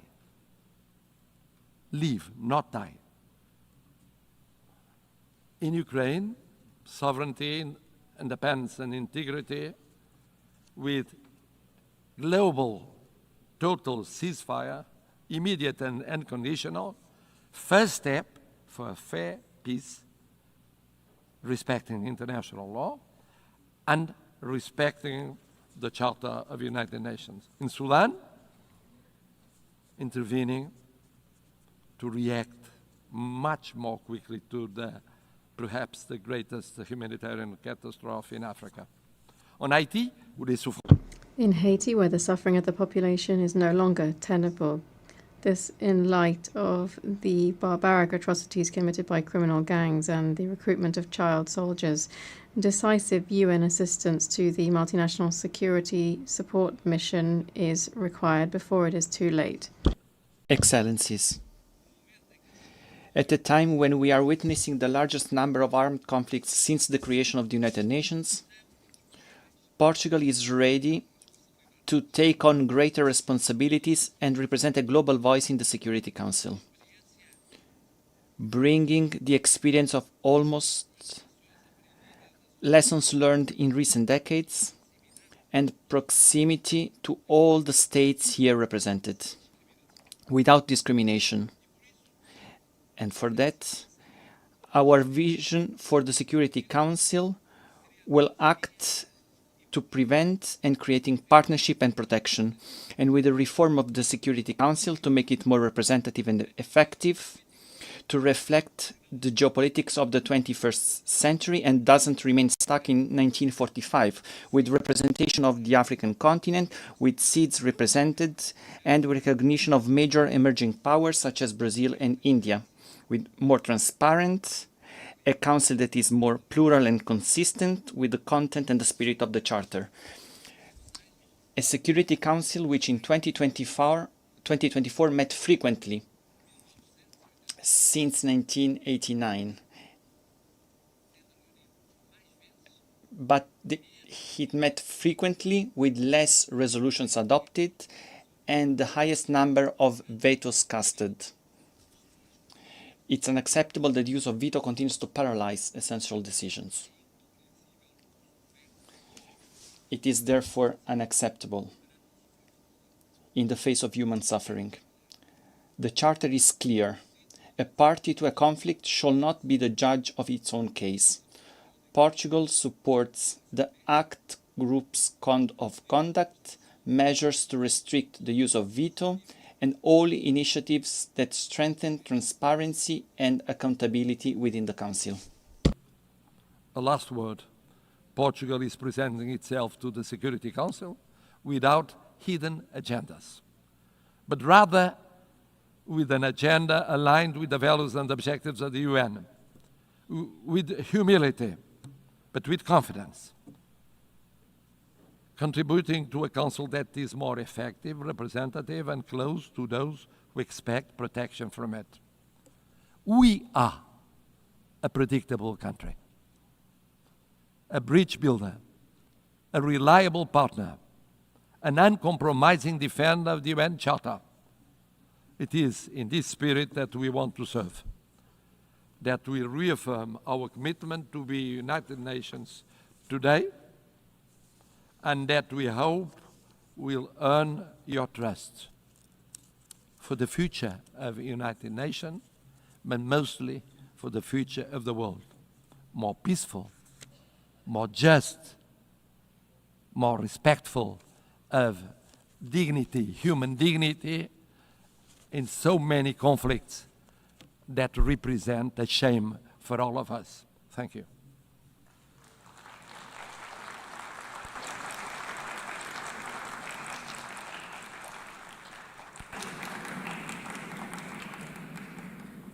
On behalf of the Assembly, I wish to thank His Excellency, the President of the Portuguese Republic.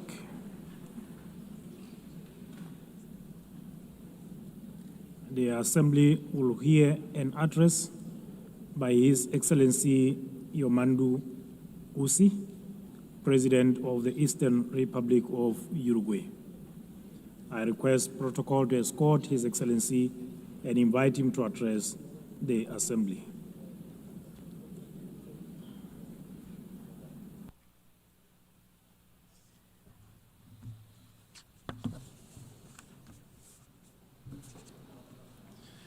Señora Presidenta.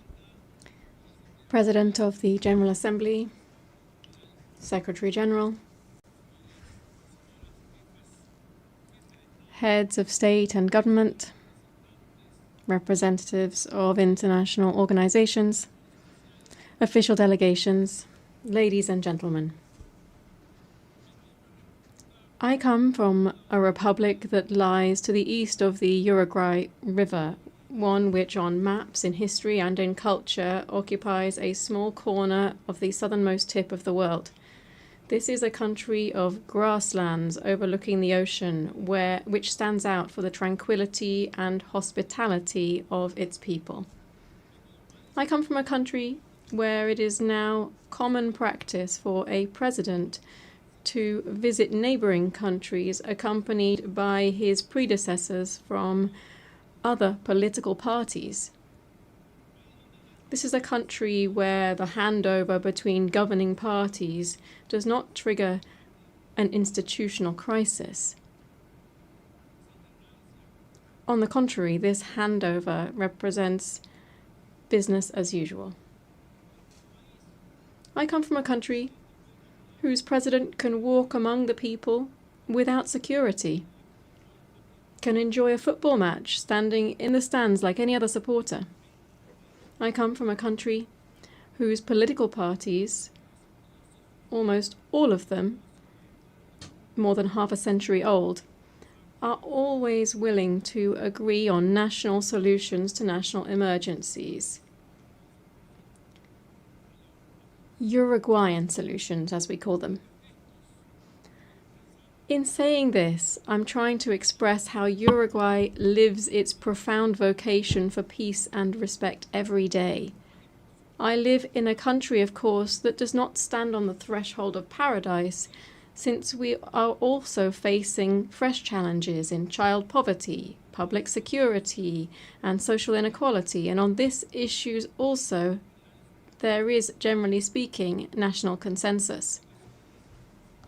Our historically robust institutions and political system have allowed Uruguay to continue to stand out in the region for its high level of human development and its income distribution policies. It has allowed us to be a country with stable rules, where contracts are honoured, where international commitments are respected, and where macroeconomic stability is a state policy. But this impressive record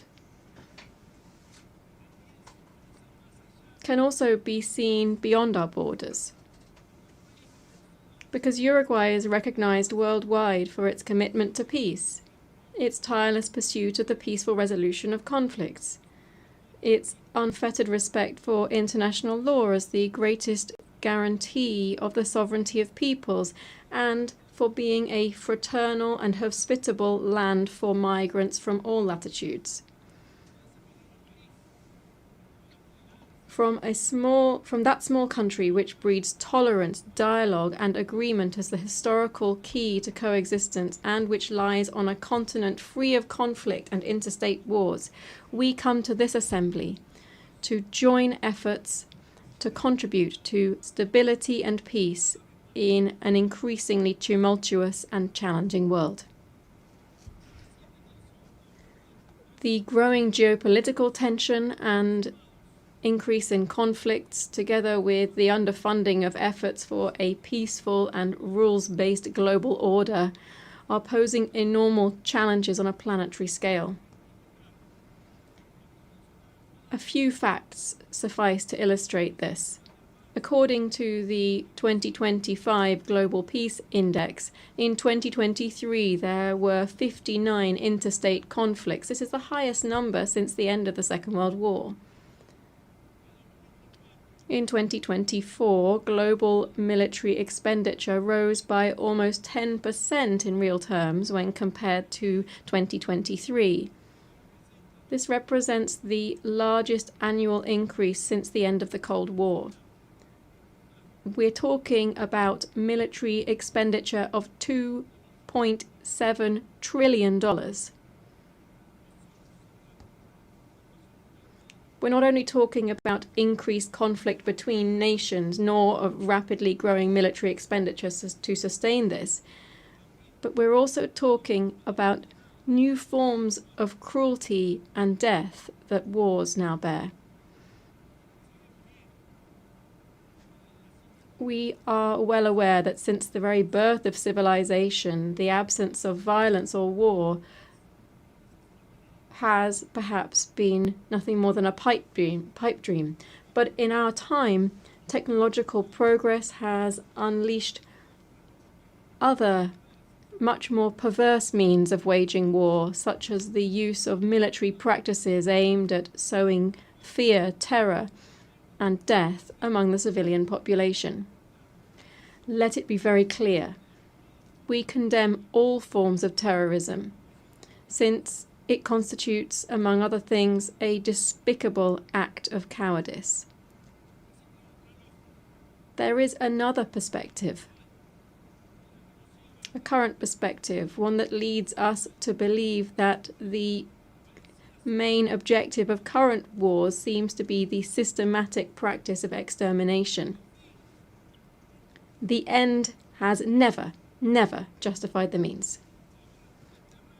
We must banish that old precept that war is the continuation of politics by other means. All war is criminal, irrespective of where it occurs. irrespective of the God invoked to justify it, and it will always deserve our most visceral condemnation. It is true that every nation has the right to its own territory and government. It's true that they have the right to establish a level of self-determination that allows a nation to coexist with other peoples. And the value of the United Nations is precisely to ensure that these principles are realized in a peaceful and civilized manner. No state that claims to be democratic and to live under the rule of international law can, even under the legitimate right to defend itself against terrorism, exercise barbarity against any civilian population, least of all against especially vulnerable and defenseless persons. Since 1948, Uruguay has maintained a consistent and steadfast position in line with the principles of self-determination and peaceful coexistence. Our historic stances on the main global conflicts, especially that currently underway in the Middle East, are well known.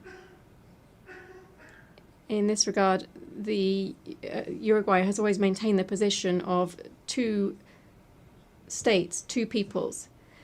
The Uruguayan government hence takes very seriously the reports produced by the international community concerning the Palestinian territories and urges the implementation of the recommendations made by the United Nations. At the same time, we urge the immediate suspension of military operations of death. We urge the suspension of death of innocent civilians. And we request the release of the hostages. In our world, at the same time, there are other persistent and worsening, more widespread and permanent tragedies, to such an extent that the Universal Declaration of Human Rights, adopted in this very assembly 77 years ago, stands as a revolutionary manifesto in the times that we are living through, beginning with its first article, which proclaims all human beings are born free and equal in dignity and rights, and, endowed as they are with reason and conscience, should act towards one another in a spirit of brotherhood. How far we are from our own principles and commitments when we see that the gap between those who have the most and those who suffer the most is ever greater. How far we are when we see that the principles of freedom and equality are increasingly estranged, and we hear much more talk of a supposedly free individual than of egalitarian societies in terms of income or the enjoyment of rights. How far we are from human sensibility when we forget that our main calling must be to stand with the majority, listening to every problem or anguish of our people and understanding even and fundamentally those who think differently. Madam President, I come from a country with a long, faithfully documented tradition in international politics. This tradition includes staunch support for multilateralism in all of its facets, political, economic, cultural, as the best and only way to face the challenges to which I have referred. It also, of course, includes a permanent commitment to international law, a commitment to dialogue and to the building of peace as one of our greatest contributions in the context of a fragmented and polarized world.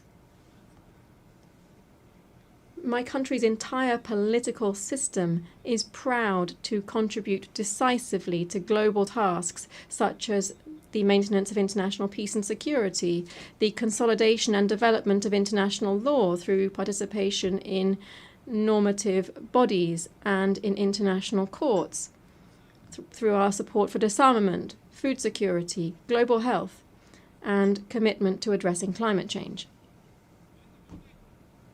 In this context, I wish to highlight my country's historic commitment to the multilateral peacekeeping system.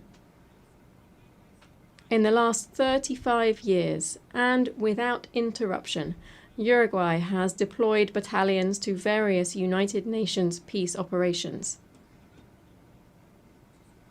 We've taken on this role to such an extent that we've become the leading country in Latin America and the second per capita worldwide in contributing to this type of missions.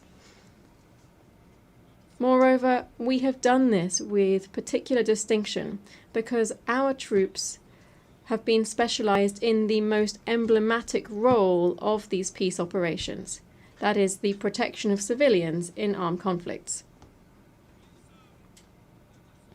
The nations represented in this assembly are well aware that my small country is very far from standing out for its military might or its economic dominance. And it is there, paradoxically, that our strength lies. Because we are incapable of standing in anyone's way.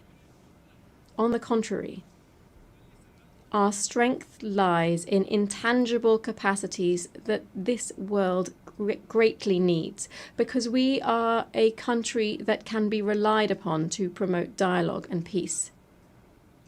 Firstly, because those principles define us as a republic and are evident in our respect for the separation of powers and the rule of law, the strength of our democratic system, and our respect and promotion of human rights and social equity, among other things. Secondly, because this is how we have historically conducted ourselves on the international stage. As early as in 1907, for instance, my country took a firm stance at the Hague Conference on Arbitration, seeing it as an essential and obligatory mechanism for resolving conflicts between states. Just a few years later, in 1921, Uruguay was the first state in the world to accept the jurisdiction of the Permanent Court of International Justice, the predecessor of the International Court of Justice. On the basis of these and other historical precedents, I hereby reaffirm that Uruguay is in an excellent position to be able to offer itself to the world as a host for negotiations, as a promoter of networks of dialogue and mediation, leading to the construction of peace and the prevention of conflicts. Believe me, we are prepared for this ever more urgent and necessary challenge. Among other reasons, because we have learned, as my country's former president, José Pepe Mujica, said, that tolerance is the foundation for peaceful coexistence. Thank you.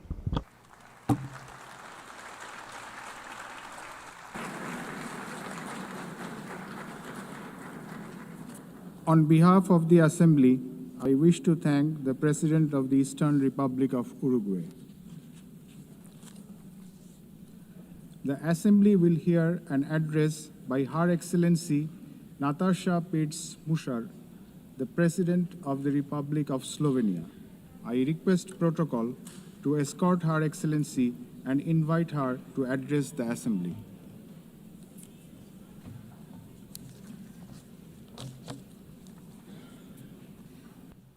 Madam President, please accept my warmest congratulations on your election at this historic 80th anniversary of the United Nations. Your election underscores the vital importance of including women in the decision-making process. Ladies and gentlemen, Excellencies, in 1945, the end of the Second World War was greeted with celebrations, and hopes were placed in a new era of peace and cooperation, embodied by the creation of the United Nations.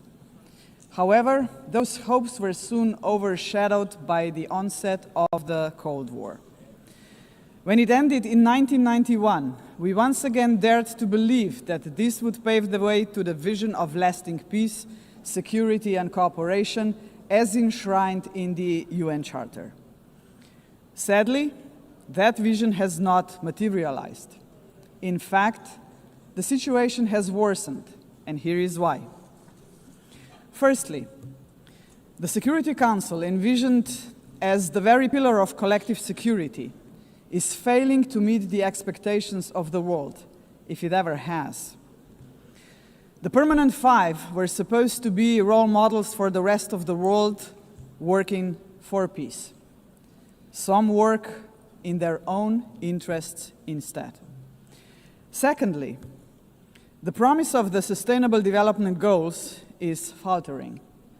Progress is lagging, and with cuts in development assistance, millions of the world's poorest are pushed further away from the access to even the most basic services. Thirdly, international law appears to stand at the precipice of irrelevance. The independence of elected international judges, the integrity of human rights institutions, personal security of human rights defenders, and the authority of this organization are under siege. Fourthly, the Genocide Convention risks becoming a relic of the past. Some states have put the International Criminal Court to its greatest challenge ever. Its prosecutors, whose only duty is the pursuit of justice, and its judges, whose responsibility is to uphold the law, our international law, now face sanctions and intimidation.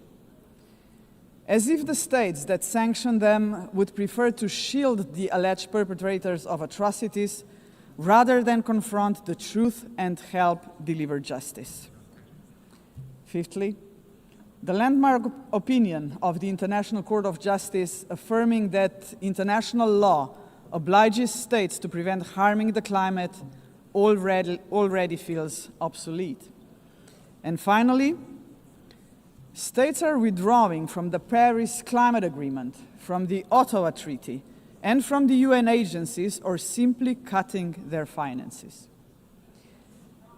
Each such act chips away at the support for multilateralism, a system designed not for the powerful few, but for the benefit of all of us. Madam President, how are we to explain these trends to our electorates, to our people, and above all, to our children? Shall we tell them that this is the new normal, that might makes right, that the strong may seize what they want because they can, that they can kill with impunity because they can, that they may pollute, wage wars, and trample on international law just because they can? Are we prepared to look our children in the eyes and say, "This is the world you will inherit and there is nothing we can do about it"? With the adoption of the Pact for the Future last year, we have charted a path toward a stronger, more forward-looking United Nations. But we must now create the conditions to fulfill our commitments. One way forward is to establish a permanent advocacy network to give the Pact unconditional, sustained political support. To this end, I propose the creation of a global forum for the future, an inclusive movement of states committed to multilateralism, mutual respect, and the defense of our shared vision. A movement determined to stand up for the Pact and drive its implementation at every level. As states consider how to implement the Pact for the Future, some solutions may be seen as inconvenient today, but in the long run, ladies and gentlemen, they are not optional. They are systemically necessary. The first example is the reform of the Security Council.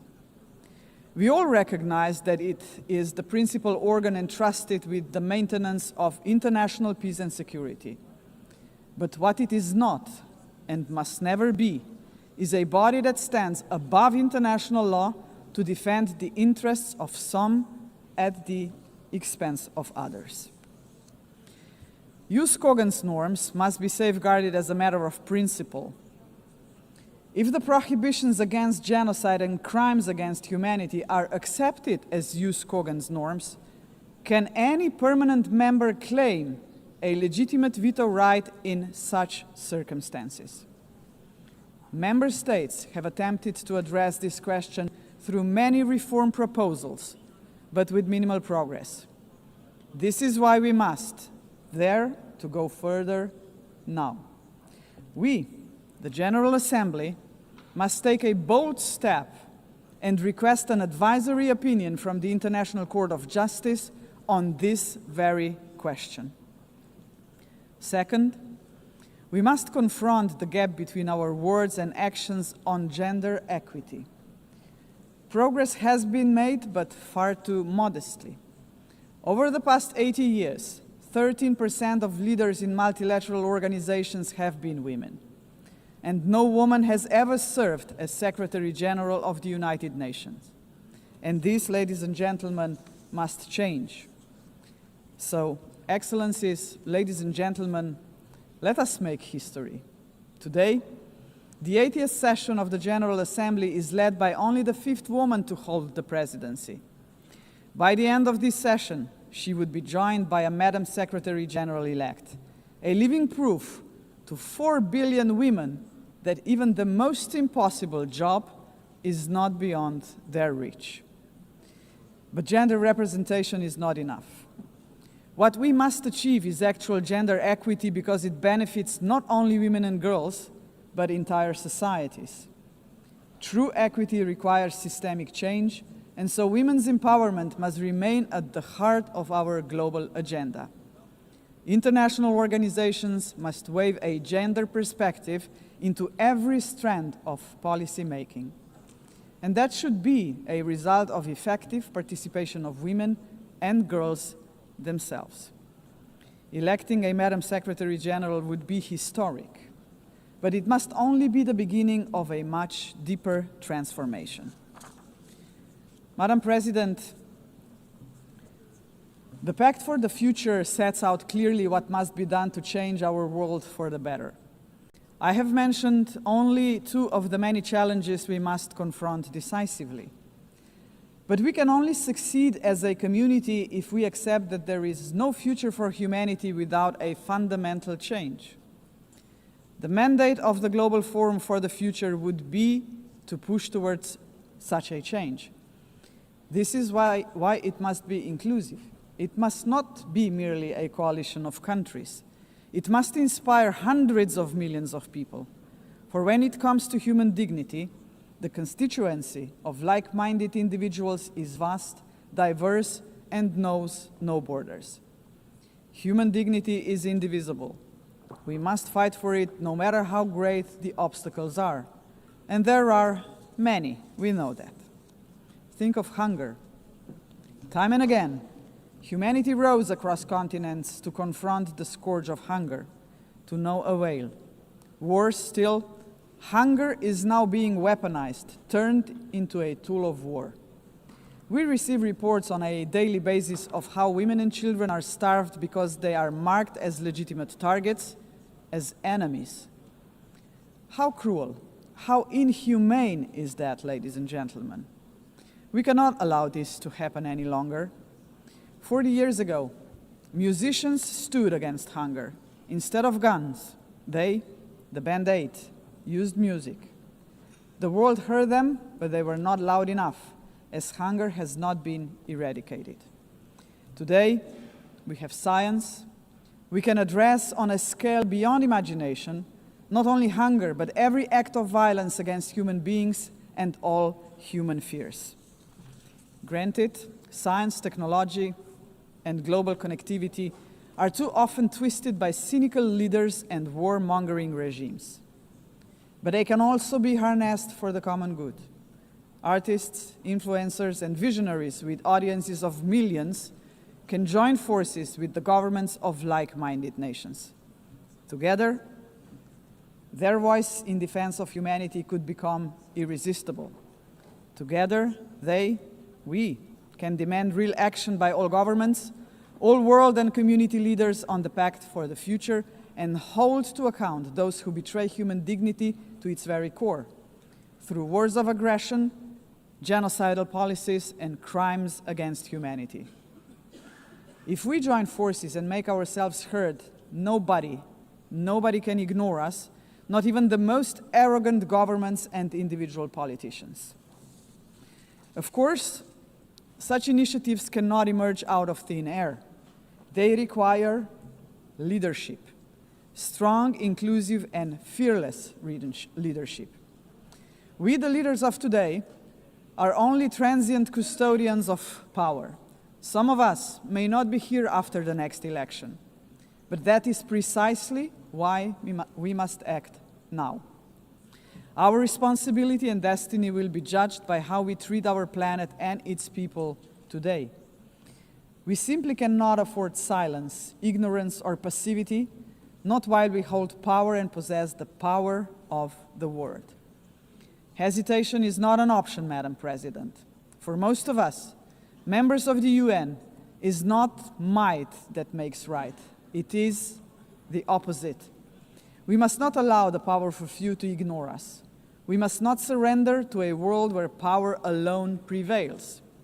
We, the majority of United Nations members, must be role models. We must work for a different world. The Global Forum for the Future can be a platform for the much-needed transformation in which partnerships with non-state actors and companies are indispensable. Profits must finally serve development for all. Innovation and sustainability must drive tolerance, mutual respect, and inclusive dialogue. Is that too much to ask? If we, the leaders of this planet, can offer nothing but terror, conflict, pollution, fear, inequalities, and war to 8 billion people, then we must confront the truth. We are complicit in crimes against our civilization and our planet. And not just us, heads of states, but leaders of international institutions, CEOs, and every individual with the power to make a difference share this responsibility. None of us can claim ignorance of what is at stake. If we believe in human dignity for all, we must deliver more. A world that fulfills lives, not threatens them. We must say yes to inclusive multilateralism and a resounding no to multipolarism. Let us show that this General Assembly can and will make a difference, as it has often done before. Let us demonstrate that we reject arrogance, hatred, and willful blindness to a lack of equality and justice, to wars of aggression, crimes against humanity, and genocide, because they tear us apart for generations. And let us proclaim in all seriousness and sincerity that we embrace personal and collective responsibility to uphold humanity, sustainable development, and international law, because this will keep us together as a civilization for generations. And Madam President, let me end on a personal note. For the sake of future generations, to fulfill our responsibility as human beings, to ensure that we are on the right side of the history, we should do the right thing. We did not stop the Holocaust. We did not stop the genocide in Rwanda. We did not stop the genocide in Srebrenica. We must stop the genocide in Gaza. There are no excuses anymore. None. Ladies and gentlemen, thank you very much. On behalf of the Assembly, I wish to thank the President of the Republic of Slovenia. The Assembly will hear an address by His Excellency Kasim Jomart Tokayev, the President of the Republic of Kazakhstan. I request protocol to escort His Excellency and invite him to address the Assembly.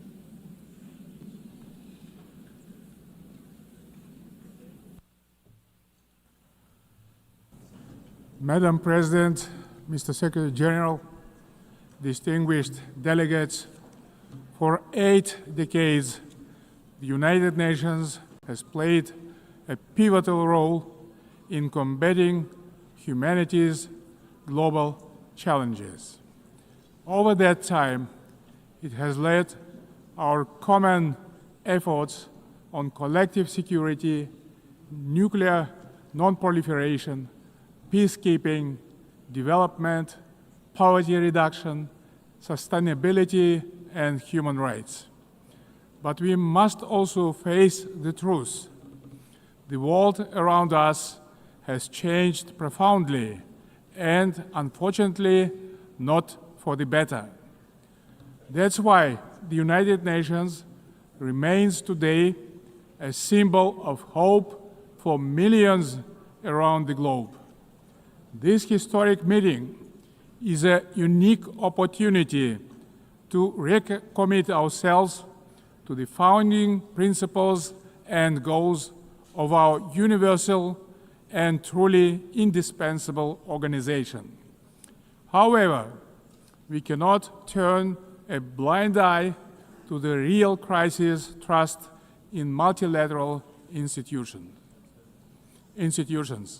Serious violations of international law have become new normality, which undermines global stability and erodes confidence between peoples, between political leaders, and between states.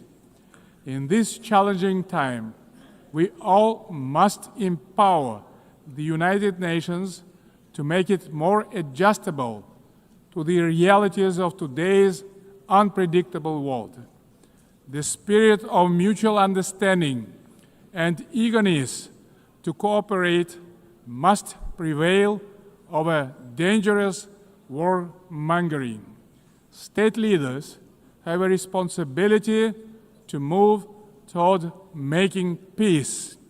A failure of the current generation of leaders to act is not an option, because future generations will pay a much greater price. In this regard, comprehensive reform of the United Nations is a strategic necessity, not a subject for endless contemplations. We need to establish a new group of truly dedicated people who will highly professionally and without any hesitations make concrete proposals for reforming the United Nations to make it better suited to the challenges of today and objectives of tomorrow. A central pillar of this bold effort to renew the United Nations should be a reform of the Security Council. Major powers of Asia, Africa, and Latin America should be represented in the Security Council on the rotational basis. In addition, Kazakhstan strongly believes that the voices of responsible middle powers also need to be seriously amplified in the Security Council. In fact, they have already started to play a larger positive role in international relations, bringing balance and building trust. They can act as bridges within the United Nations when major powers are divided or failing to resolve pressing issues of common concern. Above all, a credible United Nations for the 21st century requires member states to take concrete steps toward durable peace and security. Otherwise, the United Nations is doomed to forever mitigate consequences while root causes forever proliferate. We can begin this process already today by reaffirming our steadfast commitment to the Charter of the United Nations. The founding principles of sovereignty, territorial integrity, and peaceful resolution of disputes must be upheld without exception. Selective application of the Charter undermines its credibility. The world needs a new consensus based on trust, inclusiveness, and shared responsibility. For example, the enemy state clauses of the Charter, historical remnants of the Second World War, have already been recognized by the overwhelming majority of the international community, is obsolete. For all these reasons, it's time to have a serious conversation about Charter review. Today we face an alarming reality. Arms control treaties are collapsing, and with them, so are the foundations of strategic stability. Global military spending in 2024 hit a record $2.7 trillion. The global cost of violence reached nearly $20 trillion.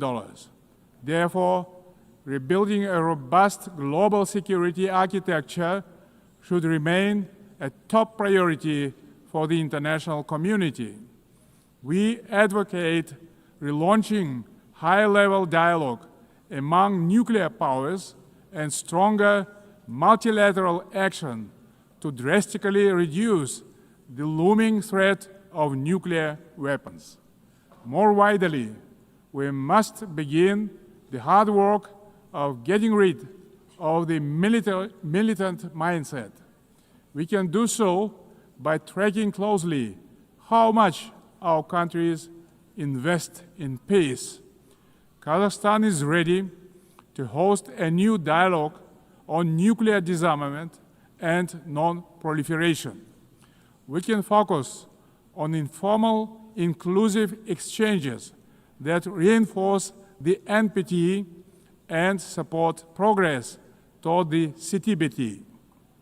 We also call to advance our proposal to establish international agency for biological safety and security. Kazakhstan remains concerned by the Ukrainian crisis, which continues to seriously harm civilians, damage global trust, and undermine international security.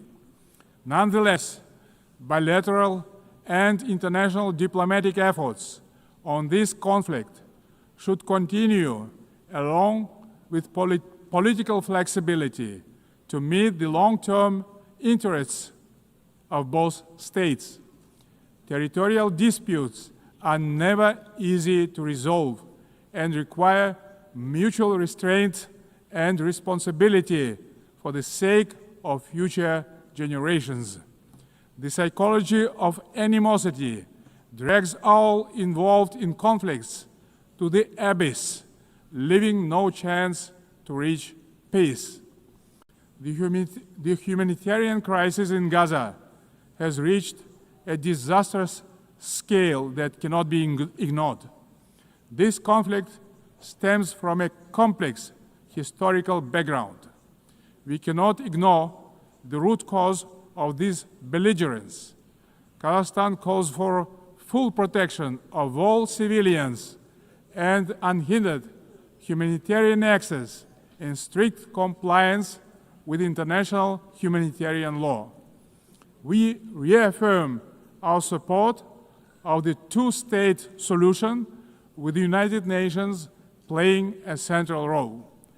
Kazakhstan acknowledges diplomatic initiatives aimed at regional reconciliation in the Middle East, including the Arab Peace Initiative, the New York Declaration, and the Abraham Accords, and others.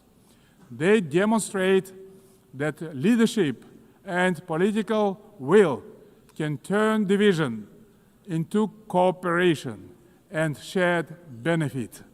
We also welcome the normalization of relations between Azerbaijan and Armenia under the mediation of the United States President.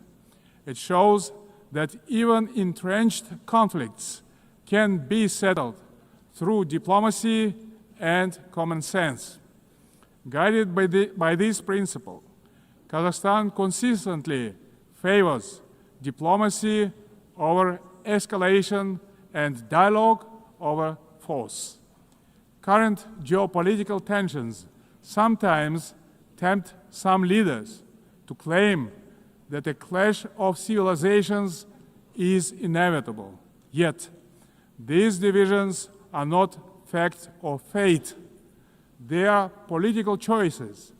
Global public goods, such as science, medicine, sports, religion, and culture, should not become subjects of geopolitical divisions and sanctions.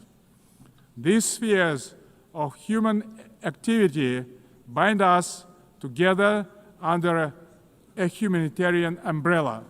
When political leaders make irresponsible statements or take reckless decisions, manipulating religion and identity for political gain, they in fact seriously damage the trust and goodwill in striving for peace. Political leadership must be rooted in mutual understanding and respect, not mutual suspicion and arrogance. Tolerance and wisdom are the foundation of lasting peace and must be upheld through the rule of law. Dear friends and colleagues, we observe a growing fragmentation and political bias of investment flows. As a result, global FDI fell to $1.5 trillion last year. Kazakhstan strongly advocates for greater international investment cooperation. More than $400 billion have been attracted to our economy within 30 years of independence. Our commitment to open market principles is absolutely firm and will remain a cornerstone of our state policy. Located in the very center of Eurasia, Kazakhstan is poised to play a crucial role as a logistic hub, handling 80% of all overland transit between Asia and Europe. We are investing tens of billions of dollars in our transport and transit infrastructure, including the Belt and Road Initiative, the North-South and Trans-Caspian transit corridors. Kazakhstan will continue to develop regional supply chains that are the heart of the emerging global transport network. By 2029, we plan to build 5,000 kilometers of new railway lines. Kazakhstan has made the Sustainable Development Goals a core pillar of its national agenda, integrating their targets into state planning and budgeting. With the support of the United Nations Secretary General and partner states, Kazakhstan now hosts the new United Nations Regional Center for SDGs for Central Asia and Afghanistan in Almaty. Today, Central Asia is demonstrating a renewed sense of unity and mutual trust. It is emerging as a proactive contributor to international peace and progress. The Central Asian Five are strengthening cooperation, proving that regional solidarity can be a powerful force for development and security. This has enabled our region to engage key global partners in the unique Central Asia Plus dialogue format. Kazakhstan believes that inclusive development in Afghanistan is a basis for long-term regional peace and stability. We continue to support the Afghan people through humanitarian assistance and cooperation in trade, food security, infrastructure, and transport connectivity. Distinguished delegates, last year was the hottest year in human history, and Central Asia is warming at twice the global rate. The melting of glaciers in the Alatau Mountains is accelerating. multiplying threats to water and food security for millions. Kazakhstan has drawn profound lessons from the tragedy of the Aral Sea. Thanks to our consistent efforts, including at the international level, we succeeded in preserving the northern part of the sea. As the current chair of the International Fund for Saving the Aral Sea, Kazakhstan will continue to play a proactive role in this common priority. Meanwhile, the Caspian Sea is rapidly shrinking.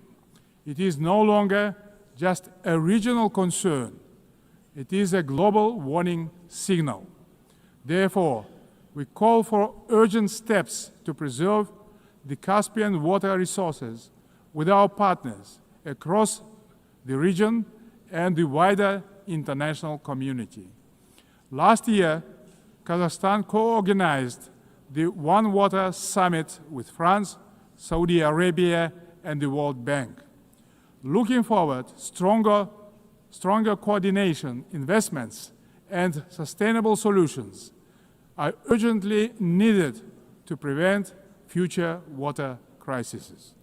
To help advance this agenda, Kazakhstan will host a regional ecological summit in Astana in April next year, to be convened in partnership with the United Nations and other international organizations.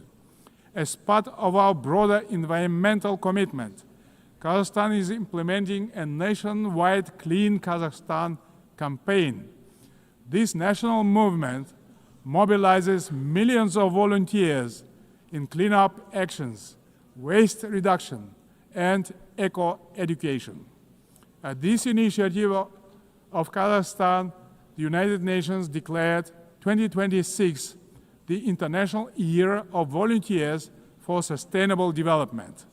We invite all member states to collaborate on this important endeavor.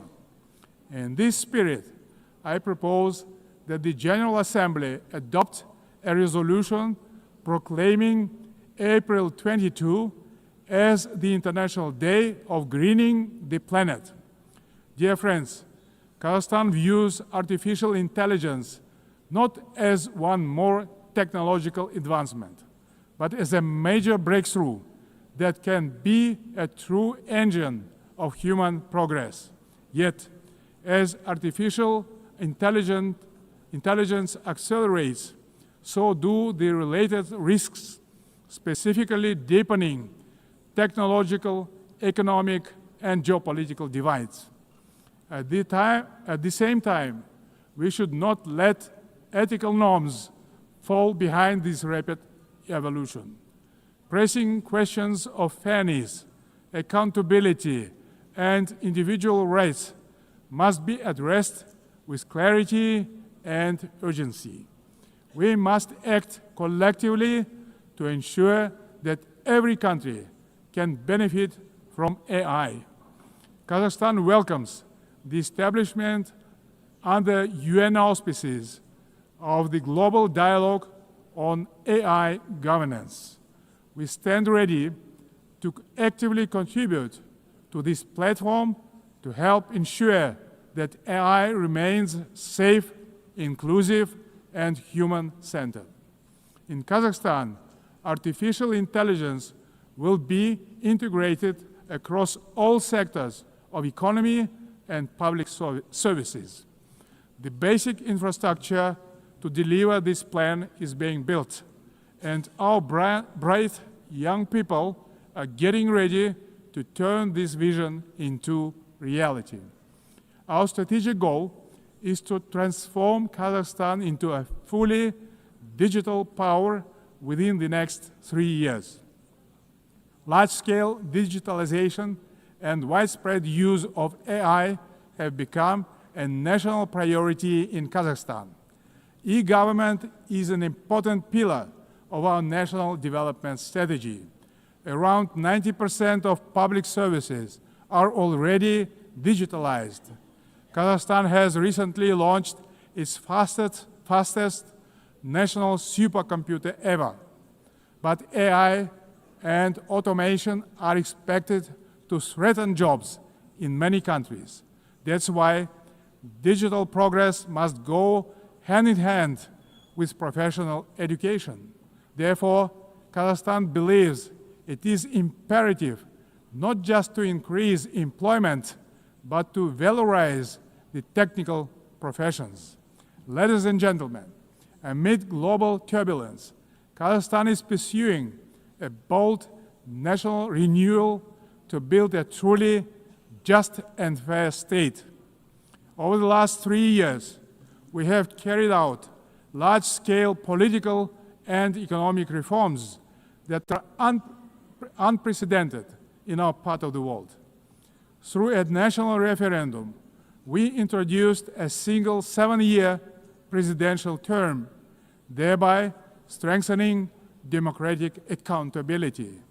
We remain committed to the formula of strong president, influential parliament, and accountable government. Guided by strong wish to modernize Kazakhstan, I have proposed a single-chamber parliament for a national referendum to consider. Our objective is to continuously embrace the political system to make it more transparent, effective, and reflective of people's aspirations.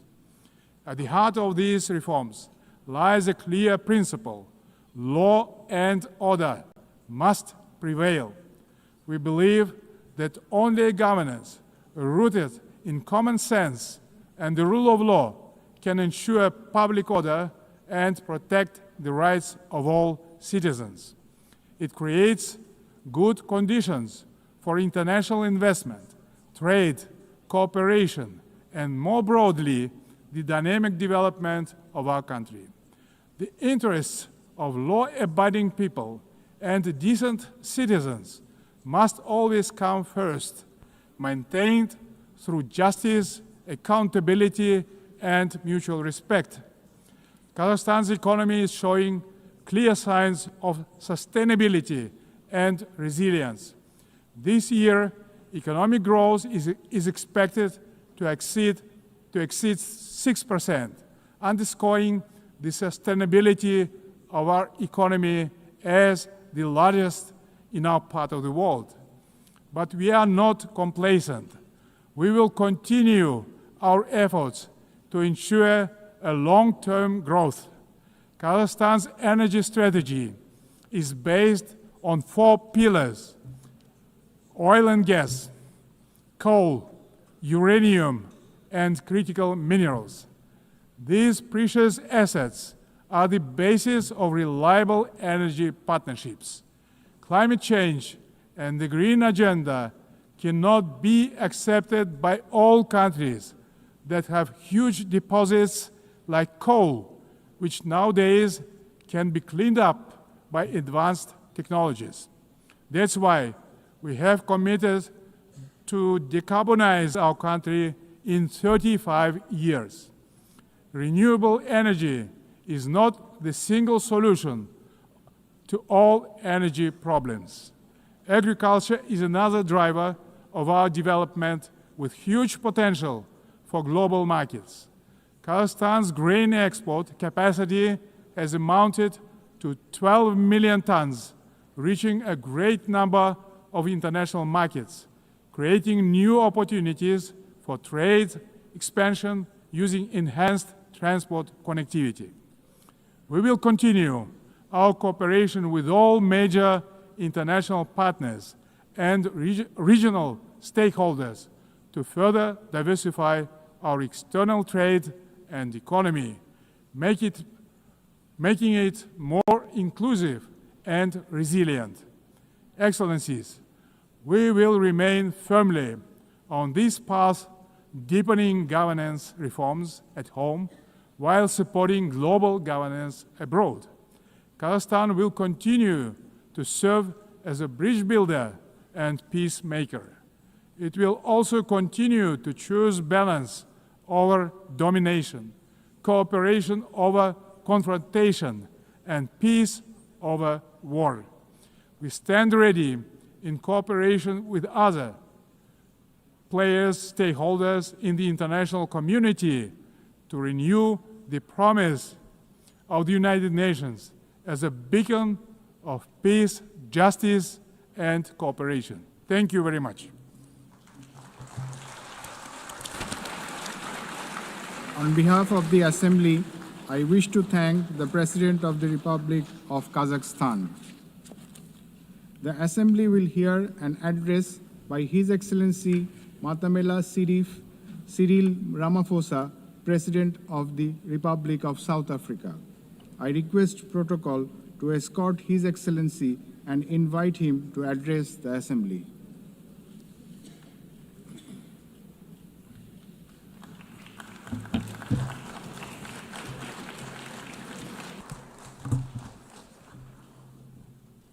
Thank you, President of the 80th session of the UN General Assembly, United Nations Secretary General, Excellencies, Heads of State and Government, and ladies and gentlemen. 80 years ago, the United Nations was established to save succeeding generations of humanity from the scourge of war and to build a peaceful, prosperous, and just world arising from the devastation brought about by global conflict. Through the UN Charter, the nations of the world pledge to uphold peace, development, and human rights, which would be underpinned by international law. Now more than ever, we are called upon to uphold the values and advance the purpose of the United Nations. We are also called upon to advance cooperation and solidarity between nations. We are called upon to promote multilateralism and safeguard the institutions that enable it. South Africa's engagement in the international sphere echoes our domestic imperatives of eradicating poverty, reducing unemployment, and addressing the root causes of inequality. Our foreign policy is guided not only by the needs of our people, but also those of the continent of Africa and the global South. Inspired by our own history, South Africa strives to maintain world peace and also the settlement of all international disputes through negotiation and dialogue and not through war. We therefore welcome the strong partnership between the African Union and the United Nations in promoting peace, security, and stability on the African continent. This year, South Africa is honored to preside over the G20. This is the first time that G20 Leaders Summit will be held on the African continent, the cradle of humanity. South Africa's G20 presidency is guided by the theme equality, solidarity, and sustainability. To give full meaning to our theme of equality, solidarity, and sustainability, we have invited the G20 countries to join us in prioritizing the following areas. Firstly, in discussion to strengthen disaster resilience and response by addressing the increasing frequency and impact of climate-induced natural disasters. Secondly, to ensure that we have debt sustainability for low-income countries by crafting innovative ways to support countries to have low levels of debt to maintain economic stability. Thirdly, to discuss how to mobilize finance for a just energy transition by encouraging investments in renewable energy and sustainable technologies, without foregoing what we would call baseload energy sources. Fourthly, by harnessing critical minerals for inclusive growth and sustainable development through the value addition processes, that is, beneficiation of these minerals at the source where the minerals are extracted, to foster the development of communities where these minerals are found. These priorities reflect South Africa's commitment to addressing global challenges and promoting inclusive growth and sustainable development. Our country's G20 presidency is a significant opportunity for South Africa to advocate for Africa's development agenda and to amplify African voices in global economic governance for a continent that is irreversibly on the rise. As member states of the United Nations, we have all adopted the Sustainable Development Goals. However, many of these goals remain elusive. There are many reasons that hold many countries back from fulfilling and implementing these development goals.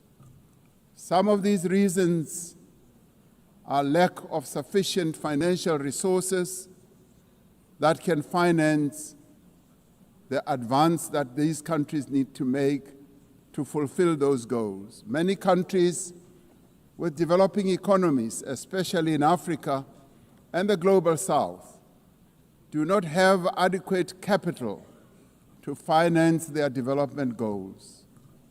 They are indebted and are paying much more on debt servicing than they do on health and education. In fact, these countries pay much more than countries in the North for their debt. Yet through global solidarity, by having fairer lending rules, especially for several of the global South countries, we can achieve our shared commitment. Through the G20 process, we are working towards building consensus on how this problem can be tackled, including the reform of international financial institutions, particularly multilateral development banks, to better tackle global challenges that many countries face. The multilateral trading system needs to be reformed as we reconfirm that the World Trade Organization remains the only multilateral body that is capable of managing differences and coordinating positions in global trade. Trade is one of the most important instruments to mobilize domestic resources for development. It is concerning that geopolitical shocks and unprecedented trade policy volatility are destabilizing the global economy and jeopardizing a critical source of development finance. In fact, the economy and jeopardizing a critical source of development finance. In fact, trade is now being used as a weapon against a number of countries in the world. We must redouble our efforts to strengthen the link between trade and development. Unilateral trade practices and economic cohesion have a detrimental impact on many nations. This includes the economic embargo against Cuba, which has caused untold damage to the country's economy over the years. This unfair embargo must be lifted and we want it lifted sooner rather than later.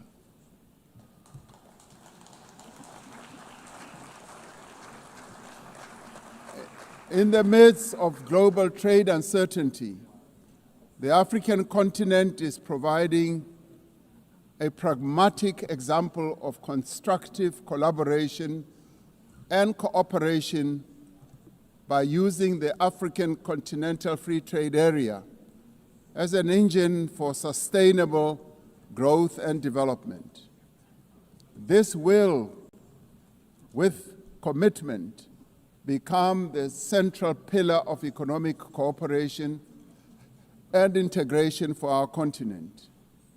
As part of the effort to build more inclusive economies, South Africa's G20 presidency has launched an extraordinary committee of independent experts on global wealth inequality.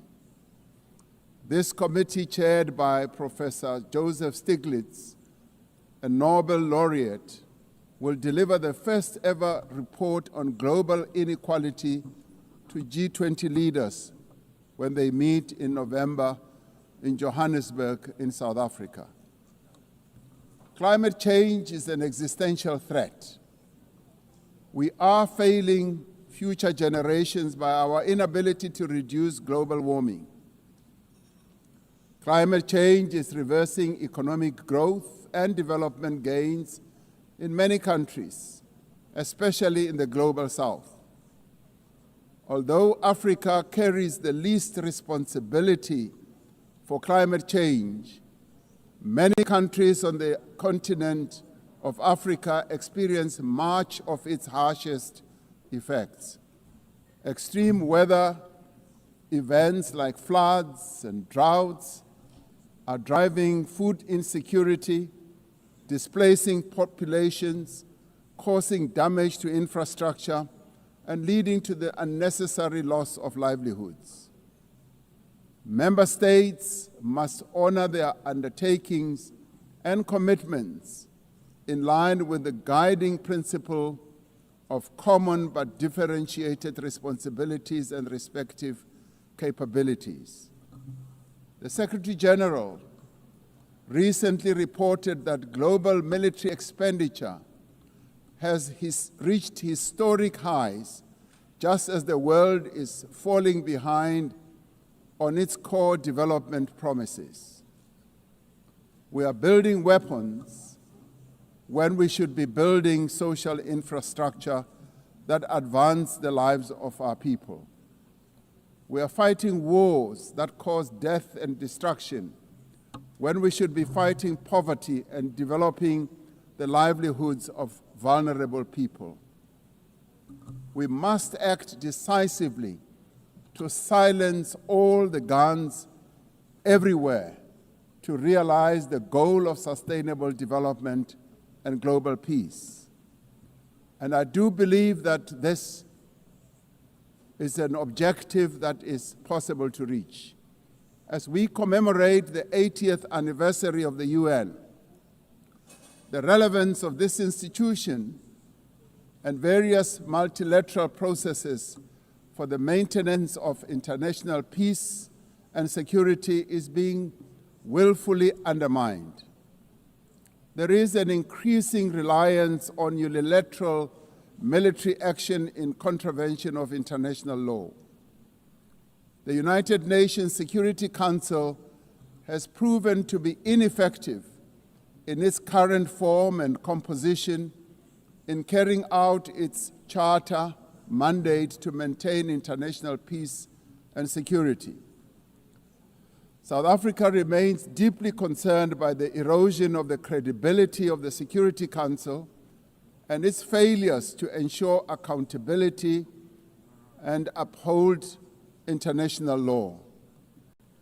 As the security and humanitarian situations in the Democratic Republic of the Congo, Sudan, Gaza, and elsewhere deteriorate, it is a matter of great concern that there are countries that continue to violate international law and also defy the United Nations resolutions and rulings, also from bodies like the International Court of Justice.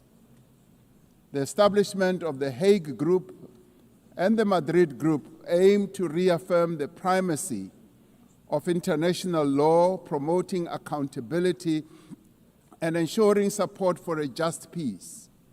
We cannot and should not accept that members of this organization continue willfully to violate without consequence the charter that we have all agreed to uphold. Therefore, as nations that have pledged to uphold the UN Charter, we have the ultimate responsibility to ensure and protect the rights of the Palestinian people to self-determination, consistent with the case that South Africa brought before the International Court of Justice. There is growing global consensus. There is growing global consensus that Israel is committing genocide in Gaza. Just last week, the United Nations Independent International Commission of Inquiry found that Israel is responsible for the commission of genocide in Gaza. As Palestinians continue to face genocide and famine, we have a duty to act. South Africa has acted in the interest of saving lives by insisting that the International Court of Justice should make a ruling that indeed genocide is being committed in Gaza and that it should stop. And we stand here to say it must stop.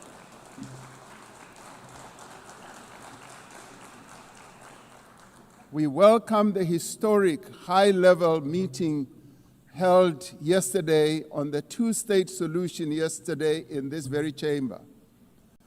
This reflects the determination of the global majority, a global majority that now stands at 142 and more countries, that Palestinians deserve a peaceful state alongside a peaceful Israel.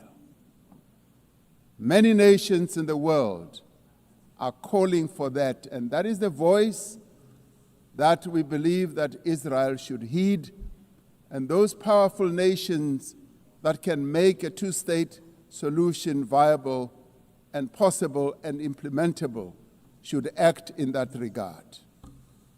The long overdue announcement by increasing number of countries to recognize the state of Palestine is testament to this determination. We have a responsibility as the member states of the United Nations to reaffirm the right also of self-determination of the people of Western Sahara.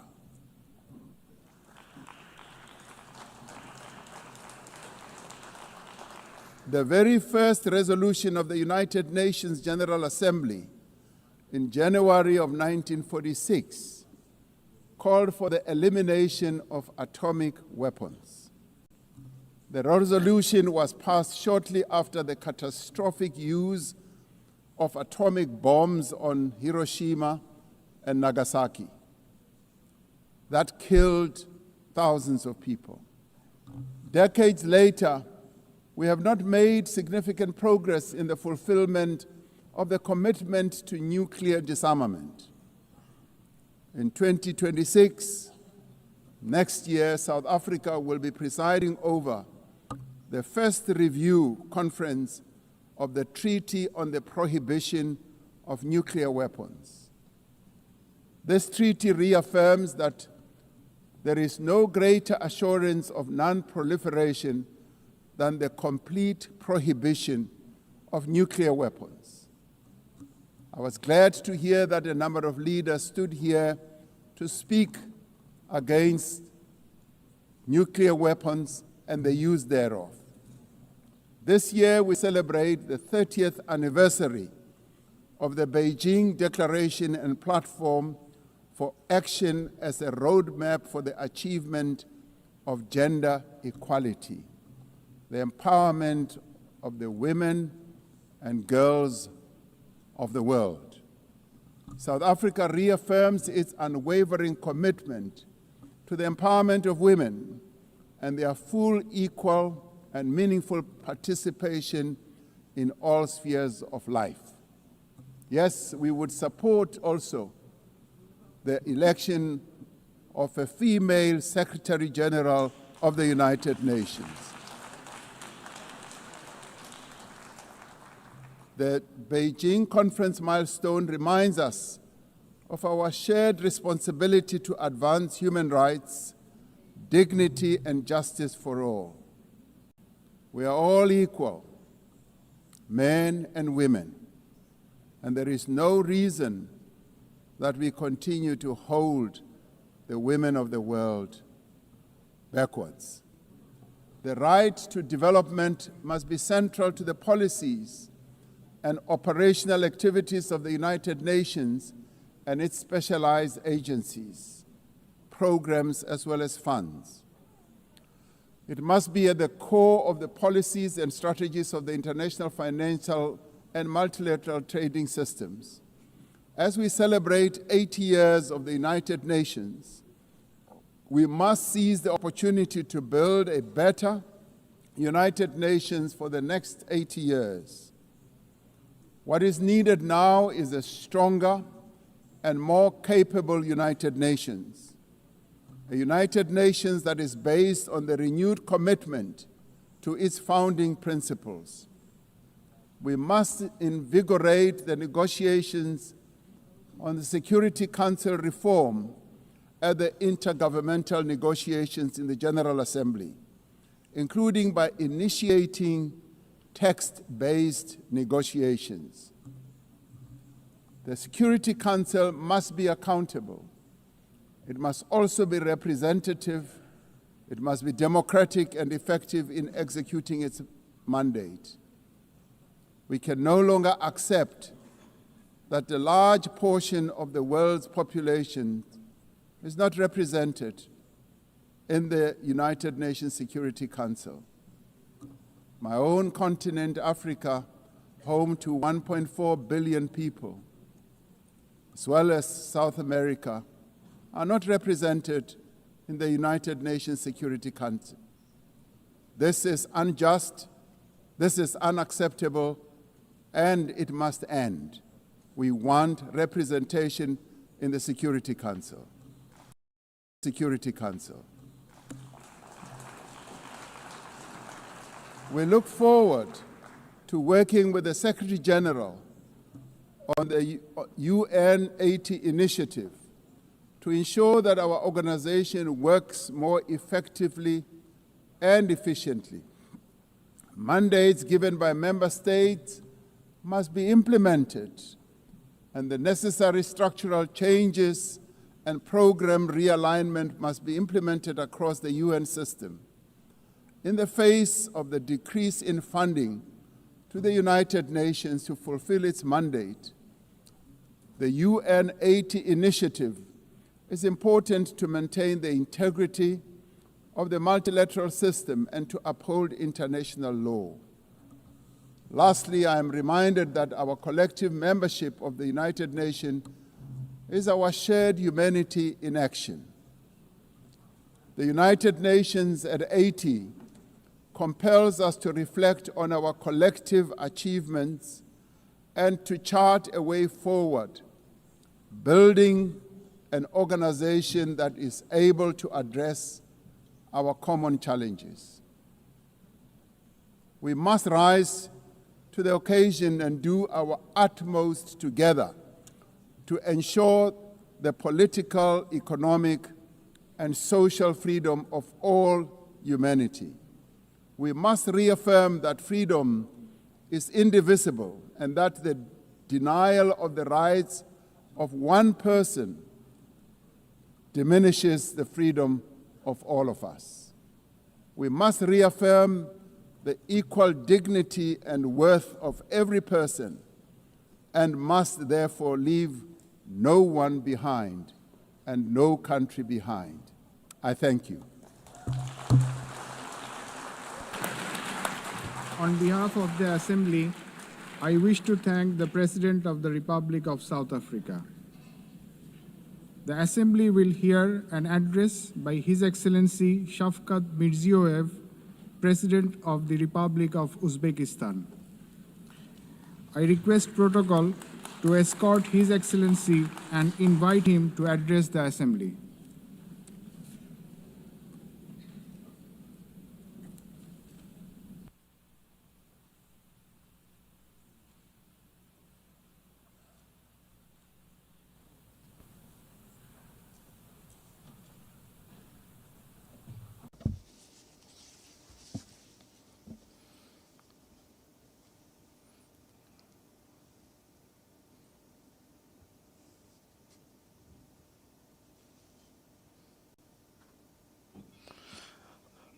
Distinguished Madam President, distinguished Secretary General, heads of delegations, ladies and gentlemen.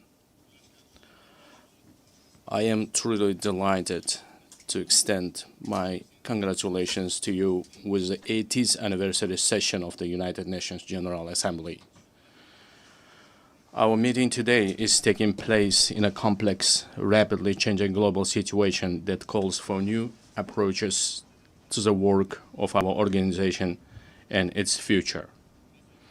Today, across the world, the role and place of international institutions are weakening. Confrontations, conflicts, and wars are intensifying. Technological and social inequality is increasing. An economic and humanitarian crisis are deepening. All of this is creating an entirely new and unsettling geopolitical reality. We highly commend the efforts of His Excellency Secretary General Antonio Guterres aimed at maintaining our organization as a main platform for the peaceful resolution of the most difficult and pressing global issues. In this regard, we fully support the UNAT initiative and reaffirm our strong commitment to the Pact for the Future. We support the transformation of the United Nations Security Council and the expansion of its membership in order to effectively address current threats and challenges and protect the interests of the developing countries. Distinguished participants of the session, we are pursuing a policy to build a democratic, law-governed, social, and secular new Uzbekistan in full alignment with the Sustainable Development Goals. To this end, we are consistently continuing our irreversible reforms.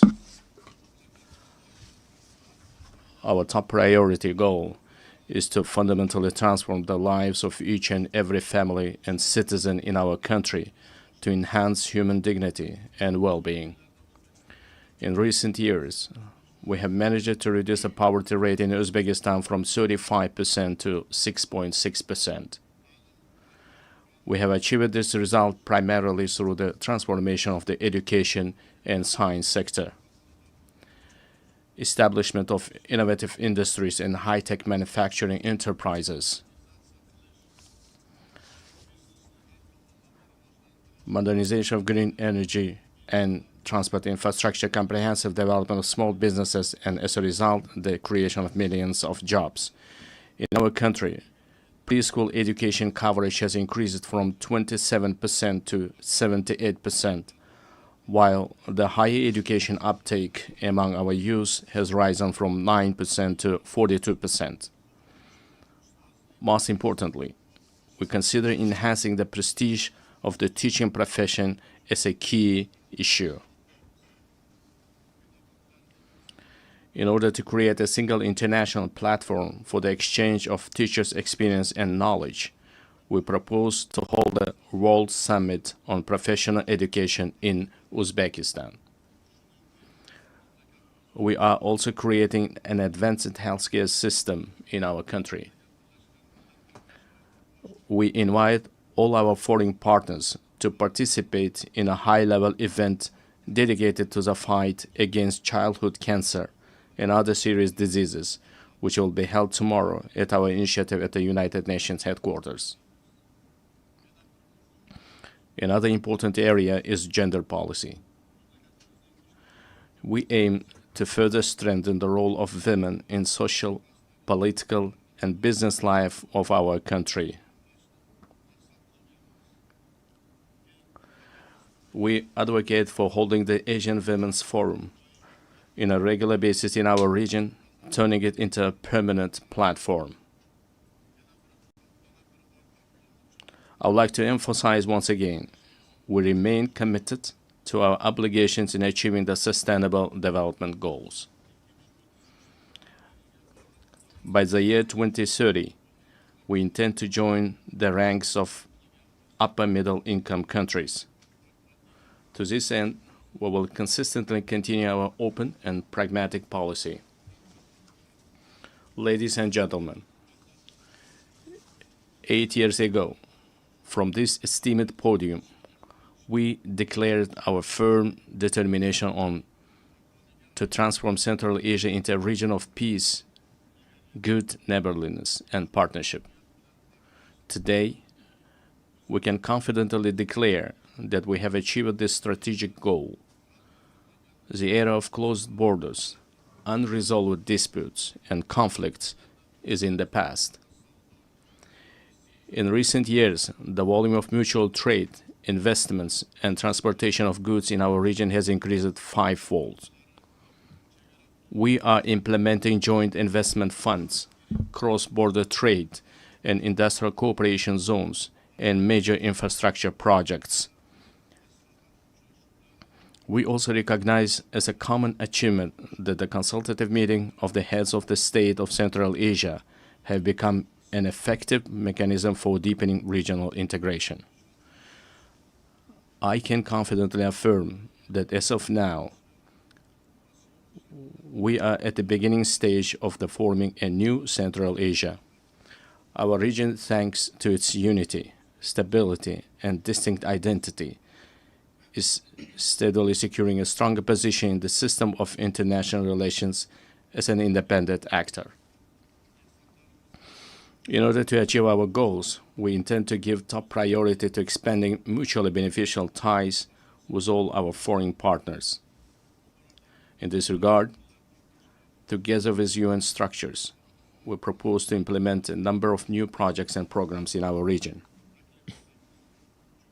In particular, we propose holding an international forum under the auspices of ECOSOC and UNCTAD, dedicated to the economic development of the Central Asian states, establishing a regional hub for green technologies in industry jointly with UNIDO, adopting program on the rational use of water resources, the creation of green spaces, and the achievement of demographic resilience in our region.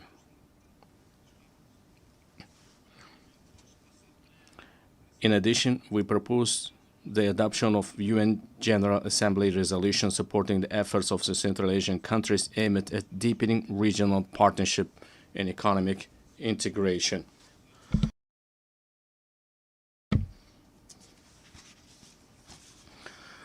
Distinguished heads of delegations, speaking about global and regional security and sustainable development, it is impossible to overlook the issue of Afghanistan. Supporting the aspirations of Afghan people for a peaceful and stable life requires the united efforts of the international community. I would like to emphasize that it is of utmost importance to prevent this country's isolation. We intend to implement large-scale economic and infrastructure projects in that country. We propose to adopt a dedicated UN resolution on the development of transport and energy corridors of international significance through the territory of Afghanistan. At the same time, we cannot turn a blind eye to the deeply worsening humanitarian crisis in the Gaza Strip. We call for an immediate cessation of hostility and the continuation of political negotiations. In line with the UN resolutions, we remain steadfast supporters of the two-state solution principle. We are also deeply concerned by the situation around Ukraine. We welcome the start of the high-level dialogue aimed at resolving the crisis through diplomatic means. Distinguished participants of the event, effective measures are being undertaken to implement the global counterterrorism strategy in Central Asia. In cooperation with the UN Office of Counterterrorism, a regional council on rehabilitation and reintegration was established. We propose to transform this council into an international competence center. This very body will serve as an important platform for exchanging experiences on adapting to peaceful life for those repatriated from conflict zones. Furthermore, we stand ready to provide all the necessary conditions for the establishment of the Regional Office of Counterterrorism in Uzbekistan. Dear ladies and gentlemen, in today's world full of threats, we are witnessing how vulnerable the global transport system is. These challenges primarily have a negative impact on the stability of landlocked developing countries. It is of utmost importance to ensure the security of international transit corridors and to establish efficient logistics networks. In this regard, we believe the time has come to introduce a global mechanism on strengthening transport connectivity to achieve sustainable development goals. I would also like to draw special attention to the increasingly acute challenges of climate change. For instance, the consequences of the RLC desiccation must remain at the constant focus of the international community. We are consistently continuing our work to restore the RLC ecosystem. In recent years, salt-tolerant desert plants have been planted on 2 million hectares of the dried seabed of RLC. By the year 2030, green cover will be created on 80% of this area. Another serious issue is water scarcity. As of now, more than 2 billion people in the world do not have access to clean drinking water. We are planning to hold a World Forum on water saving in our country. The outcomes of this conference are expected to recognize the water crisis as a serious threat to sustainable development. We intend to adopt a special roadmap for the wide introduction of innovation technologies in a global level. Another adverse consequence of climate change is the intensifying trend of climate migration. Unfortunately, clear international mechanisms and the legal framework in this direction have not yet been created. We advocate for the adoption of the Global Pact for a broad international partnership and coordinated policy on this serious issue. Dear participants of the meeting, it is of great importance to prevent inequalities in digital development and the use of artificial intelligence between countries. We propose to create an international cooperation mechanism aimed at the gratis exchange of practical solutions and models of artificial intelligence in healthcare, education, and culture. I would like to emphasize another priority issue. Our future, the destiny, and the prosperity of the world are in the hands of the younger generation. It is our urgent task to instill in the hearts and minds of our sons and daughters the most noble ideas, such as peace, humanism, and friendship, mutual trust, and respect. In this regard, we put forward a proposal to establish the World Youth Movement for Peace and to locate its headquarters in Uzbekistan. We are consistently implementing a policy of tolerance in our society. At the same time, we will actively continue our efforts to deeply study the ideas of Islamic enlightenment and promote them to the world. In the coming months, we will open the Center of Islamic Civilization, which is unique for our wider region. We intend to hold a special presentation at the United Nations of the rich spiritual and scientific heritage of our great ancestors, thinkers and scholars such as Imam Bukhari, Imam Tirmizi, and Imam Maturidi. Dear ladies and gentlemen, the new Uzbekistan is a supporter of mutual solidarity, open dialogue, and close partnership with all countries. We are always ready to contribute to strengthening dialogue among peoples, cultures, and civilizations, and to achieving universal human goals.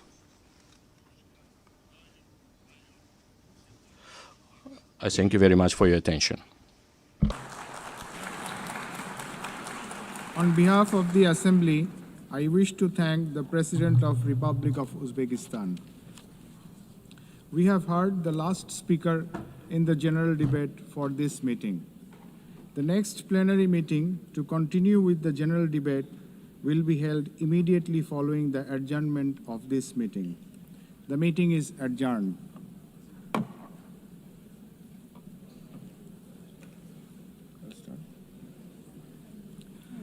The fifth plenary meeting of the General Assembly is called to order. The Assembly will hear an address by His Excellency Hurel Suk Ukna, President of Mongolia. I request protocol to escort His Excellency and invite him to address the Assembly.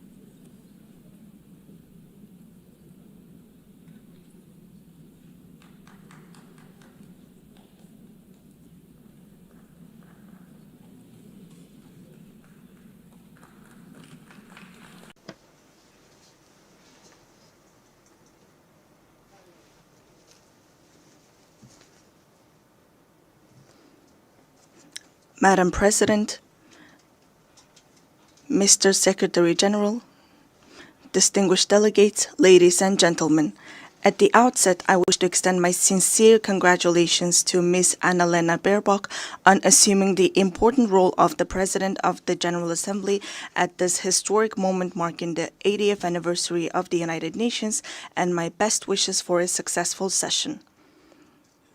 8 centuries ago, the great Chinggis Khan established the great Mongolian Empire, bringing together the West and the East under the rule of justice and principled statecraft. Spanning the vast expanse of Eurasia, the Pax Mongolica era heralded a period of remarkable progress and flourishing for humankind. The Pax Mongolica embodied progressive ideals that form the basis of today's collective efforts to maintain global peace and stability.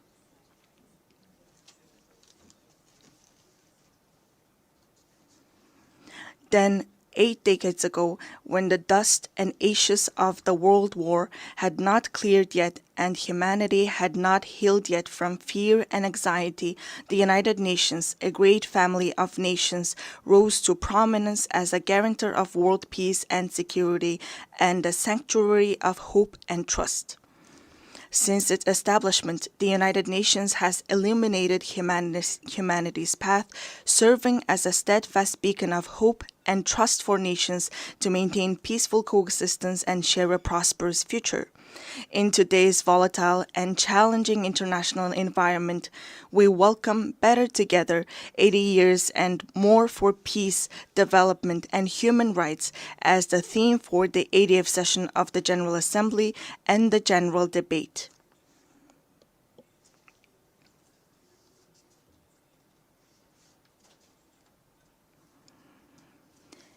Indeed, this theme calls upon us to assess and reflect upon the United Nations' achievements and challenges over the past 80 years, further strengthen its work in accordance with the United Nations Charter and the principles of international law, and combine our collective voices and efforts in pursuit of concrete and tangible outcomes. Distinguished delegates, Mongolia has consistently upheld the United Nations Charter and universally recognized principles and norms of international law, respecting the independence, sovereignty, and territorial integrity of all states, resolving disputes by peaceful means, respecting human rights and freedoms, and fostering equal and mutually beneficial cooperation. Since becoming a full-fledged member of the United Nations in 1961, Mongolia has steadfastly supported the organization's efforts to strengthen international peace and security. It has demonstrated its enduring commitments to disarmament and non-proliferation and declared its territories nuclear weapon-free status. Furthermore, Mongolia has actively collaborated with the United Nations at all levels, including establishing a dialogue mechanism in Northeast Asia, participating in the United Nations peacekeeping operations, and putting forward various proposals and initiatives in the areas of socio-economic development, environment, and climate change to advance the implementation of development policy and goals.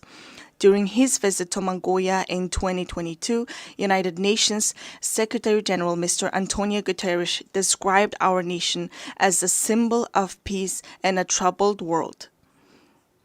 It is a profound recognition of Mongolia's humble contributions and dedication to the work of the United Nations and its enduring commitment to the cause of peace. Over the past 23 years, Mongolia has continuously deployed personnel from its armed forces to United Nations peacekeeping operations, making a meaningful contribution to global and regional peace and security. During this period, Mongolia has deployed more than 23,000 peacekeepers to 16 United Nations peacekeeping missions and consistently ranked among the top 20 troop and police contributing countries out of more than 120 member states. As we mark the 25th anniversary of UN Security Council Resolution 1325 on women, peace, and security, it is a pleasure to announce that through the steady increase in the deployment of female military personnel, the proportion of women peacekeepers from Mongolia has reached 14% in 2025. Mongolia will continue to extend its unwavering support to the United Nations in its efforts to maintain international peace and security, and it remains committed to contributing to peacekeeping operations. Distinguished delegates, at this critical juncture, with only 5 years remaining until the 2030 agenda deadline, global progress toward achieving the Sustainable Development Goals stands at the mere 17%. According to the Sustainable Development Report 2025, Mongolia's implementation of the SDGs has reached 66.7%, ranking it 14th in the United Nations Multilateralism Index. This is a testament to our decades-long efforts and a worthy achievement. I want to acknowledge the tremendous efforts of the international community and all member states in advancing the implementation of the Sustainable Development Goals. We welcome the outcomes of the 4th International Conference on Financing for Development, held recently in Seville, Spain, where a broad consensus was reached on the crucial role of financing in achieving the Sustainable Development Goals. We also appreciate that the conference agreed to increase the engagement of developing countries and take comprehensive actions aimed at reforming the current international financial architecture. Within the framework of implementing the Seville commitment adopted at the conference, it is essential to direct international development cooperation towards supporting the most vulnerable groups and addressing their challenges.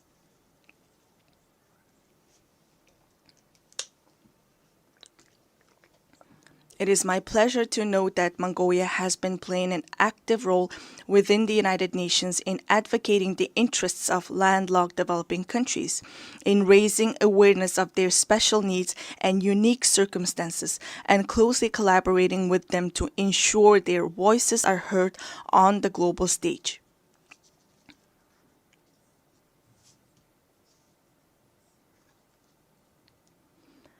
The Third United Nations Conference on Landlocked Developing Countries convened in August in Turkmenistan and adopted the Avaza Program of Action for 2024 and 2034. Landlocked developing countries have long faced trade and economic development challenges due to their geographic location. Member states have committed to implementing the program to advance the development of landlocked developing countries over the next decade and bring positive improvements to the livelihoods of more than 600 million people living in these countries. To ensure the effective implementation of the Avaza Program of Action, it is crucial for landlocked developing countries to align their national development plans with the program while mobilizing all available resources to strengthen regional integration and cooperation. Furthermore, we call upon the international community, financial institutions, and development partners to provide concrete support and cooperation with landlocked developing countries. Distinguished delegates, Mother Earth is our one and only home. However, as a result of humanity's careless behavior towards the environment, Mother Earth, with her very existence under threat, is sending a distress call like a patient in critical condition. If we do not take resolute action to preserve our Mother Earth now, she will inevitably find her own way to survive, with or without us. Since ancient times, we Mongols have believed that all beneath the sky is alive. We have revered mountains, rivers, plants, and animals, understanding that the harmony of the earth and the living world is inseparably intertwined with humanity's inner life and conscious actions.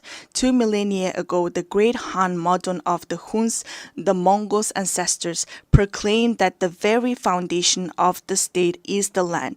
Thus, UNESCO recognized this time-honored tradition of revering nature by inscribing the Mongolian traditional ritual of worshipping sacred sites on the last of the intangible cultural heritage in need of urgent safeguarding.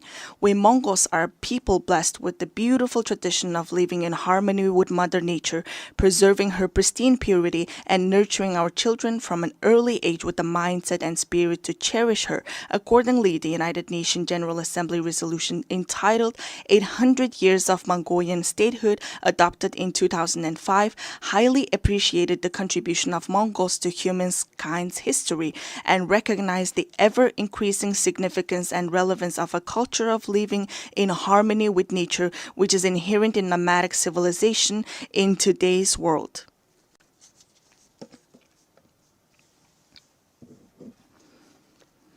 Today, we are committed to sharing our cultural heritage and traditional knowledge, rooted in a profound respect for living in harmony with nature, with the international community as a valuable contribution to building resilience and enhancing adaptation to climate change.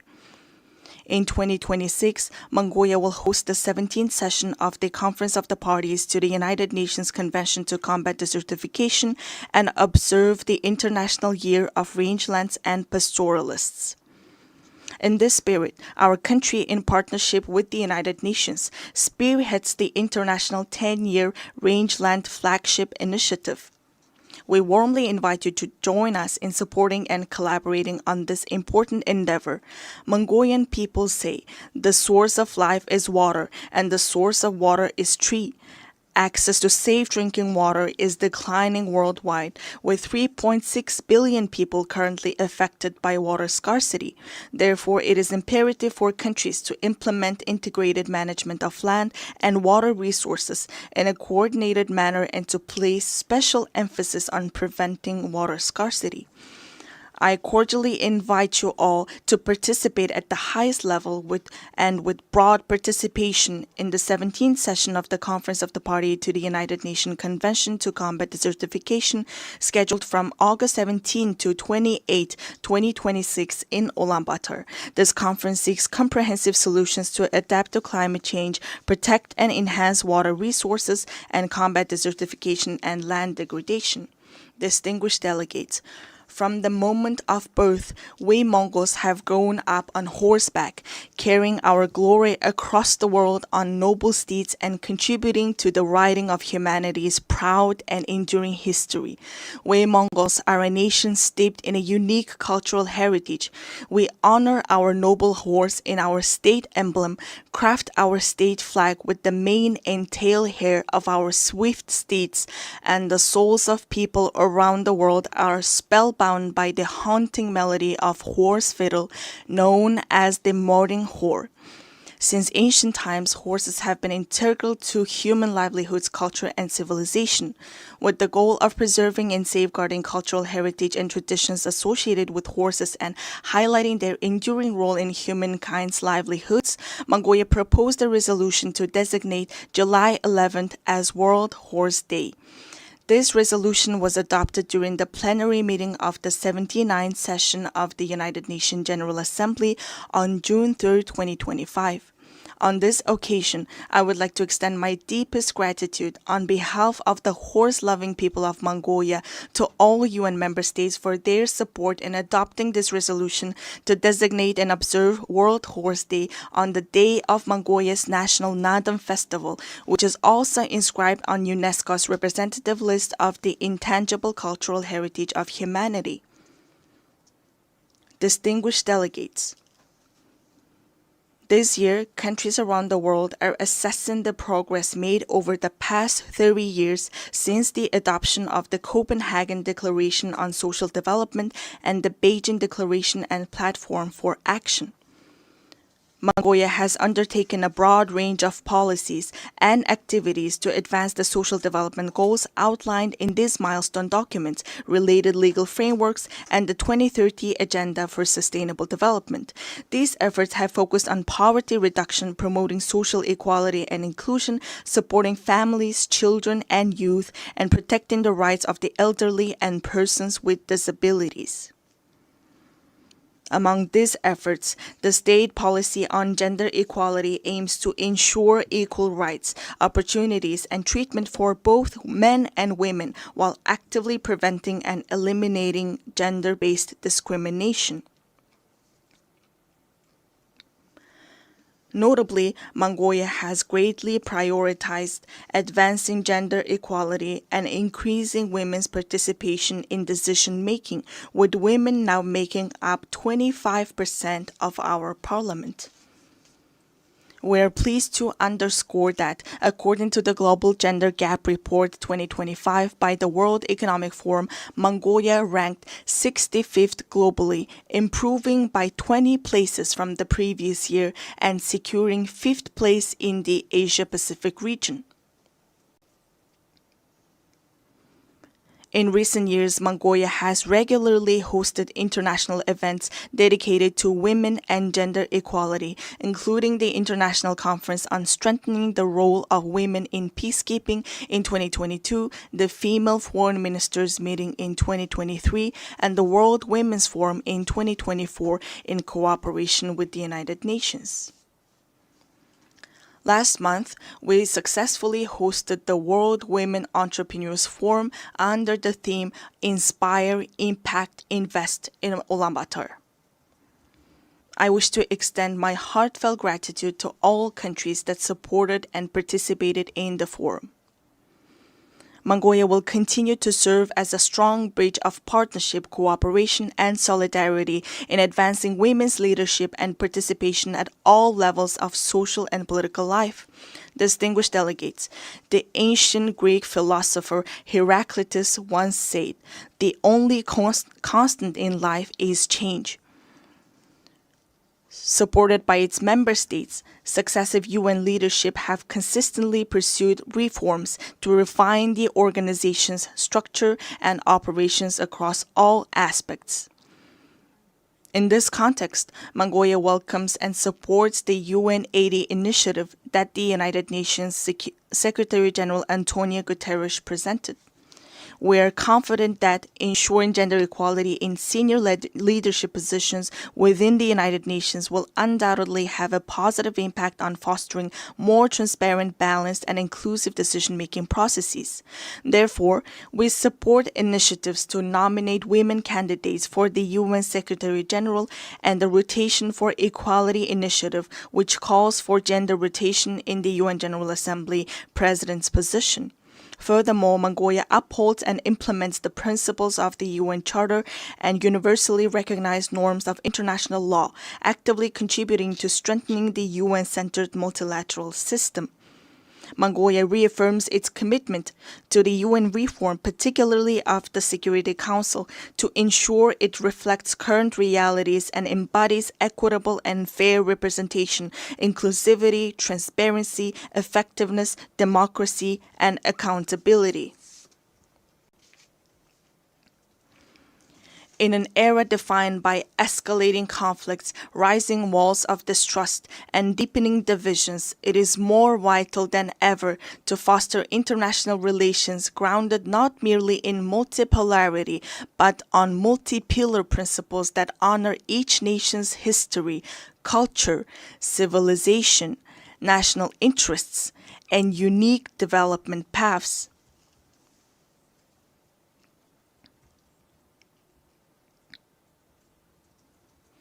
The United Nations was established 80 years ago with the noble goals of saving humanity from the scourge of war and maintaining international peace and security.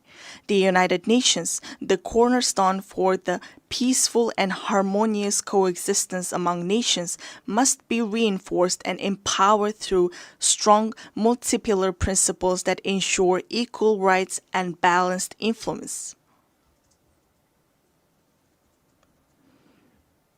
Therefore, let us reflect solemnly on whether the mission entrusted to the United Nations 8 decades ago has been fully realized, and let all member states join hands in a shared commitment to revitalize the organization into a powerful institution strong enough to usher in Pax Globalica, a lasting world peace, by embodying the ideals of the Pax Mongolica, which laid the foundation for peaceful coexistence among nations and human progress 8 centuries ago.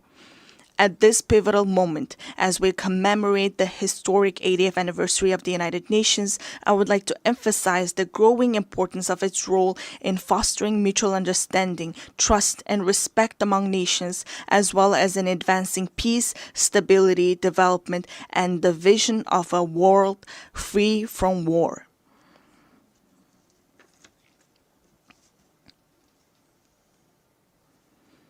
Mongolia has consistently pursued a peace-loving and multi-pillar foreign policy, made tangible contributions to international peace and sustainable development, and remains committed to fulfilling this responsibility with honor. I extend my heartfelt congratulations to you all on the momentous occasion of the 80th anniversary of the United Nations. May the eternal blue sky bless us with peace throughout the world. Thank you for your attention.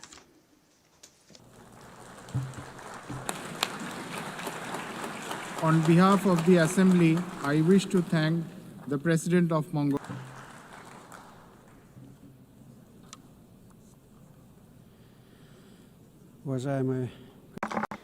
Distinguished Mr. President, distinguished heads and members of delegations, ladies and gentlemen, first of all, allow me to congratulate you on the opening of the 80th session of the United Nations General Assembly and to wish you a productive session. I would like to congratulate Ms. Annalena Baerbock on her election as President of the General Assembly and wish her every success.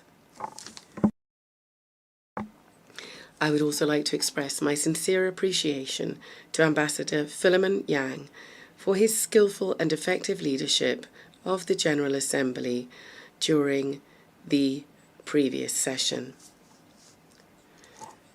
Distinguished participants, the current state of global affairs, as well as the nature and trends of political, economic, and social processes, objectively require a decisive shift towards coordinated interaction among states and international organizations in order to achieve our shared overarching goal, the maintenance of peace and security, the creation of conditions for further progressive development, and the preservation of the legal foundations underpinning the modern world order. It is precisely from this standpoint that Turkmenistan views the main objectives of the 80th session of the General Assembly, placing great hopes in its role in shaping a robust, balanced, and secure global architecture. A key area of Turkmenistan's cooperation with the United Nations is ensuring international peace and security. Recognizing its responsibility as a permanently neutral state, Turkmenistan stands ready to take further practical steps to foster an atmosphere of cooperation, mutual understanding, and respectful dialogue. These are the principal defining conditions for ensuring stability and sustainable development at the global and regional levels. We are convinced that one of the most effective mechanisms for advancing and achieving these goals today is the practical application of the principle of neutrality. In this regard, Turkmenistan has initiated the inclusion of a separate item on the agenda of the 80th session of the United Nations General Assembly, entitled Neutrality for Peace and Security. We deem this important in light of the growing recognition by the international community of the significance of neutrality, as well as the awareness of its potential and utility in the context of the UN's peace-building strategy. In line with this, during this session, Turkmenistan will propose a draft resolution entitled The Role and Importance of the Policy of Neutrality in Maintaining and Strengthening International Peace, Security, and the Process of Sustainable Development. As you are well aware, this year has been proclaimed by the General Assembly the International Year of Peace and Trust on the initiative of Turkmenistan. This landmark event coincides with the anniversary of the establishment of the United Nations. In December this year, Turkmenistan will host a major high-level international forum on the Year of Peace and Trust. We see this as a tangible contribution to achieving the strategic goals of the United Nations, and we look forward to broad and representative international participation. We believe that harmonizing national approaches to global development trends, as well as to establishing and strengthening trust and mutual understanding, should be systematic and consistent. In this regard, Turkmenistan is seeking to initiate the convening of a World Summit on a culture of peace and trust. One of the key objectives of this summit would be to develop a global code of international trust. This would serve as a universal foundation for building relations between states based on the respect for sovereignty and territorial integrity, as well as on cooperation and joint efforts to address global problems. We believe that ensuring universal peace and mutual understanding is inseparable from the civilizational aspects of modern development, and from the need to preserve and foster cultural and spiritual ties. In this context, Central Asia, which for centuries has played a clear role as a bridge spanning the civilizations of East and West, is now called upon to revive its historic mission to become a space for dialogue, cooperation, and the convergence of values and worldviews. Therefore, during this session, Turkmenistan will propose, in cooperation with the United Nations, an international forum to be held entitled Central Asia, a Space of Peaceful Coexistence.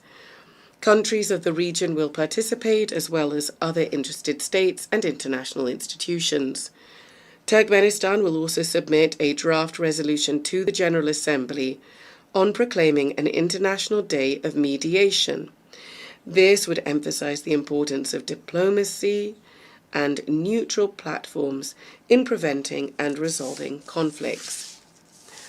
One of our country's priorities remains our active involvement in implementing the Sustainable Development Goals and in strengthening cooperation in key areas such as transport and energy. As Turkmenistan is one of the centers of multilateral dialogue on these issues, we will continue to contribute to establishing a fair, balanced, and inclusive international development system. During this session, Turkmenistan will initiate the proclamation of a United Nations Decade for Sustainable Transport for the period 2026-2035 and will submit the relevant draft resolution. We are convinced that this will help to consolidate the efforts of the international community in developing transport corridors, enhancing their sustainability and ensuring accessibility for all countries. Our country will also submit a draft resolution to the General Assembly entitled The Key Role of Reliable and Stable Energy Connectivity in Ensuring Sustainable Development. At present, one of the priority issues on the development agenda is the digital transformation. We are convinced that this transformation must be balanced. It must reflect the realities and legitimate interests of all states, including the developing world, and also must be free from politicization and bias. In this regard, Turkmenistan intends to put forward an initiative to establish a world platform on digital integration. This is to be based on the principles of equality, trust, and on preventing the use of information and communication technologies to harm peace, security, and sustainable development. During the 80th session, Turkmenistan will continue its work on environmental and climate issues.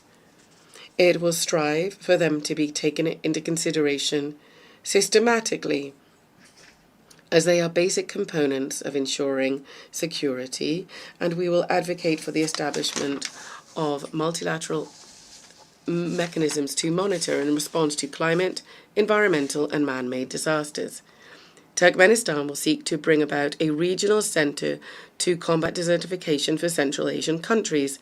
It is our belief that the establishment of such a center would contribute to building regional capacity, to strengthening cooperation in the field of environmental protection, and would also make a significant contribution to achieving the Sustainable Development Goals, particularly in combating climate change and protecting land-based ecosystems. Our country will promote the Caspian Environmental Initiative, proposed at the 78th session of the United Nations General Assembly, which is intended to become an international platform to preserve the Caspian Sea ecosystem. An important step in this direction is the Caspian Environmental Forum, which we propose holding in 2026. We are convinced that now it is especially important to strengthen the role of the UN in fostering broad humanitarian cooperation, in promoting rapprochement and mutual understanding among peoples, and in overcoming value and spiritual barriers, as well as engaging effective channels of cultural diplomacy. To develop intercultural dialogue and to lend practical support to General Assembly resolutions on multilingualism in international relations, we are proposing proclaiming an International Day of Multilingual Diplomacy as well. Distinguished heads and members of delegations, all of Turkmenistan's international initiatives and actions are always measured against and aligned with the UN Charter and its founding documents, as well as with its long-term goals. It is no coincidence that we always emphasize that cooperation with the UN is a strategic priority for Turkmenistan. We say this with the conviction that the UN is the only international organization endowed with universal legitimacy. In this regard, it must remain the guarantor of peace and development, and be the backbone of global security and stability. Turkmenistan will continue to advocate consistently for strengthening the central role of the UN in international affairs. We consider strengthening the primacy of international law and in improving the international legal framework and increasing the effectiveness of the implementation of UN conventions, treaties, agreements, and other multilateral documents as key factors in this regard. In this context, Turkmenistan is initiating the proclamation of the Year of International Law in 2028. This will become an important step in strengthening the international legal foundations of peace and cooperation. Ladies and gentlemen, this session holds special significance for Turkmenistan. 30 years ago, within these very walls, the United Nations General Assembly unanimously adopted the resolution on the permanent neutrality of Turkmenistan. For our country, this was a momentous, historic event. In essence, it determined the entire subsequent course of Turkmenistan's foreign and international policy. International recognition of our neutrality also contributed to boosting the country's domestic development by providing favourable external conditions for this.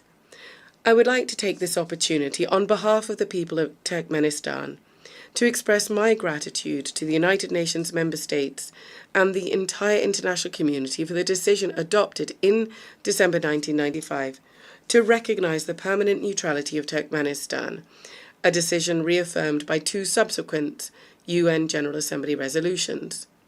Turkmenistan will always remember the trust placed in it and will steadfastly and unswervingly uphold its international commitments. Once again, I would like to congratulate all delegations on the opening of the 80th anniversary session of the United Nations General Assembly and wish you every success in strengthening our cooperation and mutual understanding. Thank you very much indeed.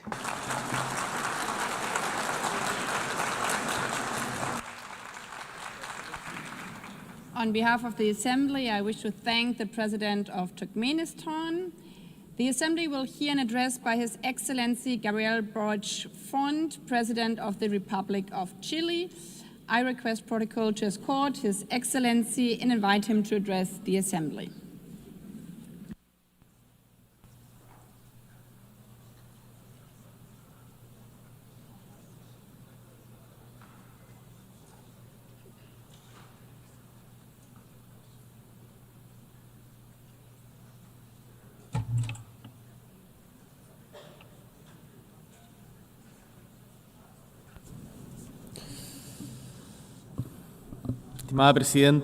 Distinguished President, members of the United Nations General Assembly, guests, peoples of the world, residents of New York.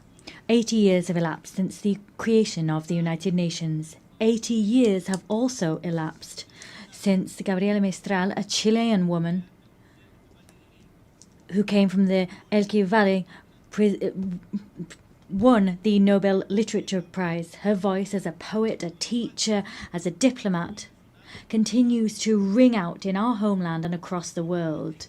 And it was precisely here in New York in 1955 that the Chilean ambassador, Jose Massa, conveyed a message about human rights that was written by Gabriela Mistral. That message said, I would be happy if our noble strength, our noble struggle to obtain human rights was taken up faithfully and loyally by all nations of the world. This triumph would be the greatest we could achieve in our time. We have we notched up that victory? Have we triumphed in that way? The answer is categorical no. And the fact is, at this stage, I don't really know what to say about Gaza, because many people have said everything already at this podium and at others, but there are our words and those that may be spoken by anyone, but regardless, we still have the fact that innocent people have lost their lives. We still have the empty stares of those suffering. In 2025, thousands of innocent people have lost their lives simply on the grounds of being Palestinian. 80 years ago, the same thing happens. Millions lost their lives simply for being Jewish. Instead of talking about figures, issuing condemnations or demands, as we tend to within these walls, instead of that, I want to talk about humankind. Humanity. Gaza is a global crisis because it is a crisis of humanity. And in this chamber, and for those who are listening to us in their homes, within their delegations, in their various countries, all of us are human beings. That's what I'd like to say. So when under the rubble, we have children, boys and girls lying under that rubble, there is genuine pain and grief in our homeland in Chile. And I know that that pain is shared by the vast majority of the world's nations.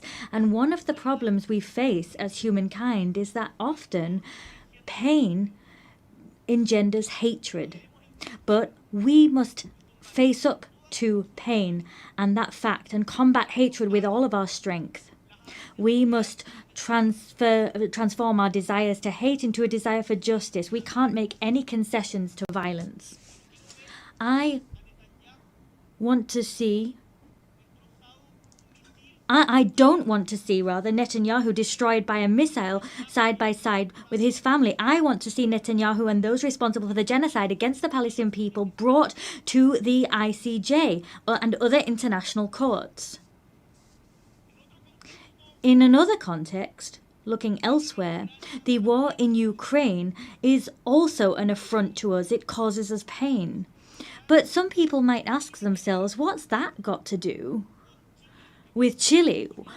What's happening in Ukraine got to do with Chile? They're so far apart, we don't understand their language. Some people level those arguments against us and our homelands. We say back to them that we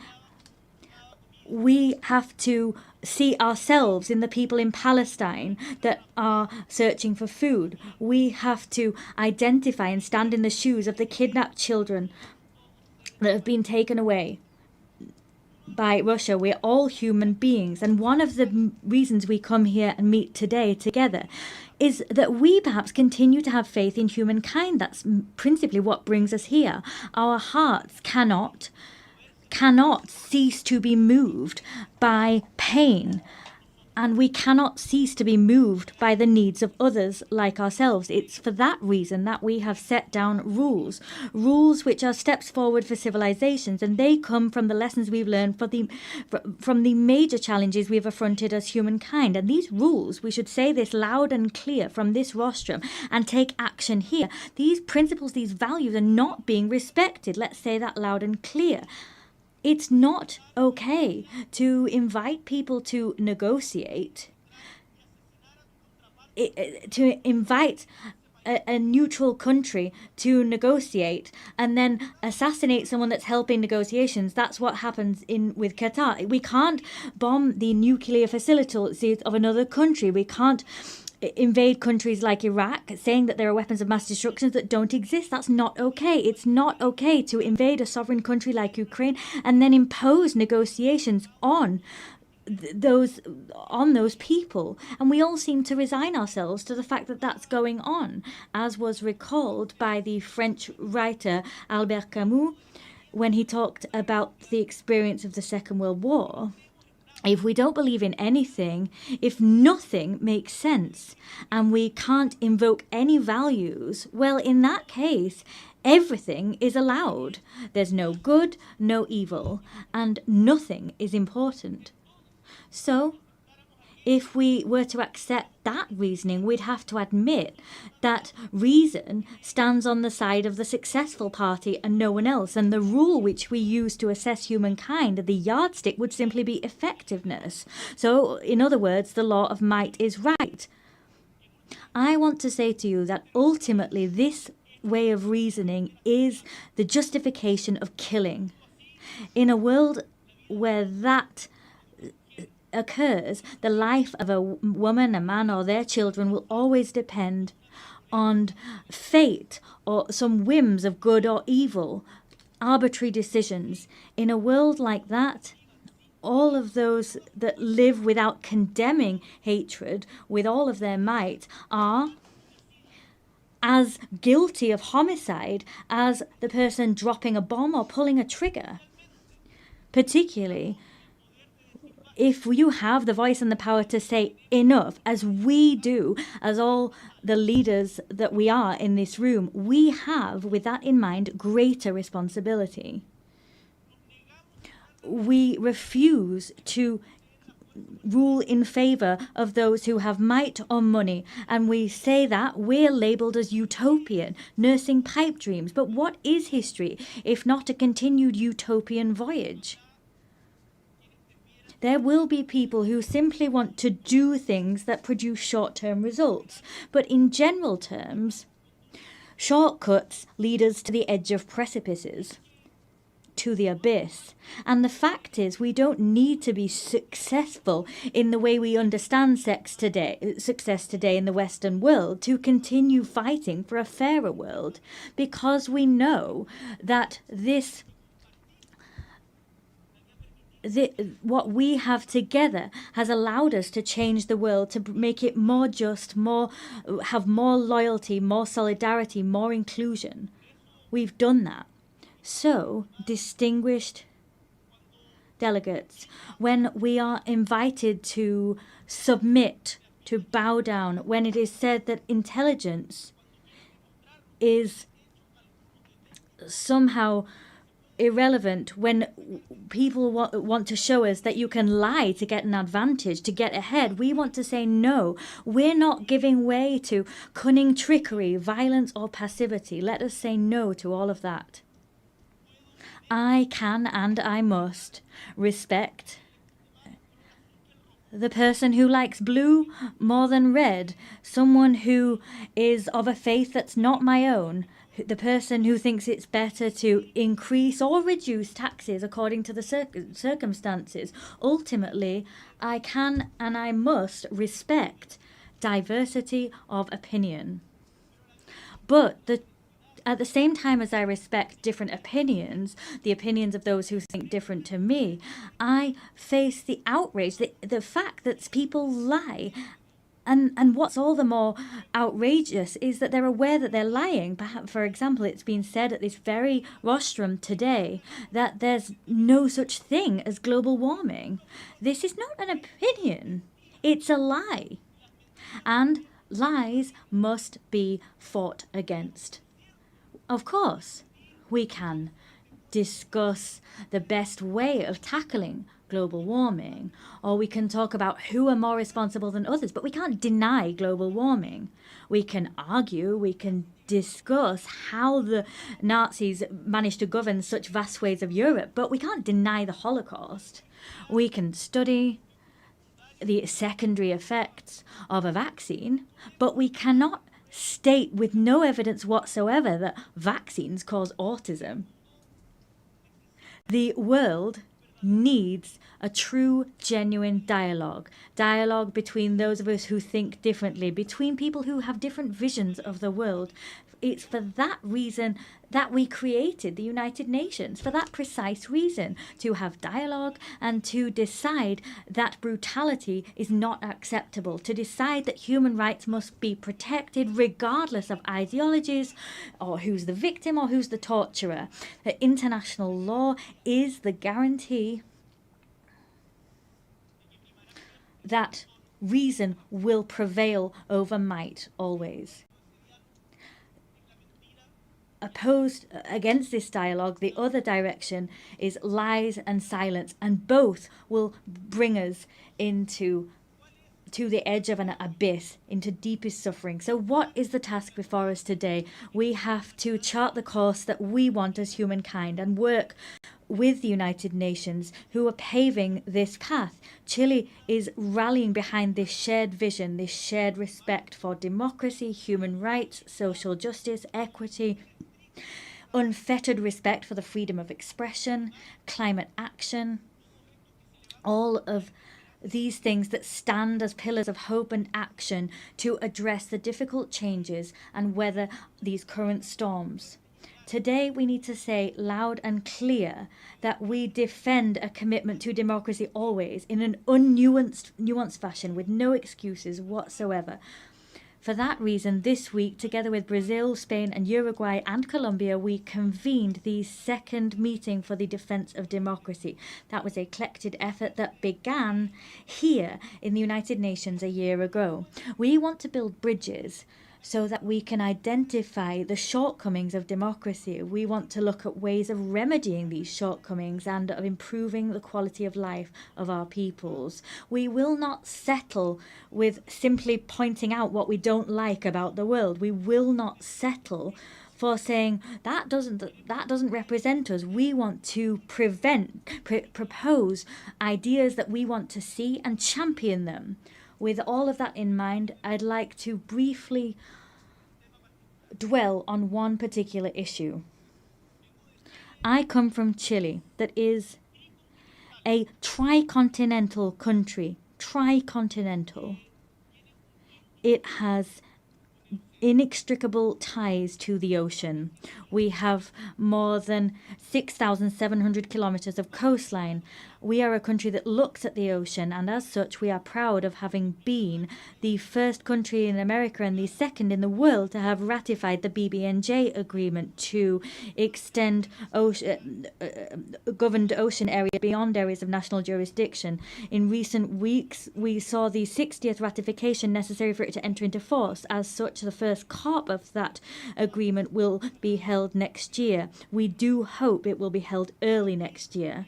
Here, I wish to reiterate the fact that we are ready and willing to have its secretariat established in our Pearl of the Pacific in the city of Valparaiso, because we believe that this agreement is an opportunity to make ocean governance closer to the global south. Chile is always also a country that looks towards and has an Antarctic vocation.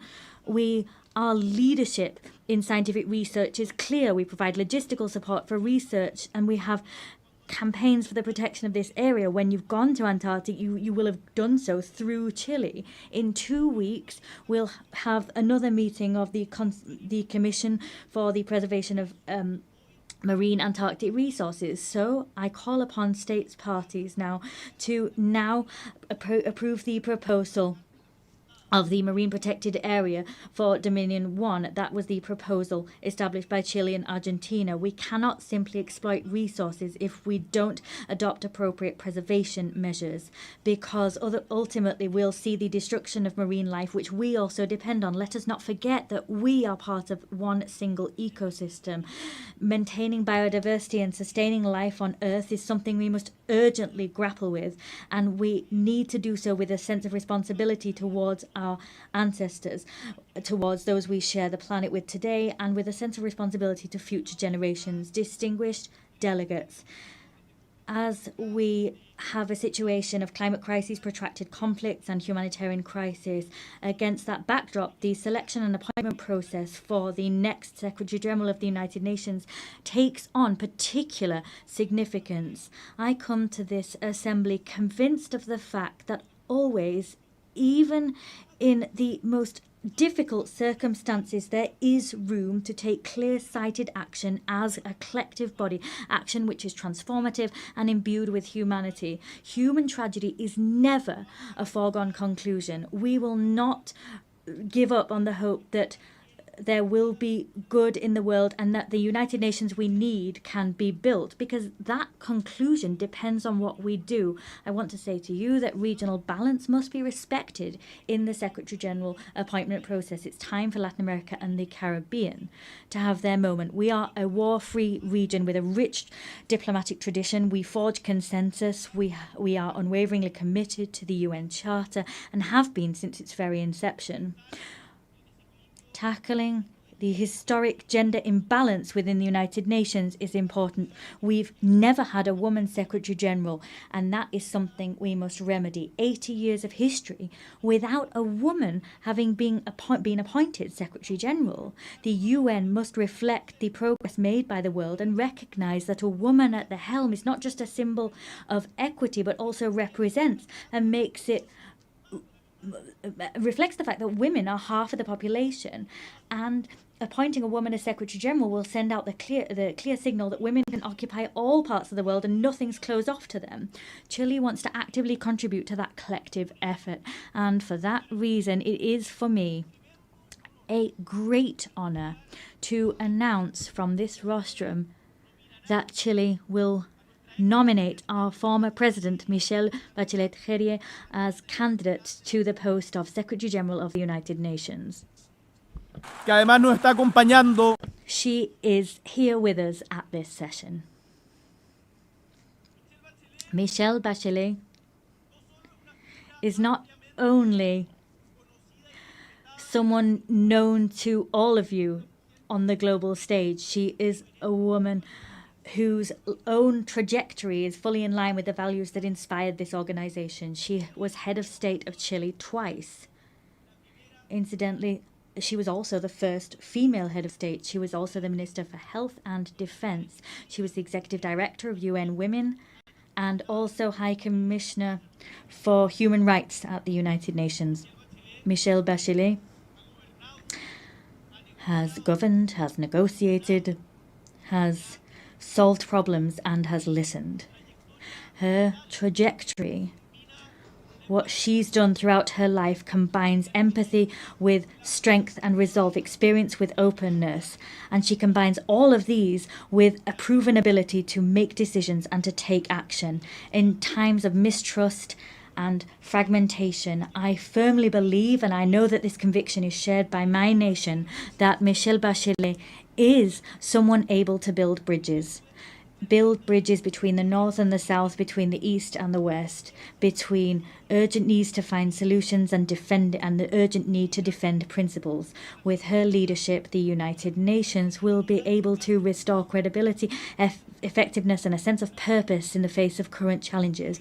She will build on the legacy of Antonio Guterres that I can say has given the best of himself from the good of humankind within this institution. With humility and a sense of conviction, Chile presents this candidacy with the conviction, the certainty that Michelle Bachelet will be able to make a decisive contribution to making the United Nations once more a place for meetings, place for solutions and active hope for the world as a whole. Distinguished delegates, 80 years. Let us look back at those decades and let us take stock of the strides forward seen in international governance. In spite of the challenges we're facing, we can also say that we have made progress. But we are eaten away at by the feeling that progress is under threat. Who will draw the maps of the future? We want to believe that those cartographers will not be those waging assaults on multilateral institutions and eroding their credibility. We don't want them to be those who humiliate the weak. We want all peoples together to draw the maps of the future. Together we represent all of those people, and together we will trace out clear maps so that we have not only a possible and viable future, but one that is full of dignity for everyone and respects them. And to achieve that goal, this organization, let us remember the organization that was built on the ashes of the Second World War after the failure of the League of Nations, this organization is crucial. And renewing it, changing it, reforming it is an urgent need. So, as a renewed organization, but one with the same purpose,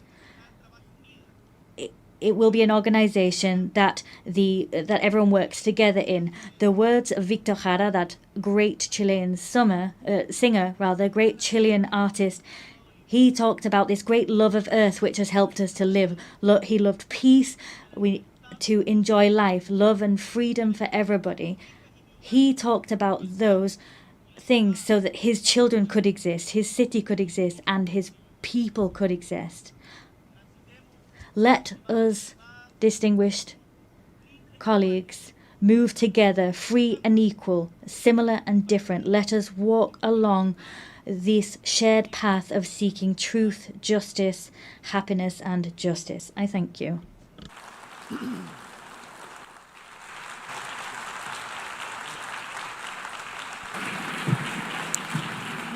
Muchas gracias. On behalf of the Assembly, I wish to thank the President of the Republic of Chile.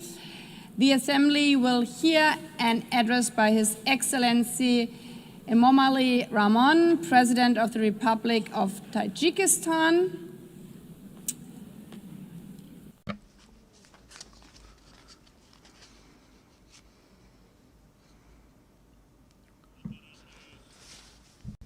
Your Excellency, Madam President, Excellency, ladies and gentlemen. Today, as we commemorate the 80th anniversary of the adoption of the United Nations Charter, I extend to all member states my heartfelt congratulations and best wishes on this occasion.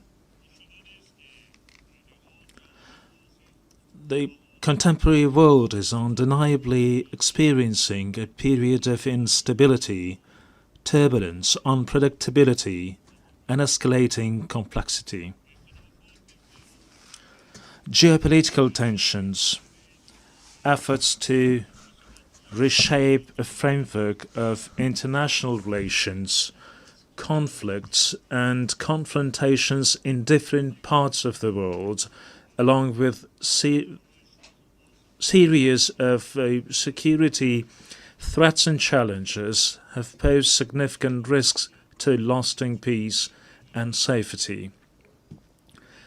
At the same time, the consequences of climate change and growing social inequality impose restrictions on the process of sustainable development and sustainable global development.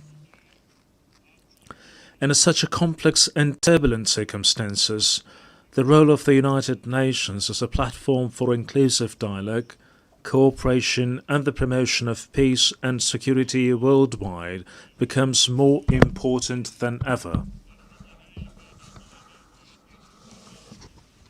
In this regard, our countries should make joint and consistent efforts in international practice to protect this principle, return to full compliance with international law. In this process, strengthening equal cooperation among small and large states is also considered to be an important and timely step. Madam President, Tajikistan's National Development Strategy 2030 is fully aligned with the Sustainable Development Goals, and we support a full and timely implementation of this item of global agenda. Unfortunately, developing countries, particularly those mountainous and landlocked, face multiple challenges and difficulties in achieving these goals.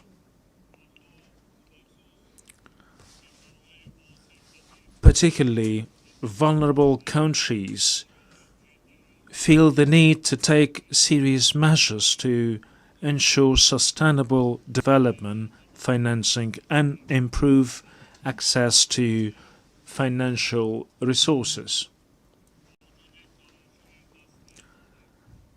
Despite significant attempts in this field, the amount of funding for sustainable development offered by the international community continues to be insufficient to address their current need.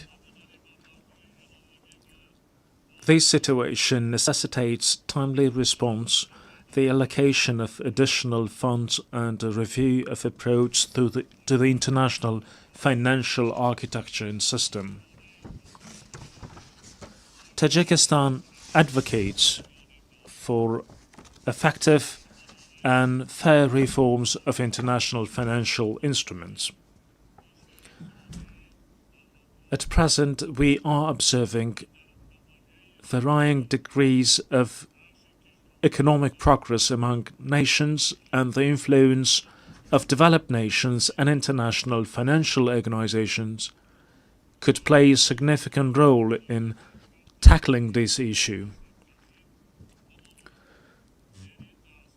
Many developing and less developed countries remain vulnerable to the impacts of economic and financial crisis, poverty, infectious diseases, including COVID, natural disasters, and food insecurity.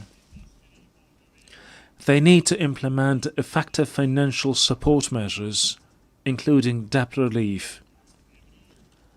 In our view, now is the high time to seriously consider this important item. Ladies and gentlemen, today climate change-related issues in various countries around the world, including Tajikistan, pose serious obstacles towards achieving the Sustainable Development Goals. Our country, with 93% of its land covered by mountains, is deeply concerned of an adverse effect of this situation. Changes in the hydrological cycle, a series of floods and droughts, and severe dust storms over the past decades have had a direct impact on Tajikistan's water and energy resources and food security.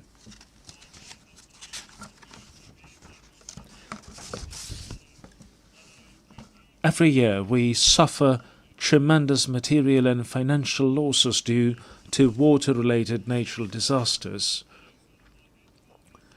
Regrettably, these phenomena often result in loss of life and the destruction of vital infrastructure. The impacts of climate change and rising temperatures have led to accelerated melting of glaciers and the deterioration of marine and ocean ecosystems. I would like to recall that Tajikistan hosted the high-level International Conference on Glaciers Preservation this summer in Dushanbe. This meeting brought the international community together to intensely deliberate on issues related to the cryosphere. It is worth noting that of Tajikistan's 14,000 glaciers, which are one of the region's main sources of drinking water, more than 1,300 have completely melted, and the rate of melting of these ices is accelerating. This is even though Tajikistan's glaciers and other water sources account for up to 60% of Central Asia's water resources. We must not remain indifferent to the matter of addressing issues related to the source of human life, water. Distinguished delegates, ladies and gentlemen, Tajikistan plays a proactive role in water diplomacy. our country is taking practical steps in cooperation with its international partners as a part of its latest initiative, the International Decade for Action Water for Sustainable Development 2018-2028.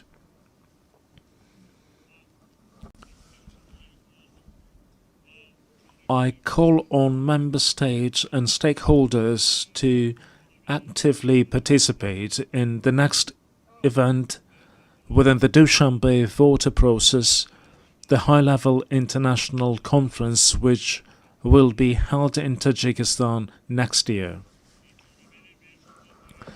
This event will undoubtedly give a new impetus to our continued joint efforts within the framework of the Water Action Agenda. We are confident that it will also serve as a solid foundation for preparations for the 2028 United Nations Water Conference in Dushanbe. Madam President, strong institutions and legal literacy are the ground of a just and stable society. Today, the international community is witnessing disrespectful and violation of international law, which is the foundation of order, peace, and stability throughout.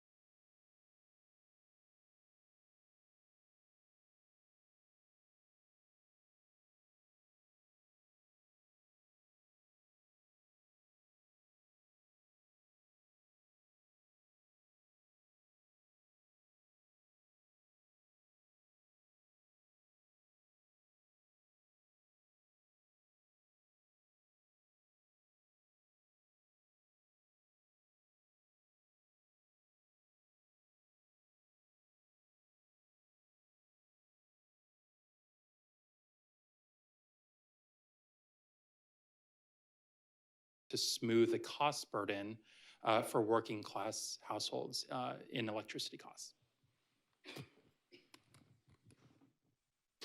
Yes, municipalities play a key role in the distribution of electricity. And with the reforms that we've embarked upon, a number of municipalities are now going to start the generation processes as well.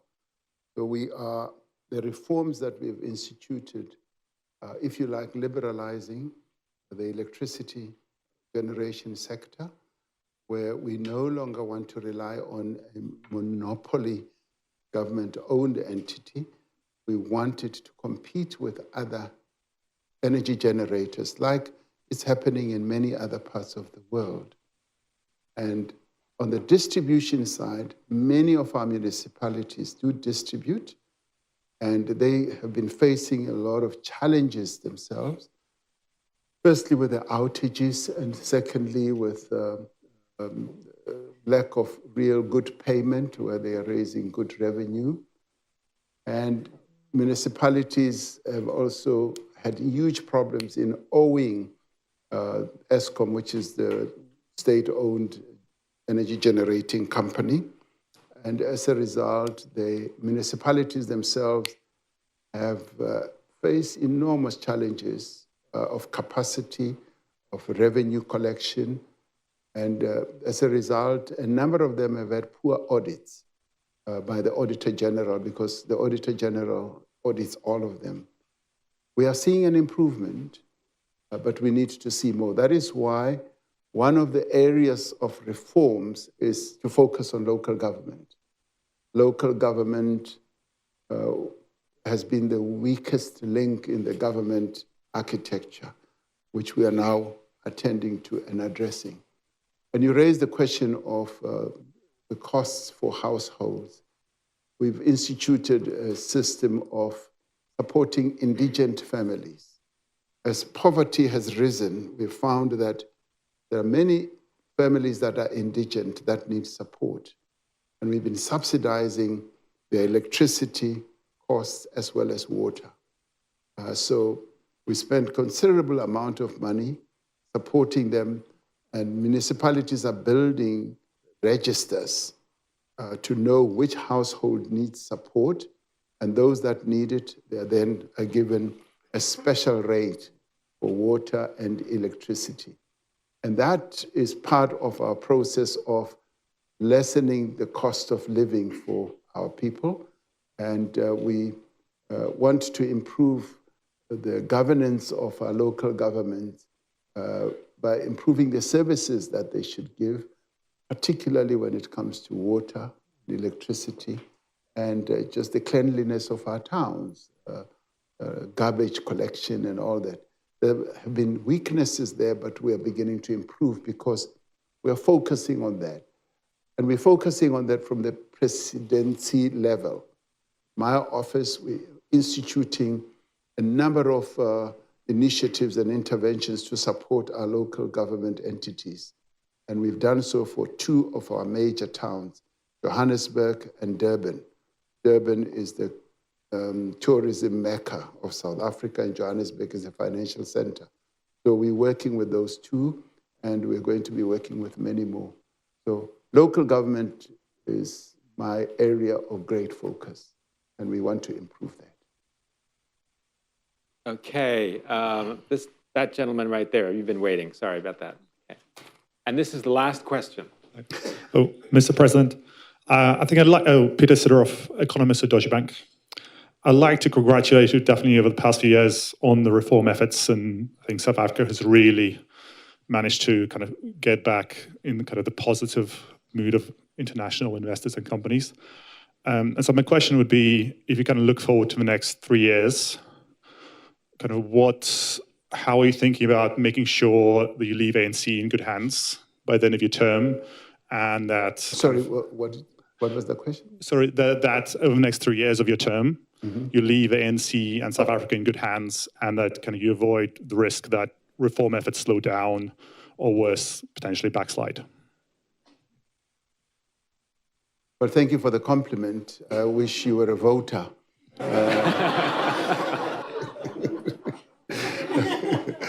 We are moving with the reforms, and I'd like us to move faster. And we are moving fast. And sometimes when you try to turn the Titanic, it takes a while. But we become focused, and we're getting there. And the other good thing with South Africa, of course, is this consultative culture, which I'm sometimes criticized for, because we don't have the dictatorial tendencies of executive powers and all that. A constitution, we often say it's the best constitution in the world, and we learned a great deal from the US Constitution. What we didn't learn was to have executive powers like what President Trump has. Because when we try to exercise executive powers, we are often taken to court because we've given so much powers to our courts. So our reforms are gaining traction, and over the next 3 years, even when I leave office, I do believe that whoever will succeed me will continue with those reforms, because that's the only way out for South Africa, out of a low growth economic trajectory. We've got to institute those reforms. And many countries that have instituted the type of reforms we are instituting have seen higher levels of growth. So that is the lesson that I am beaming out to my colleagues in government and in the party and so on, that is the only way in which we can grow our economy and deliver a better life to South Africans. So I see that continuing and see that gaining more traction and more durability.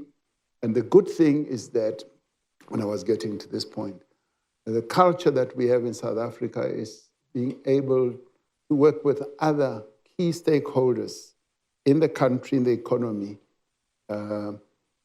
as in labor, as in business, as in non-governmental organizations, you name them, from religious organizations to traditional leaders who are kings and chiefs and what have you, sporting organizations. We have a system of putting them all under one roof. We've been able to institute the reforms now on issues that many countries would never really do, such as how do we fight crime and corruption? We cooperate with the private sector because they have certain capabilities that they also contribute that can make us work a lot better. We've embarked on another process now that after 30 years of sort of freedom, Richard will be interested in this, we've decided that we should have a dialogue amongst all South Africans to talk about the future of our country for the next 30 years. So I call the dialogue. It's going to easily involve up to 10 million people meeting at the local government level, at ward level, county level, you would call it, and talking about the challenges the country faces and what future we want, the type of South Africa we want, and all that will then be put together. We've done this in the past. You may want to know that when we drafted our constitution, Richard, I think it was after you collaborated with Madiba to write the long road to freedom. When we drafted our final constitution, because we had an interim constitution, which enabled us, one, to end apartheid and elect a new government. And then we negotiated the final constitution, which we now have, and had it adopted in 1996, which Nelson Mandela signed. That process was the broadest consultative process that South Africa has ever seen since the drafting of the Freedom Charter, which you wrote, which you also collaborated with Madiba as he wrote his book. It involved millions of submissions that were made about our Bill of Rights, about all manner of other things, which expressed the wish of South Africans in terms of what country they wanted to see and the constitution they wanted to have. Now we've embarked on another journey, which is a national dialogue, which is going to have up to 10 million people, as I said, participating, talking about the future. So South Africa is therefore a country where the consultative processes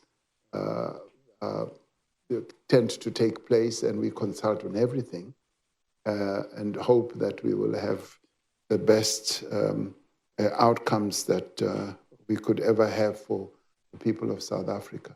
So I do see what we have embarked upon continuing because South Africans will never accept any sort of change that is going to dilute their democracy, their rights. And they want to be involved and they want to participate. That is the South Africa that Nelson Mandela built, and that is the South Africa we continue to take forward, working together with our people. Thank you.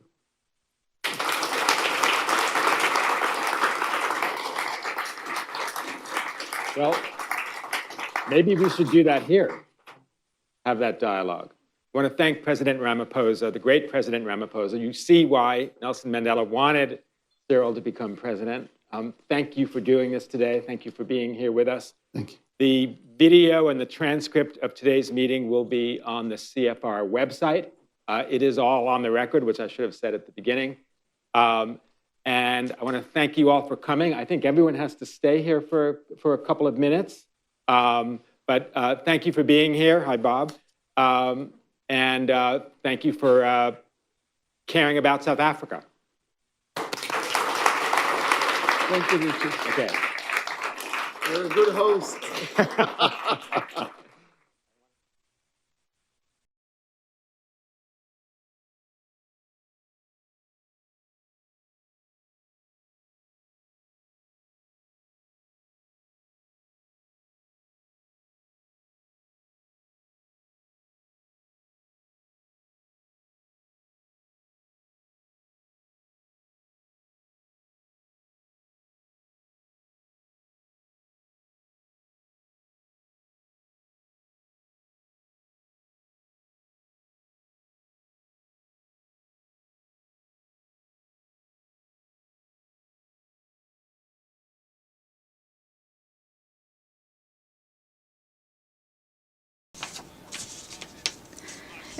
In the name of religion, countries are at war with one another.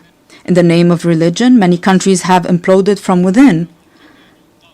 Furthermore, religion continues to shape the world in profound ways. While Islamophobia and xenophobia grow in the West, the East is still haunted by the memory of colonialism and the remnants of old religious wars. Despite remarkable